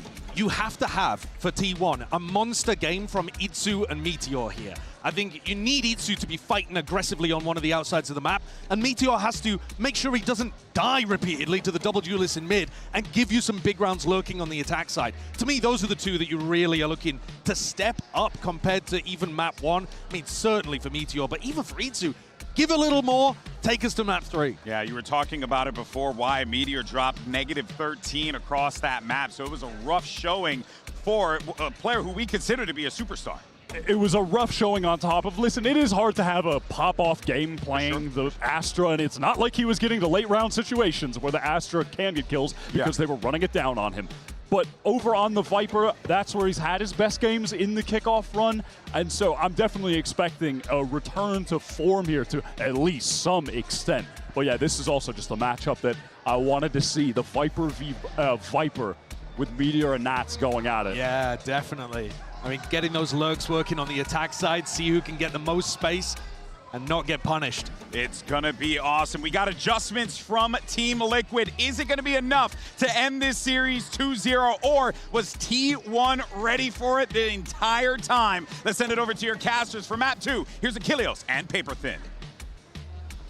Thank you very much, Desk. Yeah, a lot to discuss and a lot to look at because Team Liquid are changing things up. Highlighted right there by those guys, and this is huge for the side of Team Liquid. But my question is, how much practice do you have with this? Because I think that it could do very well to catch T1 off guard. Yeah, it could, and I think it is a little bit of kind of off comfort there for Camo. I think he's a little bit better on the Yoru versus the Waylay, you know, when he's been asked to play that role. So it's just a matter of, yeah, how much are they going to be able to implement since the last time they played it. Now, it's been a little while for Team Liquid. They had avoided it since they made this composition switch to the Neon. But still, you know, for T1, the desk was talking about it. What were some of the things that worked well for them against Nongshim when they were able to beat them on this map? One of the other things that they did, besides what the desk was mentioning, is shotguns. And oh boy, Munchkin. Oh, he is in such a bad spot. Izu here to try to peel back some of that pressure, but the entry swiftly coming through, and Miniboo continues where he left off, just running him down, and instantly 3 kills found. A right of the rope, Meteor will be able to find a shot onto Nats, and Stacks again asked to do so damn much! Comes away with 3, and suddenly it's just Purpo. Stacks weak there on the swing, looking for the kill, finds it, Meteor swings in from behind. And T1 will get the opening pistol here on Split as Stacks continues to wear the cape. I mean, it's a blast from the past to see Stacks playing like this, for sure, but I'm still concerned for T1. It's still them giving up the site easily. It's their anchor players getting run over. Yes, there were hero rounds on Breeze. Stacks does it again, but he needs some help. And yes, Meteor gets 2 kills there. A very nice round for him. But it was a very awkward start for sure. That was a great relay bolt, and then Izu uncharacteristically couldn't hit some shots, being unaccounted for up on top of the box. And I could see the pings on the map from Liquid just saying, hey, let's be aware of that. Make sure we know on entries, because they know that our default fast lane is going to cut that off from our vision. Hello? Yeah, just walking through it, it's fine.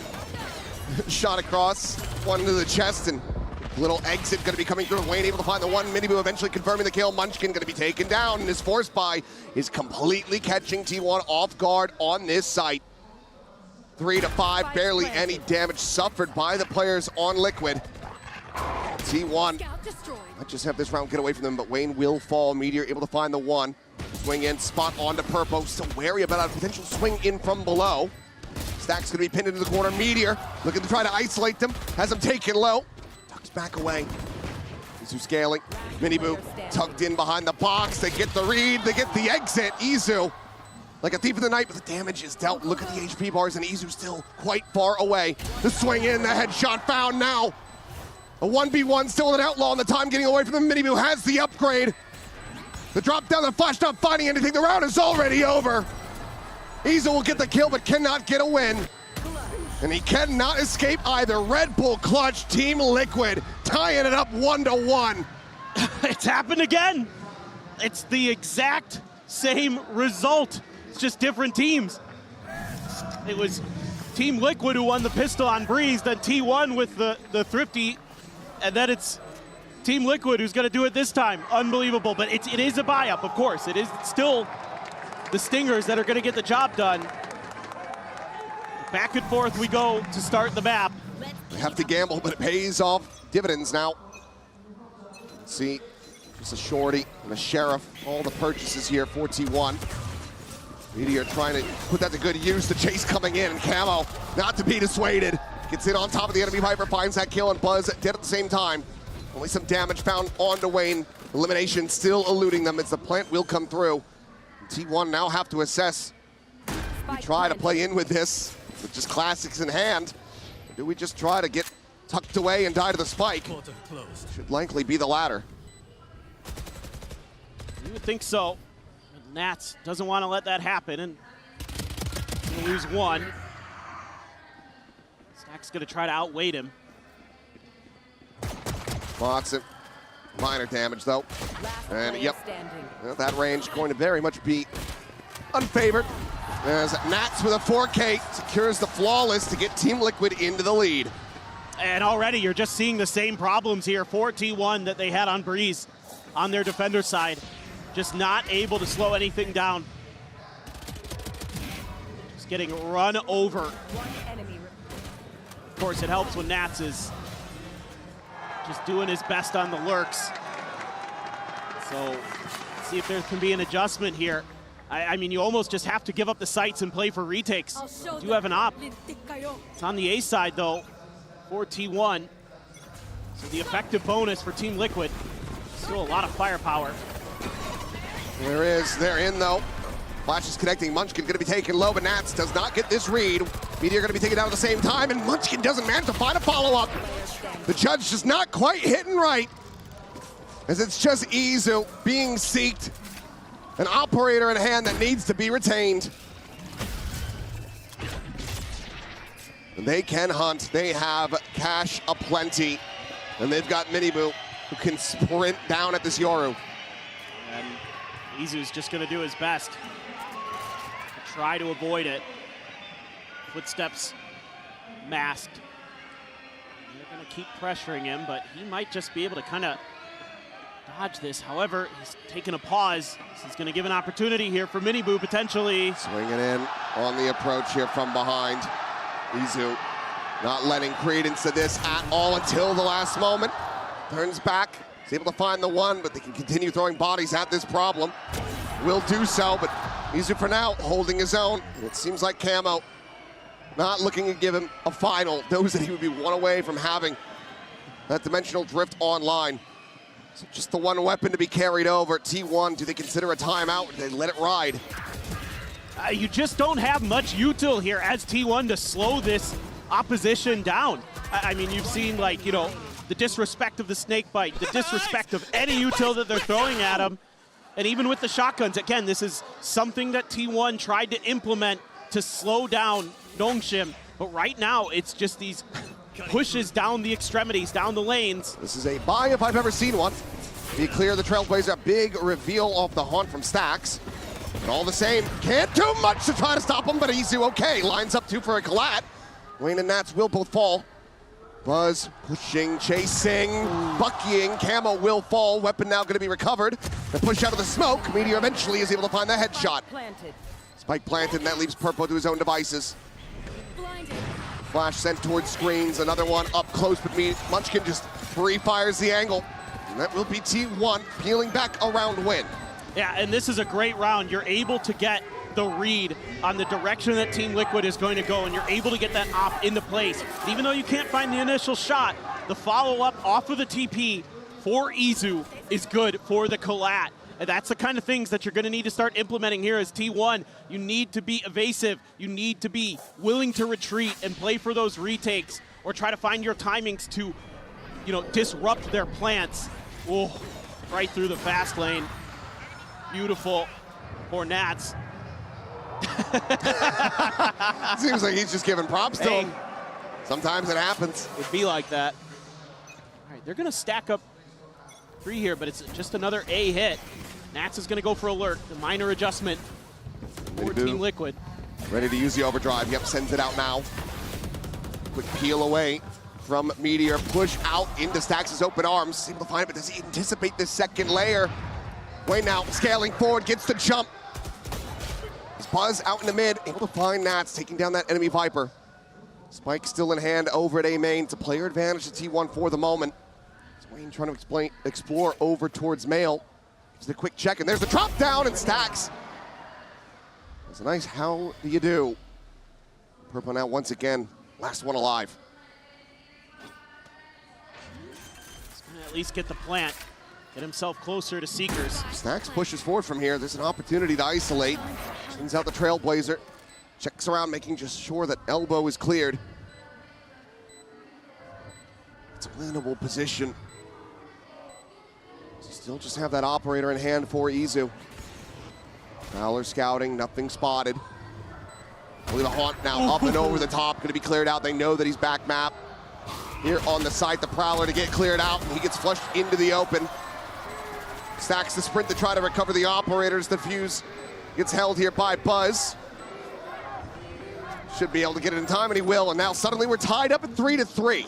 Yeah, and now you're seeing some good adjustments on the fly for T1.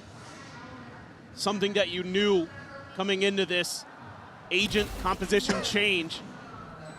Still Stacks pretty sharp. That was a nice one from Purple, but follow-up not going to be there. Clean up Stacks. Just some wry smiles from the coaching staff, but they do not look comfortable. Oh, no, not at all. Ooh, and I wouldn't be either. The same could be said for Team Liquid, so we'll see the timeout call from the opposite side of the stage as we get tied up at 3-3. Not happy with how T1 are starting to find their footing. We get a read on how Liquid is trying to pilot these rounds, so Lohan to get involved and try to see if he can turn the course of this map back into their favor. Well, I think you're seeing here how important it is to get into that operator as soon as possible on the defender side. Oh, yeah. Because it took forever on Breeze, right? Before they were able to get enough cash to get into the operator. And now it gives you that ability to control one main or the other. And then on the other side of the map, if that's the side they hit, then fine. Give them that space and then let them dump a little bit of util, and then you play, kind of counteract that to find your timing when they're trying to get set up to go for the plant and that kind of thing. And it's working much better now for T1. So took a few rounds, but they're getting there. Now what do these adjustments look like for Team Liquid coming out of this timeout? You know, are we just going to kind of go back to stock standard, just, hey, just save your util, go a little bit deeper with it? They're 2 charges away from having 4 ults. There's just a decent amount of firepower here, so when it comes down to just hitting T1 with pace, Team Liquid very well could convert this into a win. There's Wayne immediately going for a teleport play up into heaven. No one here to disrupt this. Wall will fall. The noise going to be made. Stacks creeping forward.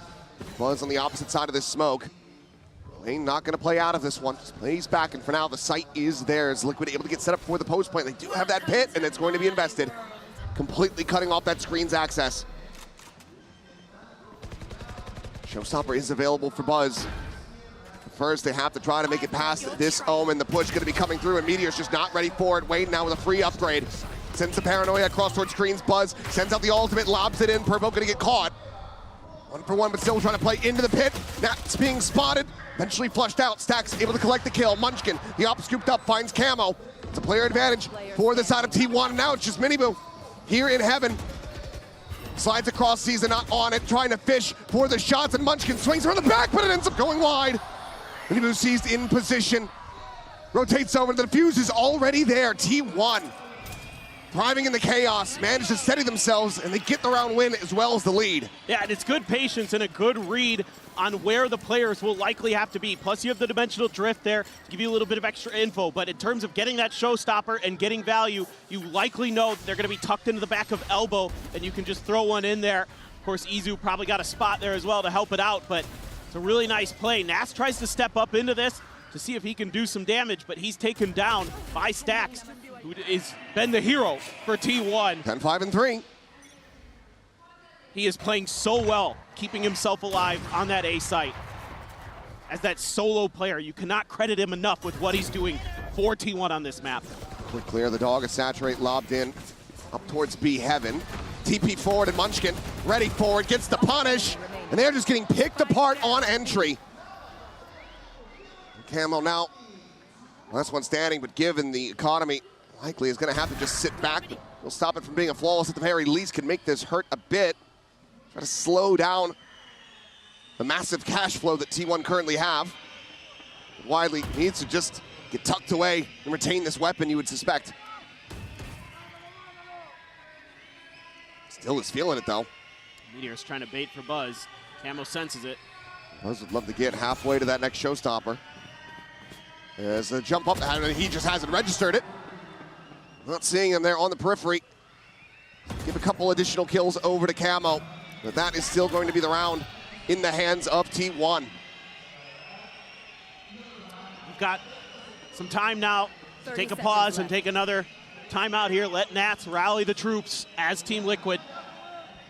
T1 is just going to hold the line and watch the spike to make sure that Camo, after getting that kill, isn't going to try another. But something to keep track of here is going to be these ults as well for T1. Like you're talking about, that ult cycle has been really favorable for them. All of a sudden, they're getting value out of theirs, whereas Team Liquid didn't. The problem is, yeah, that previous round, that weaker buy, they end up investing so many ults on top of it.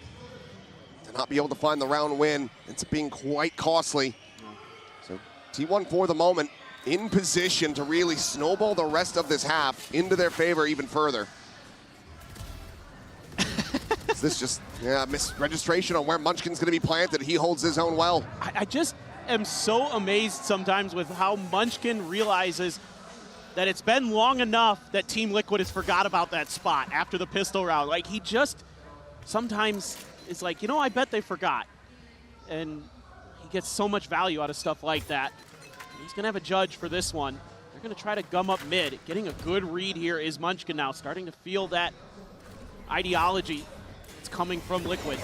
Double dash forward over towards Meteor, who will be taken out. Miniboo, that second layer, sprinting in, and Munchkin unable to make it happen with that judge in hand. Trailblazer cleared, Buzz tucking back, avoids a saturate, but they are just overwhelming them, giving him far too many targets. And this is where Team Liquid thrive. Shot goes wide, Izu taken down. And Team Liquid, what a massive round to rally back. The Stacks will get caught. Fantastically done from Liquid. So they're now just one away from tying it up. Still a chance to get themselves a lead at the half. Yeah, and it's the Neon this time. That's the difference maker. The space creator. Get stunned there as well. And Miniboo able to double down. Not sure what Munchkin's doing. I don't mind the idea here from T1. The execution just wasn't there. You know, putting that shotgun into mid, they had the right read on where the push was likely to happen. Just Team Liquid outdoes them. They didn't do what the desk was talking about, which is kind of ignoring that first little layer, focusing on the people coming in from behind. Tries to chase down Miniboo. Pays the iron price. Convergent path's now going to be sent out. They're barreling forward. Buzz is here. A little bit of assistance from Munchkin, is able to find that kill. They're just dropping like flies now as Camo finds a second. Stacks right in the rope. Ooh, should have been dead to rights. Purple maybe staring at the minimap there. We'll get a Nightfall out of the enemy fade. Just the spot on the 2, and for now, Team Liquid, they decide to just pump the brakes. You're in a really tricky spot here, especially as Izu just be main control. They can still very much go through B Heaven, so he's gonna have to tuck in, just wait this out, ride this out. Meanwhile, Stacks going on a bit of an adventure. Wants to do trying to get a flank in through the sewer. And timing's not going to be there for him, though. But I think he's going to find a decent timing on the, retake attempt or the stop of the execute. That's an early paranoia from Munchkin. Just trying to slow the approach and buy some more time for Stacks to get even closer.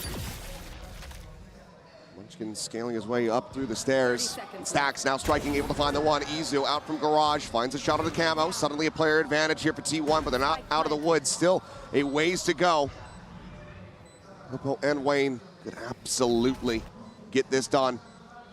The hold, and Munchkin able to win out the fight now. Comes down to Wayne on the peak, shall fall. T1 closing out the round. Themselves now up to 6. It got quite scrappy up by the tube. Stacks lucky to get away with his life. When he took a peek up there, even got a little damage in, had to throw the Nightfall just to keep himself from getting overwhelmed. But that worked out in their favor. They're able to buy some time to work the map. With Izu having B made, they say, okay, we'll play for A if they go that way, and then if they go for B, we're gonna get that lurk. Nats actually read it off of that paranoia, I think, that Munchkin sent, because he turned around to face Stacks, and Stacks won a big 1v1 there, up in mail. So Stacks continuing to just be a miracle maker. And with just 2 more rounds to be played, Liquid, if they want to collect these, it's going to have to be off the back of just shooting and tactics rather than the ultimates here. Zizu considering setting out a pop flash for himself, but we'll just go ahead, bound back in towards Vent. Smoke now baiting and Camo gone. Meteor slotting forward into that smoke. Tries to get the snake bite out fast enough, but cannot, so Wayne gets the catch. In the end, a 3v3. Damage exchanged on both sides. Minibu still alive for some entry power. Nats lurks his way forward here at A main. Stacks, does he scale? The answer is yes. He's going on the hunt here. They will be able to find Nats once again. They're immediately going for the reposition as Munchkin TPs across over to screens.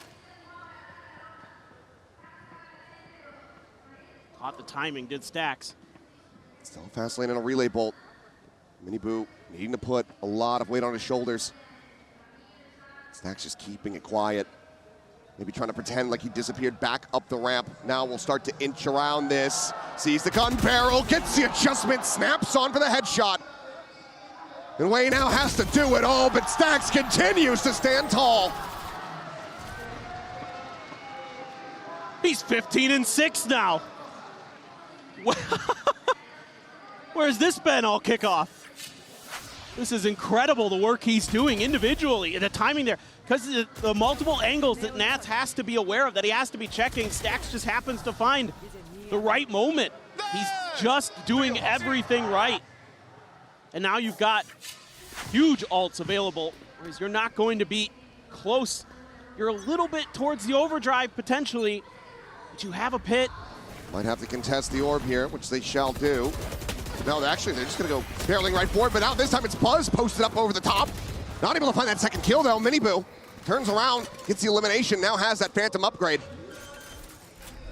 Damage onto Purple, but still able to fight. It's a big fight about to happen in Garage, and one that Nat shall win. Izu now alone. Collects a weapon in the Dimensional Drift, spots out the players, tucks back over to Ali, makes his exit. Minibu can go for the flank as Izu able to confirm the kill on the Camo, turns up, and he takes Minibu so damn low, but he cannot make it happen. Team Liquid rescue the final round of the half. Whoa, I mean, some good adjustments on both sides, but some of those moments for Liquid came down to how cleanly could they make those executes happen. You know, if they're able to win this out, if Buzz gets another here, could be a very different round because Izu, the pop of the clone there, the kill of it, blinded up Camo. Minibu with 4 HP, and that overdrive actually became very useful. No, it very much did, but now time to take a brief pause and then get back into the chaos after halftime.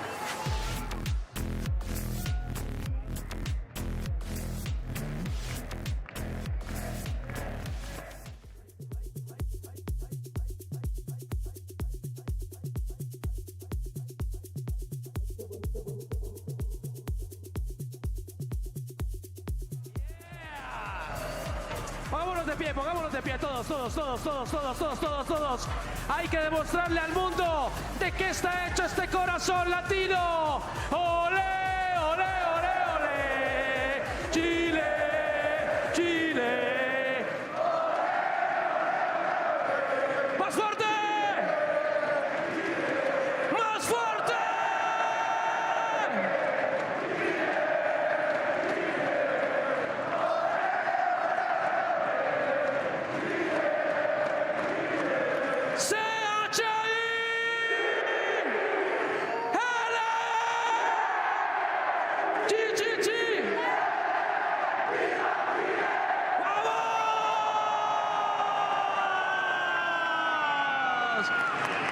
¿Dónde están los fanáticos de T1? And this is some of the best crowd work you will ever see. Like Leonidas rallying the Spartans out there with his booming voice. This has been incredible. This is S-tier crowd. S-tier crowd, S-tier crowd work. And it's only 2 days in. It's only gonna get better as we get towards the end of the tournament. But these fans, they've been hungry for Valor, and my God, have they been feasting, as have we, and everybody watching back at home. Because right now, a damn contentious map between T1 and Team Liquid. Yeah, and there's still a lot of work to do here for Liquid. I mean, going to a defender's side with a double duelist comp on split can be tricky, and T1 is actually balanced in terms of their round win percentages on both sides of this map. They're at 59% coming into today, and they're basically right there, 7 and 5. I mean, you're expecting that again, and Izu gets 2! Immediately shutting down Wayne and Minibill. Camo will be able to find that kill. Perhaps recover the Sheriff if he pushes far enough forward. Stack's going to be watching forward for the moment. Would love to take that into his own hands, given that he just has the Classic at the moment. And he will be noted, as will these players in mid. Camo just backpedaling. Stack still with the Classic, and now scaling forward, pushing past his wall. The Prowler will be able to confirm it, and Stacks drops away out to safety. Separated from the rest of the squad. Meanwhile, Purpo still tucked away, hearing these footsteps. Munchkin gonna try to play his team in. Buzz will find the headshot, collects a spike in mid-air. Now dropping down, 3 players alive. T1 want to stretch this lead even further with another pistol win. Really nice mid-rounding here from T1. Let's see if they can convert. Ammo around the back. Is it red? Buzz seems like he's got an idea of it, but can he win the fight? Shots flying, tags him low, takes him down. Final shot to the chest to go ahead and confirm it. Now it's down the Nats. Captain, the leader, the danger man himself, spotting out the first, trying to play this patiently, but eventually has to pull the trigger and will catch Meteor by surprise. Finds himself at the moment surrounded. Buzz still with a paint shell. Just lob that in, but goes for the peek, sends it out. And the time is now away from Nats to try to play for blood, try to play for some ult charge, but it looks like T1 are just not going to give him the opportunity. And will get taken down. Buzz will find himself a third to try to fast track that showstopper as T1, they make it up 8-5, but the question again becomes, can they win an anti-eco? I have no faith in it right now. Oh my Izu. God. Oh my goodness.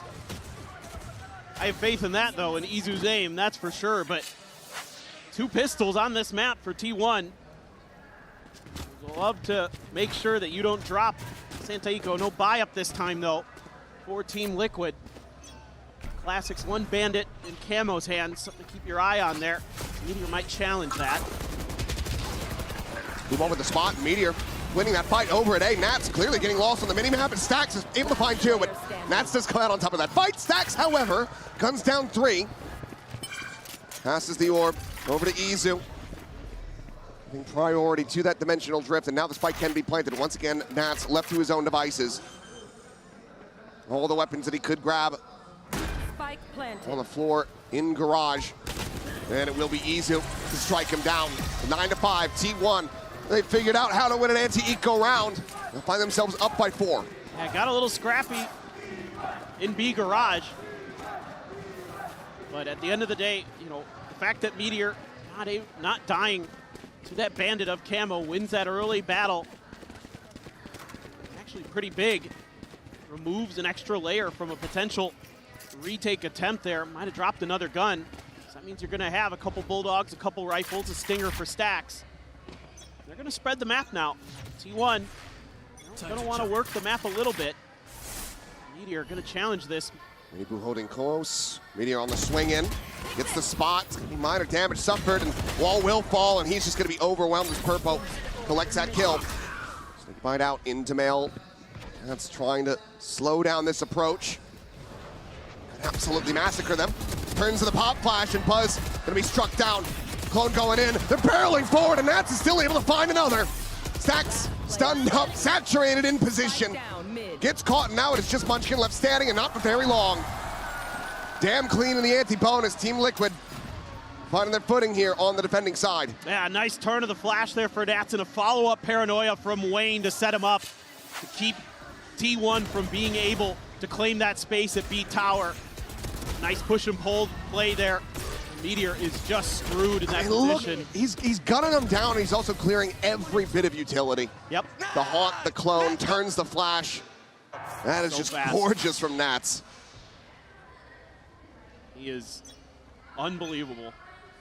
T1 this time maybe wants to challenge this A-ramp pressure. Now some parity here between the teams as far as the firepower is concerned. T1 fully clustered on this A side of the map. The question is, do they have any idea how quickly Team Liquid has taken that space outside of B? Right. I mean, you were gambling that this was going to be Team Liquid's strategy. I think a gun barrel was spotted. Purpo! 2 quick kills! The duelist's gone! Izu and Buzz both shut down, and now reinforcements arrive as Nats gets himself into position. Paranoia coming through, but he plays it close enough, and Purple gets a third. On for an ace! Has the fourth! Can he find it? No! Wayne will steal it away, but Team Liquid absolutely shut down T1. And this is just a better macro read from Team Liquid. T1 is expecting pressure at that same position that Liquid has been showing it round after round. It's the conditioning here. And they're just thinking, okay, you know, a lot of what Liquid has been doing is if it ain't broke, they'll just keep going into that well. And Liquid this time takes a pause, leave Purple on his own. And he's so good in that spot finally when, yeah, I mean, he's just so crisp. He's Purple looking like Kiko, the way he's tearing apart a Pacific team at ramps. Munchkin getting ripped to shreds. Meanwhile, Camo looking to try to hold things here at Garage. Little dash away. Munchkin eventually will be able to find a kill as Miniboo falls. Weapon collected, but it's down to 22 health. Himself TP'd up. Saturate going to be lobbed in. Catching on the Buzz. Camo on the peak. Able to find Munchkin. That's that weapon gone. Swings the corner. Stacks able to collect one. Wayne is fully flashed up. Someone has to kill him, and eventually Stacks will be able to do so. And somehow, Team Liquid currently at a player disadvantage as Purple needs to do it all again, and he cannot. It's a Mastercard thrifty. T1 maintain a 3-round lead. That's madness from T1. They invest the Showstopper and the Nightfall into that round. They don't get much value out of either, and they're still gonna win it. Oh, Stacks there just at the very end, able to get it. Meteor tucked in under a rope for the final kill on the Purple, and it's a thrifty. It's T1 now right back into the driver's seat. Stacks 21-9. He is having an all-timer. What year is it? Nats versus Stacks. Blast from the past, but T1 looking to maybe rewrite a bit of history. The pit in play, however, in mid, and Miniboo has an operator online. Well, you don't have... Well, you do have an ult here to clear this pit potentially with Izus if you wanted as T1. But this is exactly what Liquid want. Oh, yeah. Funnel the players across towards this operator. You've got Purple there as well. Try to play him in. Yeah, relay bolts, flashes. This could get nasty for T1. Trailblazer had already been invested earlier on, so won't be able to scout this here, but now they know the operator, but that's also to try to play Purple into this position, but the Dimensional Drift will go ahead and reveal him, and Miniboo on the re-peek finds Meteor. Blind coming through, sprays flying, Purple eventually gonna fall at Izu's hand. Peek in, just a clone being found as relay bolts get sent out. Miniboo just trying to delay as best as he possibly can, but Izu hits a belter of a shot as Camo will also fall. Sent out the conversion path, but just not getting the catch that he wanted as Izu holds down the ramp. Now it's just Wayne out from screens. A 1v4, and given the money, he's just got to back away. The operator, a lost cause, a lost weapon. Just dead on the site. Peeks in for one. Reads Munchkin's rescaling, and he's gonna look to try to use the op against him. He's never been known to be much of an opper in his history. So we'll swap to the shorty instead. It's T1, 2 rounds away from taking us over to Haven. Got to see this from Izu's perspective, because he, I think, bails out T1 quite a bit in this round, and especially on that first kill, because I'm pretty sure he's the one who kills Purple when he's blinded up. Yeah, he is. Comes out of the drift, no one's able to kill him. Izu there spares a T1 player's life. Then he's able to get around that convergent path, as well as Munchkin. Munchkin a TP'd ahead of it as well, so some really good on-the-fly thinking from T1 and how to respond from the ultimate of Team Liquid. And that's a huge one that they invest. And again, here on Split, not getting value out of those ultimates for Liquid is costing them rounds. And now similar situation from the first half, getting closer to the end of this map potentially. And the ult cycle just isn't there from Team Liquid. As they invest these, it's just not getting them the round wins converted over. Meanwhile, Meteor's gonna be 2 charges away from having that pit available. Very much fighting an uphill battle from here. We'll see what they decide to scrape together. It looks like some weapon purchases are being considered. it is going to be a very scrappy buy. This is kind of a tough one in terms of adjustments here for Team Liquid. Maybe start playing a bit more for retake. You know, because the way T1 has been playing in the last couple of rounds has been pretty spread out at the beginning. They're looking for that aggressive push. They don't want to get backstabbed by those quick lurks that Team Liquid wants to establish with Miniboo or Nats or whoever. And so they haven't been able to get that map control, to get that map space consistently. Sure, they've done it sometimes, but T1, their changeup, looks like they want to take a page out of what we saw from Liquid with these 4-1 splits. Meteor's still having a rough go of it again here on split, but he's got 3 players potentially to contend with if he challenges that angle. Slow push up. Nobody going to be home for that op initially. Or excuse me, the Outlaw. Pass over to Munchkin again with the sniper.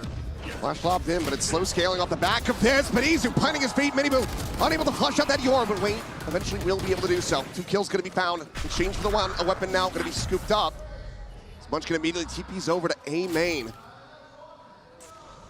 Purple nearby, just with the Sheriff in hand, stammering over towards Vents, anticipating potentially this rotation from Meteor. Now looking back over into main. Munchkin continues to push forward. He would get timing, but he pulls off the angle, but now has the spot. He's got the information. The question is, can he avoid being timing by Meteor, who's just around the corner? The swing coming in, and he cannot. Meteor collects it, but then quickly gets traded back. Meanwhile, Stax going to try to get into position to try to intercept. As Munchkin once again is just going across the world. Stax asked to be the hero once more as Liquid start getting the read. Nat's the first one, pushes forward, but Wayne continues to bail his team out. He doesn't have time. He has time to get seconds. the plant, but they're right there. Very close by. They hear these smokes blooming. The plant on the corner. Paranoia going to be lobbed through. Munchkin, no more util, and Wayne will find him. A 4K to keep Liquid alive, denying a map point from T1. It's patience here for Team Liquid.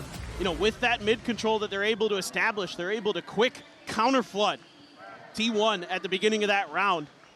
And then Munchkin just, you know, with the time when he decides to go all the way around the world, Liquid's got a good read on it. This time Stax not good for the heroics.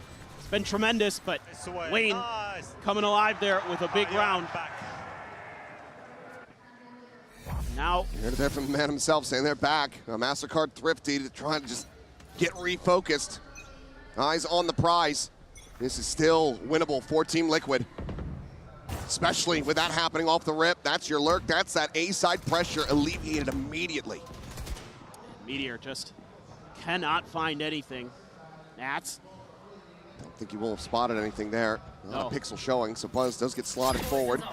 It's going to be the bite on a timing. Quick little jiggle peek, but now Buzz's position going to be known, but he's able to find Camo. Actually behind Miniboo. Nats, however, still going to be a menace as Miniboo goes sprinting forward, gives his life for the kill. Munchkin trying to stand tall, but gets knocked to the wayside. Team Liquid whittling away at the economy of T1. They are 2 rounds from tying this up. Again, these faster reacts that Team Liquid now is starting to bring is causing T1 some grief. Big win out in the open space. Nats, so steady there. Izu, a little off balance in his aim. So Nats decides to double down on it. We're able to just smother him out of that round. Again, good reads now starting to come through. So it's time for T1 to take a pause, talk things over a little bit more. Don't want to give any more to Team Liquid here. It's been a pretty good half for you so far. But your economy is going to be a little bit shaky coming into this next round, it looks like. So you're not going to be able to have that full buy. You got to start worrying about things like, is there going to be an outlaw potentially? What else are you going to have to worry about?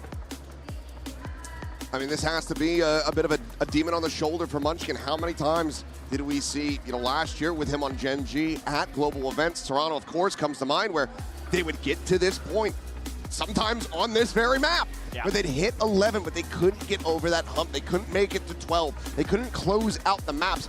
That's how Fnatic ran it back on them. It was that bit of choking right at the last hurdle. It's timeout KDG trying to get them re-centered. Stacks, despite being the hero of the map, of the series for T1, looks like he will take that lighter weaponry, have Stinger in hand. Can they convert off of this? 2 ultimates available to Team Liquid, just the pit for Meteor. I think I would have liked to have maybe seen a little bit of help for Meteor at that A ramp control, maybe throw Stacks over there. But for now, they're trying to keep Nats a little bit busy. Oh boy, Stacks goes moonwalking across mid there. A little bit lucky that the peak timing wasn't found. They're gonna stack up, but I look at the lean here, the strong side for Team Liquid. It's right where it needs to be. Flash in, relay bolt to delay, and Buzz is just out in the open as Munchkin falls to the counter spam. Spike still on the floor, Meteor trying to push his way forward through mid, but Nats has him dead.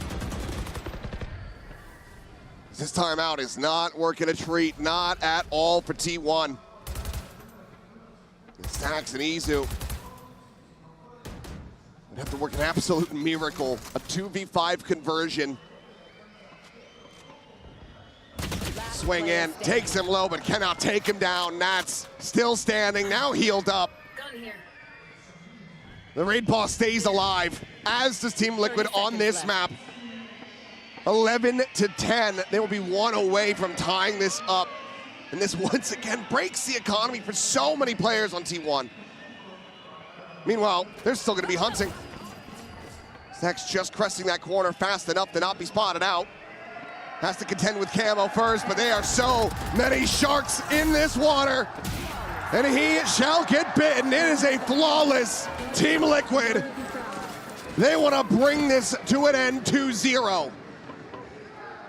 You invested a lot into that round. You're gonna have to go for a Guardian for Munchkin. It's not enough for almost a complete buy as Team Liquid with a few half armors in there. One enemy remaining. Couple regens too, but Nats is really starting to feel it in mid. He is absolutely shutting that down. And you can see that T1 is trying to throw some util at him, trying to throw the prowlers and other things to try to get him off balance, but none of it's working. He is so sharp. He's out-dueled Izu a couple times there. Meteor had a weaker gun that last round, but still able to best him. This has to be just an immaculate execute for T1. Izu scouting forward, Miniboo trying to just challenge up close and personal. Immediately going to be shut down as Meteor comes away with 2 quick kills. That's still here on the side. Izu TP'd in towards back. Here. Setting up a pop flash for the players to go swinging. Clone goes across, and now they know his position, but Nat swings out to his demise. Camo able to find the trade. The 2v3 with a pit in their face. Camo and Purpo having their work cut out for him, now just a ladder. Seems like the pacey hit from T1 maybe working some magic, but Purpo still wanting to fight for this. Looking for the first, finds it, Buzz gone, anticipating this presence at Garage, but both players still lingering within that pit. Does he just make his exit? He's trying to check every which way. Nothing seen at Alley now. Noise going to be made, and Meteor will strike him down. The 3K from the Viper. T1 managed to get themselves up to map point. We might just be going to Haven. Well, and it's exactly when T1 needs it. Meteor comes alive, able to clear the one behind the box, the next around the corner. They're doing a good job with the util once they get into the site. You know, once they get Izu in backside with his TP, they're throwing the haunts to check on the Nats. They know he's back there. They're able to clear him out. Doing some nice things in that round. Now you've got the showstopper. Buzz got it in death in that previous one.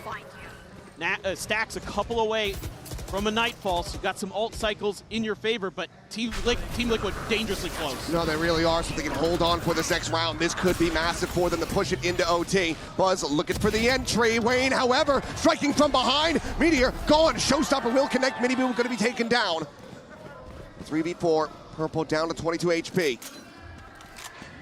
Izu holding it, screams. The swing coming in, and Nats dispatches both duelists.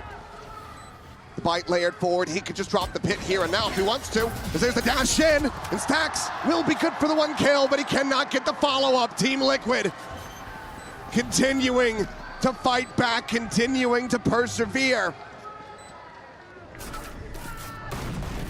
And it's just these counter moves between both teams. Now Team Liquid's like, okay, they're going for the death ball executes. Let's get those lurks going nice and fast so we can counter it as soon as we suspect where the hits are coming. Oh, what a transfer there for Nats. Absolutely disgusting. Camo gives his life for the cause there, throws the saturate. Stacks knows it. He might have had a chance. But because Camo still is able to have that util, because those early kills were so fast and so efficient for Team Liquid, able to hang on to it, and he's going to get the convergent pass out of that death. And now here is a very dangerous gamble. A timeout call to try to work some thrifty magic. And also plenty for Team Liquid to have a discussion themselves and figure out how they want to just shut down one more attacking round to push this into overtime. Going to have the ability to maybe use Nats' ult in mid again to lock off that part of the map to force T1 into the extremities, where you can use some of that util that you've got from the Neon, from the Waylay, to gum up the works at the entrances to the sites, at the chokes. It's worked occasionally for Team Liquid. You know, Stacks does have the Nightfall, sure, but you're gonna have to get some serious value out of it because the weaponry behind it is not going to be great. It's gonna be some stingers and only a couple rifles available for T1. 5 players stacked up outside of A main. Purple ready with a Trailblazer. A single kill gives him the Seekers. Could be a tell-all for now. See that Trailblazer taken down. A Prowler going to be exchanged. The Nightfall now going to be going through. Purple pushes out and Miniboo is there. Buzz shut down on the entry. And already it feels like T1 are scrambling. Perhaps no second layer. No plan. If that raise just gets immediately picked out of the sky. They're trying to bait a reaction out of Team Liquid, but they're not giving anything up, holding their ground. 3 players nearby enough. Nats rotates over towards B. Drops the pit, trying to just really limit their options for where they could try to go. Camo gets in position, watching towards Mail. And Wayne, though, he's right behind Meteor. He's on the hunt, and I don't think they're going to get a read of this one. He's not making a lick of noise. Meteor, however, makes his way out into mid. There's the gun barrel spot. Munchkin barely manages to find that kill. TP forward, is able to grab the weapon, has the regen armor as well. Healthy enough, but 3v4 now. The pit still stands, covering Garage. As Purpo drifts across down over towards the top of ramp.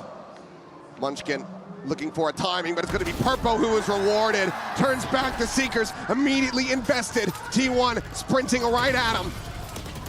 Have to clear these out, and the time is basically already gone. Miniboo ready to intercept, swings the spike on the ground. It's over. We're going to overtime.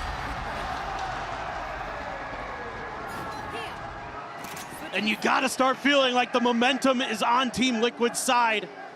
They are really starting to find some nice reads. Wayne with a beautiful timing, nipping at the heels of Meteor there to just completely stall out that round. T1 tries to send a bit of a fake towards B, but Team Liquid knows with that pit there, with the safety of Nats on B site, that they can lean in the other angle. We're gonna flip, see what we've got going here, what this is gonna look like for this overtime. And you got to start wondering, are you going to see a Nats Outlaw? That's got to be in your mind here as T1. They're going to go for the op, but no Outlaw. For now, triple stack to B. Meteor.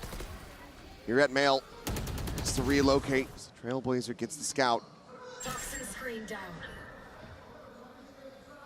And scaling forward, gets himself tucked in. Pawn going to be going through, and Nats collects the kill. Stacks dead. The A site now broken open. TP across, but pushed forward into the smoke, and Meteor is there, able to collect the kill. Now scales up even deeper into heaven, and Mini Boot does not register him at all. A push and pull across the map.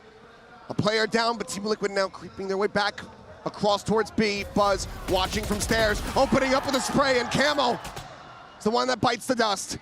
Munchkin at back sight, able to, okay, send out some shots, but they don't connect. The purple continues to pound! 3 kills for him, the Sinker's built up, and now it's just Izu. Armorless. A 1v2. The flash towards Ali, scouting, nothing. The drop down, Wayne posted up above, but it's purple to collect them all! The 4K for Liquid to gain the lead and match point! And purple is perfect for Team Liquid in a couple of big rounds. Right there on the Munchkin. Meteor tries to swing. Buzz just a little bit late behind it. Unbelievable. And that's got the coaching staff on their feet.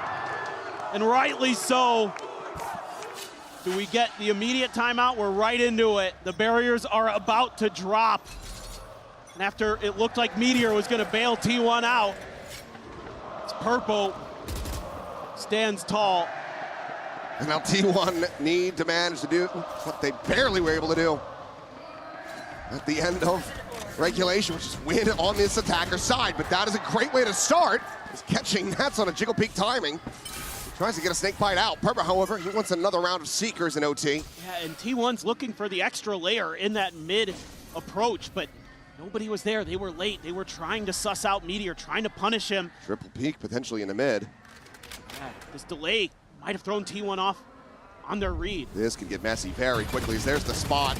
Buzz trying to align for the kill. Eventually he's able to find him. Purple on the swing, finds that kill, but Izu comes away with a third dimensional drift now online. Sprints forward, calling Purple's location.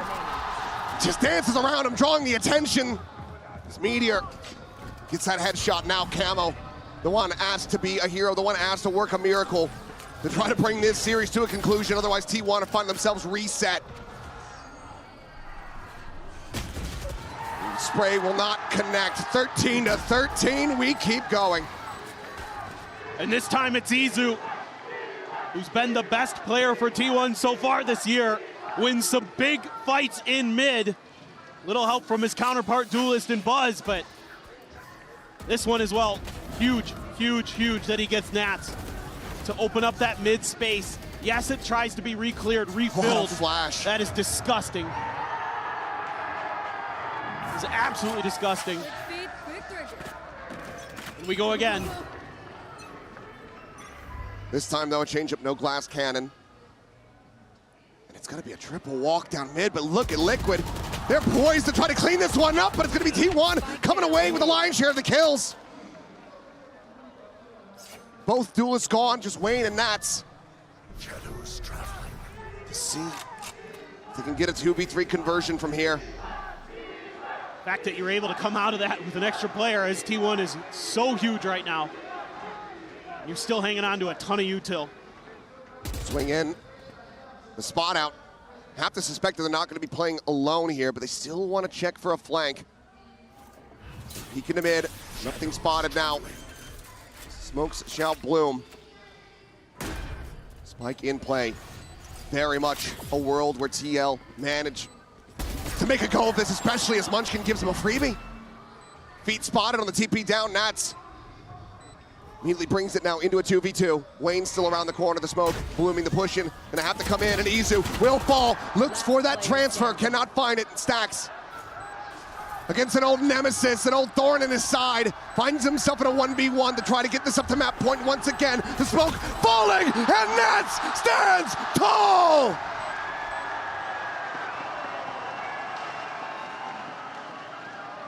It just feels like T1 not thinking through all the angles, all the corners. He tries to TP down there. I wonder if he meant to go on top of the box, but misclicked it. That could have been a bit of a mistake from Munchkin if he thought they just wouldn't be holding that angle, and maybe they'd set up for the crossfire from garage and backside or something. Nats has given it to him across the stage. Once again, Liquid have the upper hand. One more round to bring this series to a conclusion. Avoid going to Haven, a map that they have not displayed yet this year. Well, look at the map presence here. They've got control of both mains. They're already getting in towards sewers. Meteor, you see that or hear that relay bolt. Now has to hold the angle, so T1 just has to take a pause, take a reset. And T-Liquid gonna back off. Claim their map control for now. Leave Purple further forward. T1. He's been so damn reliable. Yes. Getting closer, 4 players about to ride the ropes up the top, out of the sewers. Munchkin still on that deeper approach as here comes the swing. Purple, a couple shots, they end up going wide, but he's still gonna be good for the kill. Some minor damage found on the sacks as well, but in the end, a trade. Smitty Boo, quick jiggle, gets the spot onto Izu. The plant coming in, Buzz, one away from a showstopper.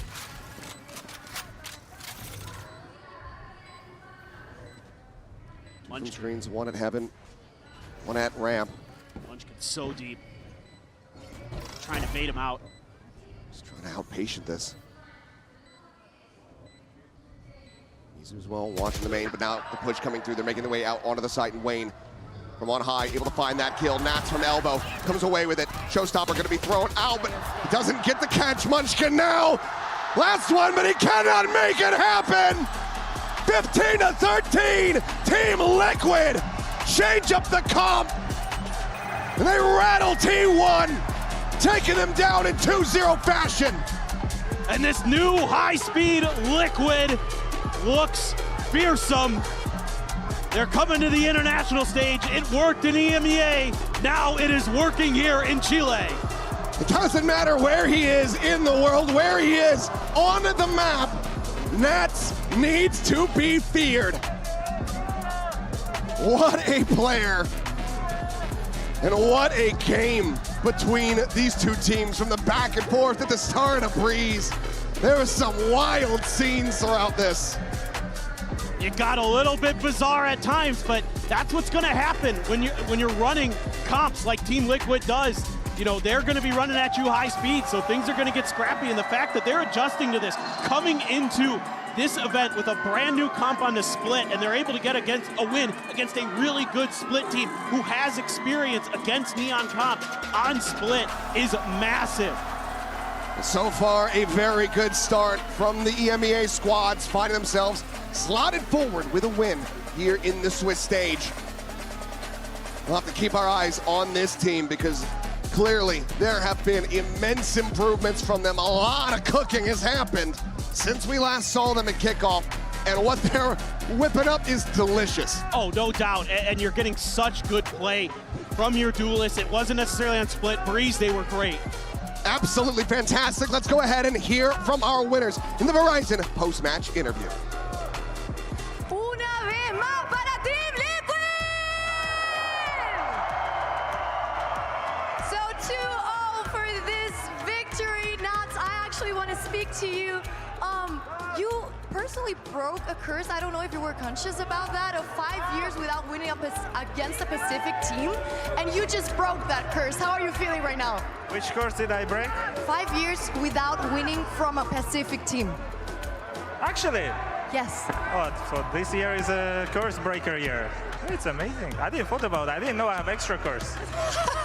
Perfect, you're just breaking curses. It's perfect. Y bueno, básicamente le pregunté que hace 5 años que él personalmente no le ganaba a un team de Pacífico. Él no era consciente que tenía esa maldición, por decirlo así. Dijo, bueno, básicamente estoy rompiendo maldiciones en lo que es esta Masters. So now, for my second question, you are a very experienced guy. You have 2 rookies here in the international stage. You actually are really vocal with your teammates before a match. What do you say to them? I say them, don't think too much about the first tournament of international. Just try to get experience as much as you can, because you cannot really do much because you need to get that experience, and you cannot ask a lot from the boys, but I still try to lead the way for them so they know what to do and they don't tunnel vision too much.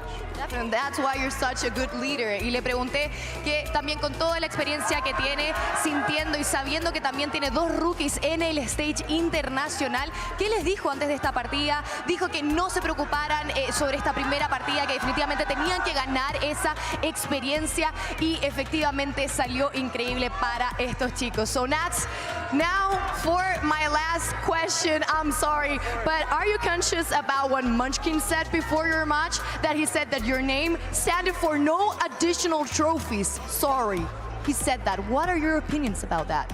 But he didn't won me a single time, no? In my career. Why is he saying that though? I don't know. Unlucky. I mean, when he will win me, we can speak. Oh, that's nice.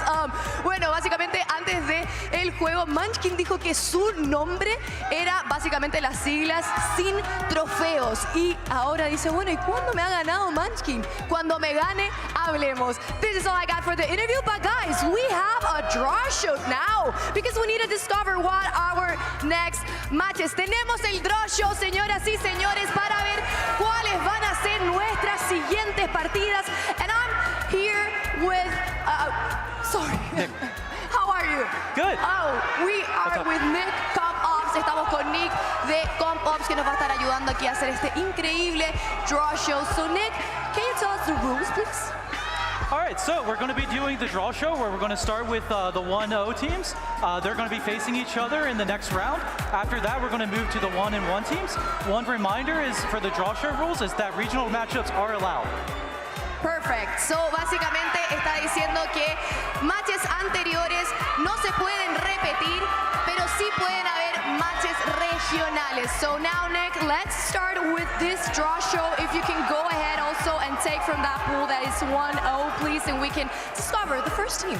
Go ahead. Vamos a ver quién va a ser el primer equipo de este pool. Están divididos en 2 pools, 1-0 con victorias, 0-1 con derrotas. ¿Quién será el primer equipo en la tabla? Who's gonna be the first one? And it is PRX! Where are the fans? ¿Dónde están los fanáticos de PRX? PRX gonna be here, and now we're gonna see who's gonna be their opponent. Vamos a ver quién es su oponente. ¿Quién quieren? ¿Quién quieren que sea el oponente de PRX? Liquid? Energy? Let's discover who's gonna be the PRX match. Gentlemates! ¿Y dónde están los fans de Gentlemates? We have some fans. We have some fans. So this is our first matchup. We have PRX and Gentlemates. Now let's go ahead to see the second matchup. Vamos a ver cuál va a ser el second matchup, el segundo matchup de esta competencia, de esta siguiente fase. Let's figure it out. Who's gonna be? And it's Energy!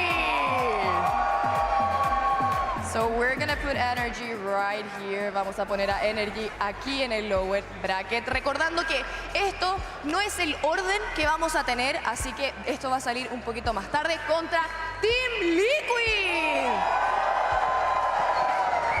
So it's Energy against Team Liquid. And now we're gonna have the last pool. It's the 1-0 pool, the one that didn't won. Tenemos la última parte de las teams que no han ganado todavía. So Nick, please, can you go ahead and show us who's gonna be the first team selected?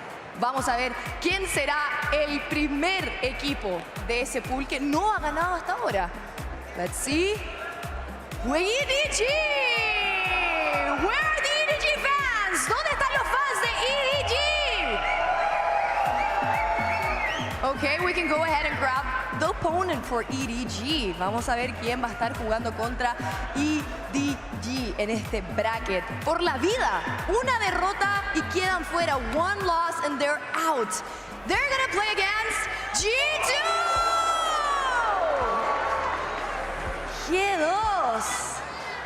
EDG against G2, EDG contra G2. So now, for our last match, we're just gonna do this so you can all see. Vamos a hacer esto solamente para que puedan ver quién es She Like Gaming against Let's see the last one. We know it's T1. So yeah, it's basically that, ladies and gentlemen. Es todo lo que hay.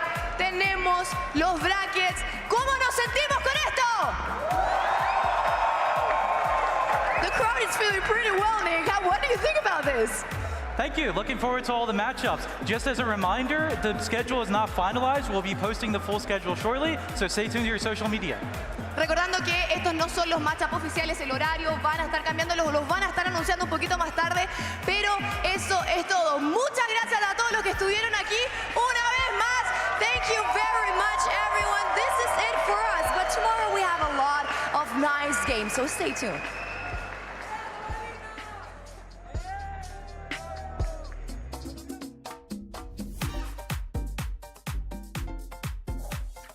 Thank you so much, Valina, as well as Nick, for that. And we are joined here by Team Liquid's Wayne. So excited to chat with you, brother. Congrats on the win. Thanks. Sick game. Yeah, you little feel comeback on map 2 as well. Yep.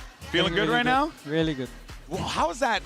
Before we talk about the draft show real quick, I just want to talk about this crowd because they were so excited just for the draft, as you can see there. How is it, your perspective, is this everything that you could have possibly had ever wanted? Yeah, I think it's like an amazing experience for me. Like even when I was backstage when the first game was playing, like the crowd was just so loud. I was just getting chills in the room behind. Did it worry you a little bit, or were you like, no, I'm ready for this. This is my moment to shine. I mean, I knew I would be like nervous for the first game, but the second game was fine. Hey, and you know what? You're only human, brother. But let me tell you, that second game, you guys came into that one ice cold. So I'm curious with the crowd as well. Could you guys hear how nuts they were going for Purpo? Yeah, like that. I the hear it loud and Purpo clear. chants was so funny. Yeah, I'm curious what his thoughts are on that. We got to find out later. He must be happy. He's got to be stoked about it. But all right, let's go ahead and check out this the Swiss stage draw here. Now, important to note here: 2 wins, you're in; 2 losses, you're out. So for those teams in the 0-1, EDG versus G2, XLG versus T1, this is the danger zone. And Wyatt, that looks like a great opportunity for a team to really put pedal to the metal and make their stamp in that lower bracket. I'm scared for a team like G2 that had a tough loss today, going up against EDG when Kong is in devious form. He was insane. I think there's a real chance that EDG could go for an upset win there. What do you think of those 0-1 matchups there, Wayne? I think G2 would storm EDG. Yeah, what gives you that indication? I mean, because like they've been playing so well in like the Americas League before they came here, right? Yeah. And I think like the game against PRX was just like the first game nerfs, I think, for a few of them. And also too, you're going up against PRX, which is like a very different team in comparison. You wouldn't know what to expect from PRX, so like it's a bit hard, like especially on stage for a first game. And I also don't feel like it's the easiest thing to prep for coming into this too. You never know what you're going to get. But at the same time, though, you make a great point about EDG. They're playing great right now. Kong could potentially have a big moment and send G2 home. You guys hit T1 with something they couldn't have prepped for. You brought out the Neon on Split for the first time. Was that an easy decision for you guys to make heading into this tournament, that you should just lean even harder into Neon? Yeah, it was really easy for us because like we're just playing into our player strengths, especially Miniboo and the Neon and like Kamo on the Waylay. I think it's just like everyone is just feeling confident in this comp, so that's why we're running it now. Do you think that's the most important reason as to why it's working? Like, what are some of the other reasons about your team specifically that the Neon is just so perfect with you guys? I think it's just our play style right now. Like we like to run into their faces and like just surprise the enemy, you know? So yeah, that's why we run the Neon. We talked about the feeling being on that stage, but you're not just the only one coming into this one as a fresh face on the world stage here.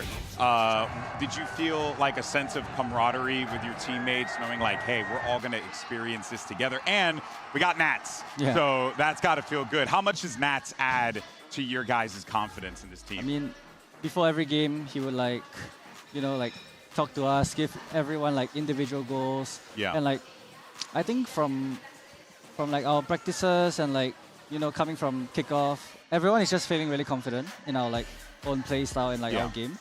So I think like coming into this stage is like pretty easy. And like winning this first game would boost our confidence even more. So I'm really happy about it. Yeah. To take it back a little bit, what was the process with you like for joining Team Liquid? Yeah, because you were on a team called Kimmy's Kittens, I want to say at one point that I saw. Yes. So how the heck did that happen, Wayne? I don't know. I was literally on bid one day and like I got contacted by like the Liquid coach and like I'm here now. You trialed and I didn't trial. You didn't trial. They just picked me up. Wow. That's crazy. Was that like, what did you feel in that moment? You just got picked up by one of the most prolific esports organizations to have ever existed. We're talking about world champions in StarCraft and Counter-Strike and Halo and a variety of games. I mean, these are some of the best organizations. What did that mean to you to join an org like Team Liquid? I mean, when I heard I was joining the team, I was full in shock. I didn't know what to say. Like I didn't know how to react because this is like a first time thing for me. And like I'm also like the first specific player to go to Europe. So I think me being the first of something really means a lot to me, and I'm really happy about it. How did the feeling today before getting out there on stage compare to the first VCT match you played with Liquid going out in EMEA? I mean, if you compare like Masters to kickoff, I think it has to be the crowd. I feel like the crowd gives us players like a lot of energy into the game, and like you can really tell the difference. Like, did that kind of get rid of like any nervousness for you? It just made you more excited? I think the first game I will still have nerves, like despite the crowd. Yeah. But like it might be even more nervous, like especially playing in front of a lot of people. Yeah. Hey, it's always the first game. You shined like a diamond in that moment, man. Congratulations on the win. You got a big matchup, though, on the horizon here. We'll go ahead and take a look at the schedule because we're going to be back tomorrow with our 1-0 teams. And would you look at that? Team Liquid takes on the world champion NRG. You saw this squad play, I'm assuming, in their match earlier. Did you get a chance to watch what they were doing? It feels like NRG are certainly, rolling to the beat of their own drum in this tournament. Yeah. What do you make of this squad? I think they're like a really insane team. Like I think they have a lot of momentum coming in from like champs to kickoff and to masters. I mean, honestly, I'm still very confident in my team. Like I feel like if we just play our game, like it will still be an easy game for us. Anyone you're excited about facing off against on that NRG side? Kiko.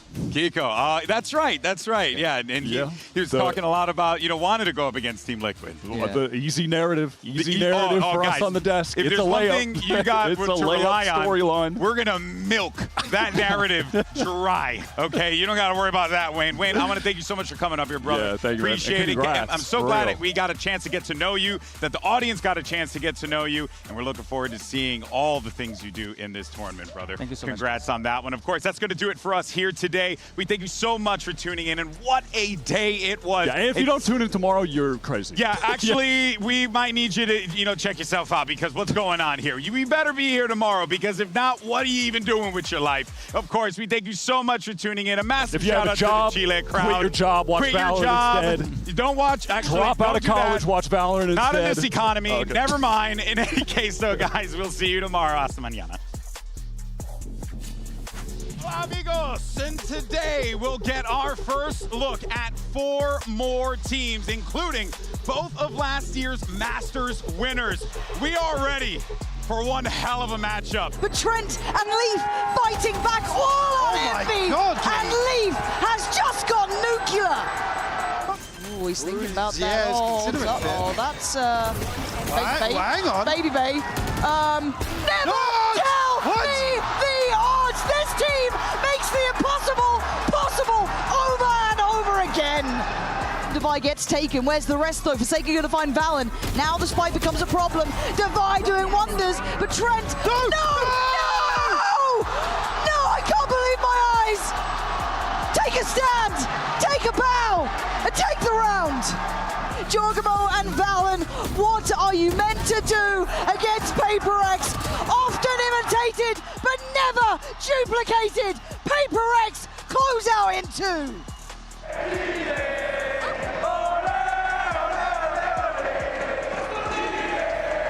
You got 2 teams that are gunning for the top. It's T1 going up against Team Liquid. The question is, who wants it more?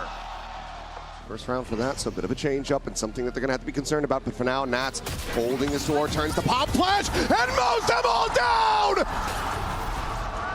Holds the door, gets himself 3, and T1 Like to try to clear things out around the back, and Izu has that Marshall in hand, puts it to use as Nats gets taken down. Double stack within the smoke. Now gonna be taken out in Munchkin. What in the hell? All right, to the rope, Meteor will be able to find a shot onto Nats, and stacks again. Has to do so. Damn much! Comes away with 3, and suddenly it's just Purpo. Showstopper gonna be thrown out, but doesn't get the catch. Munchkin now. Last one, but he cannot make it happen. 15-13, Team Liquid change up the comp, and they rattle T1, taking them down in 2-0 fashion.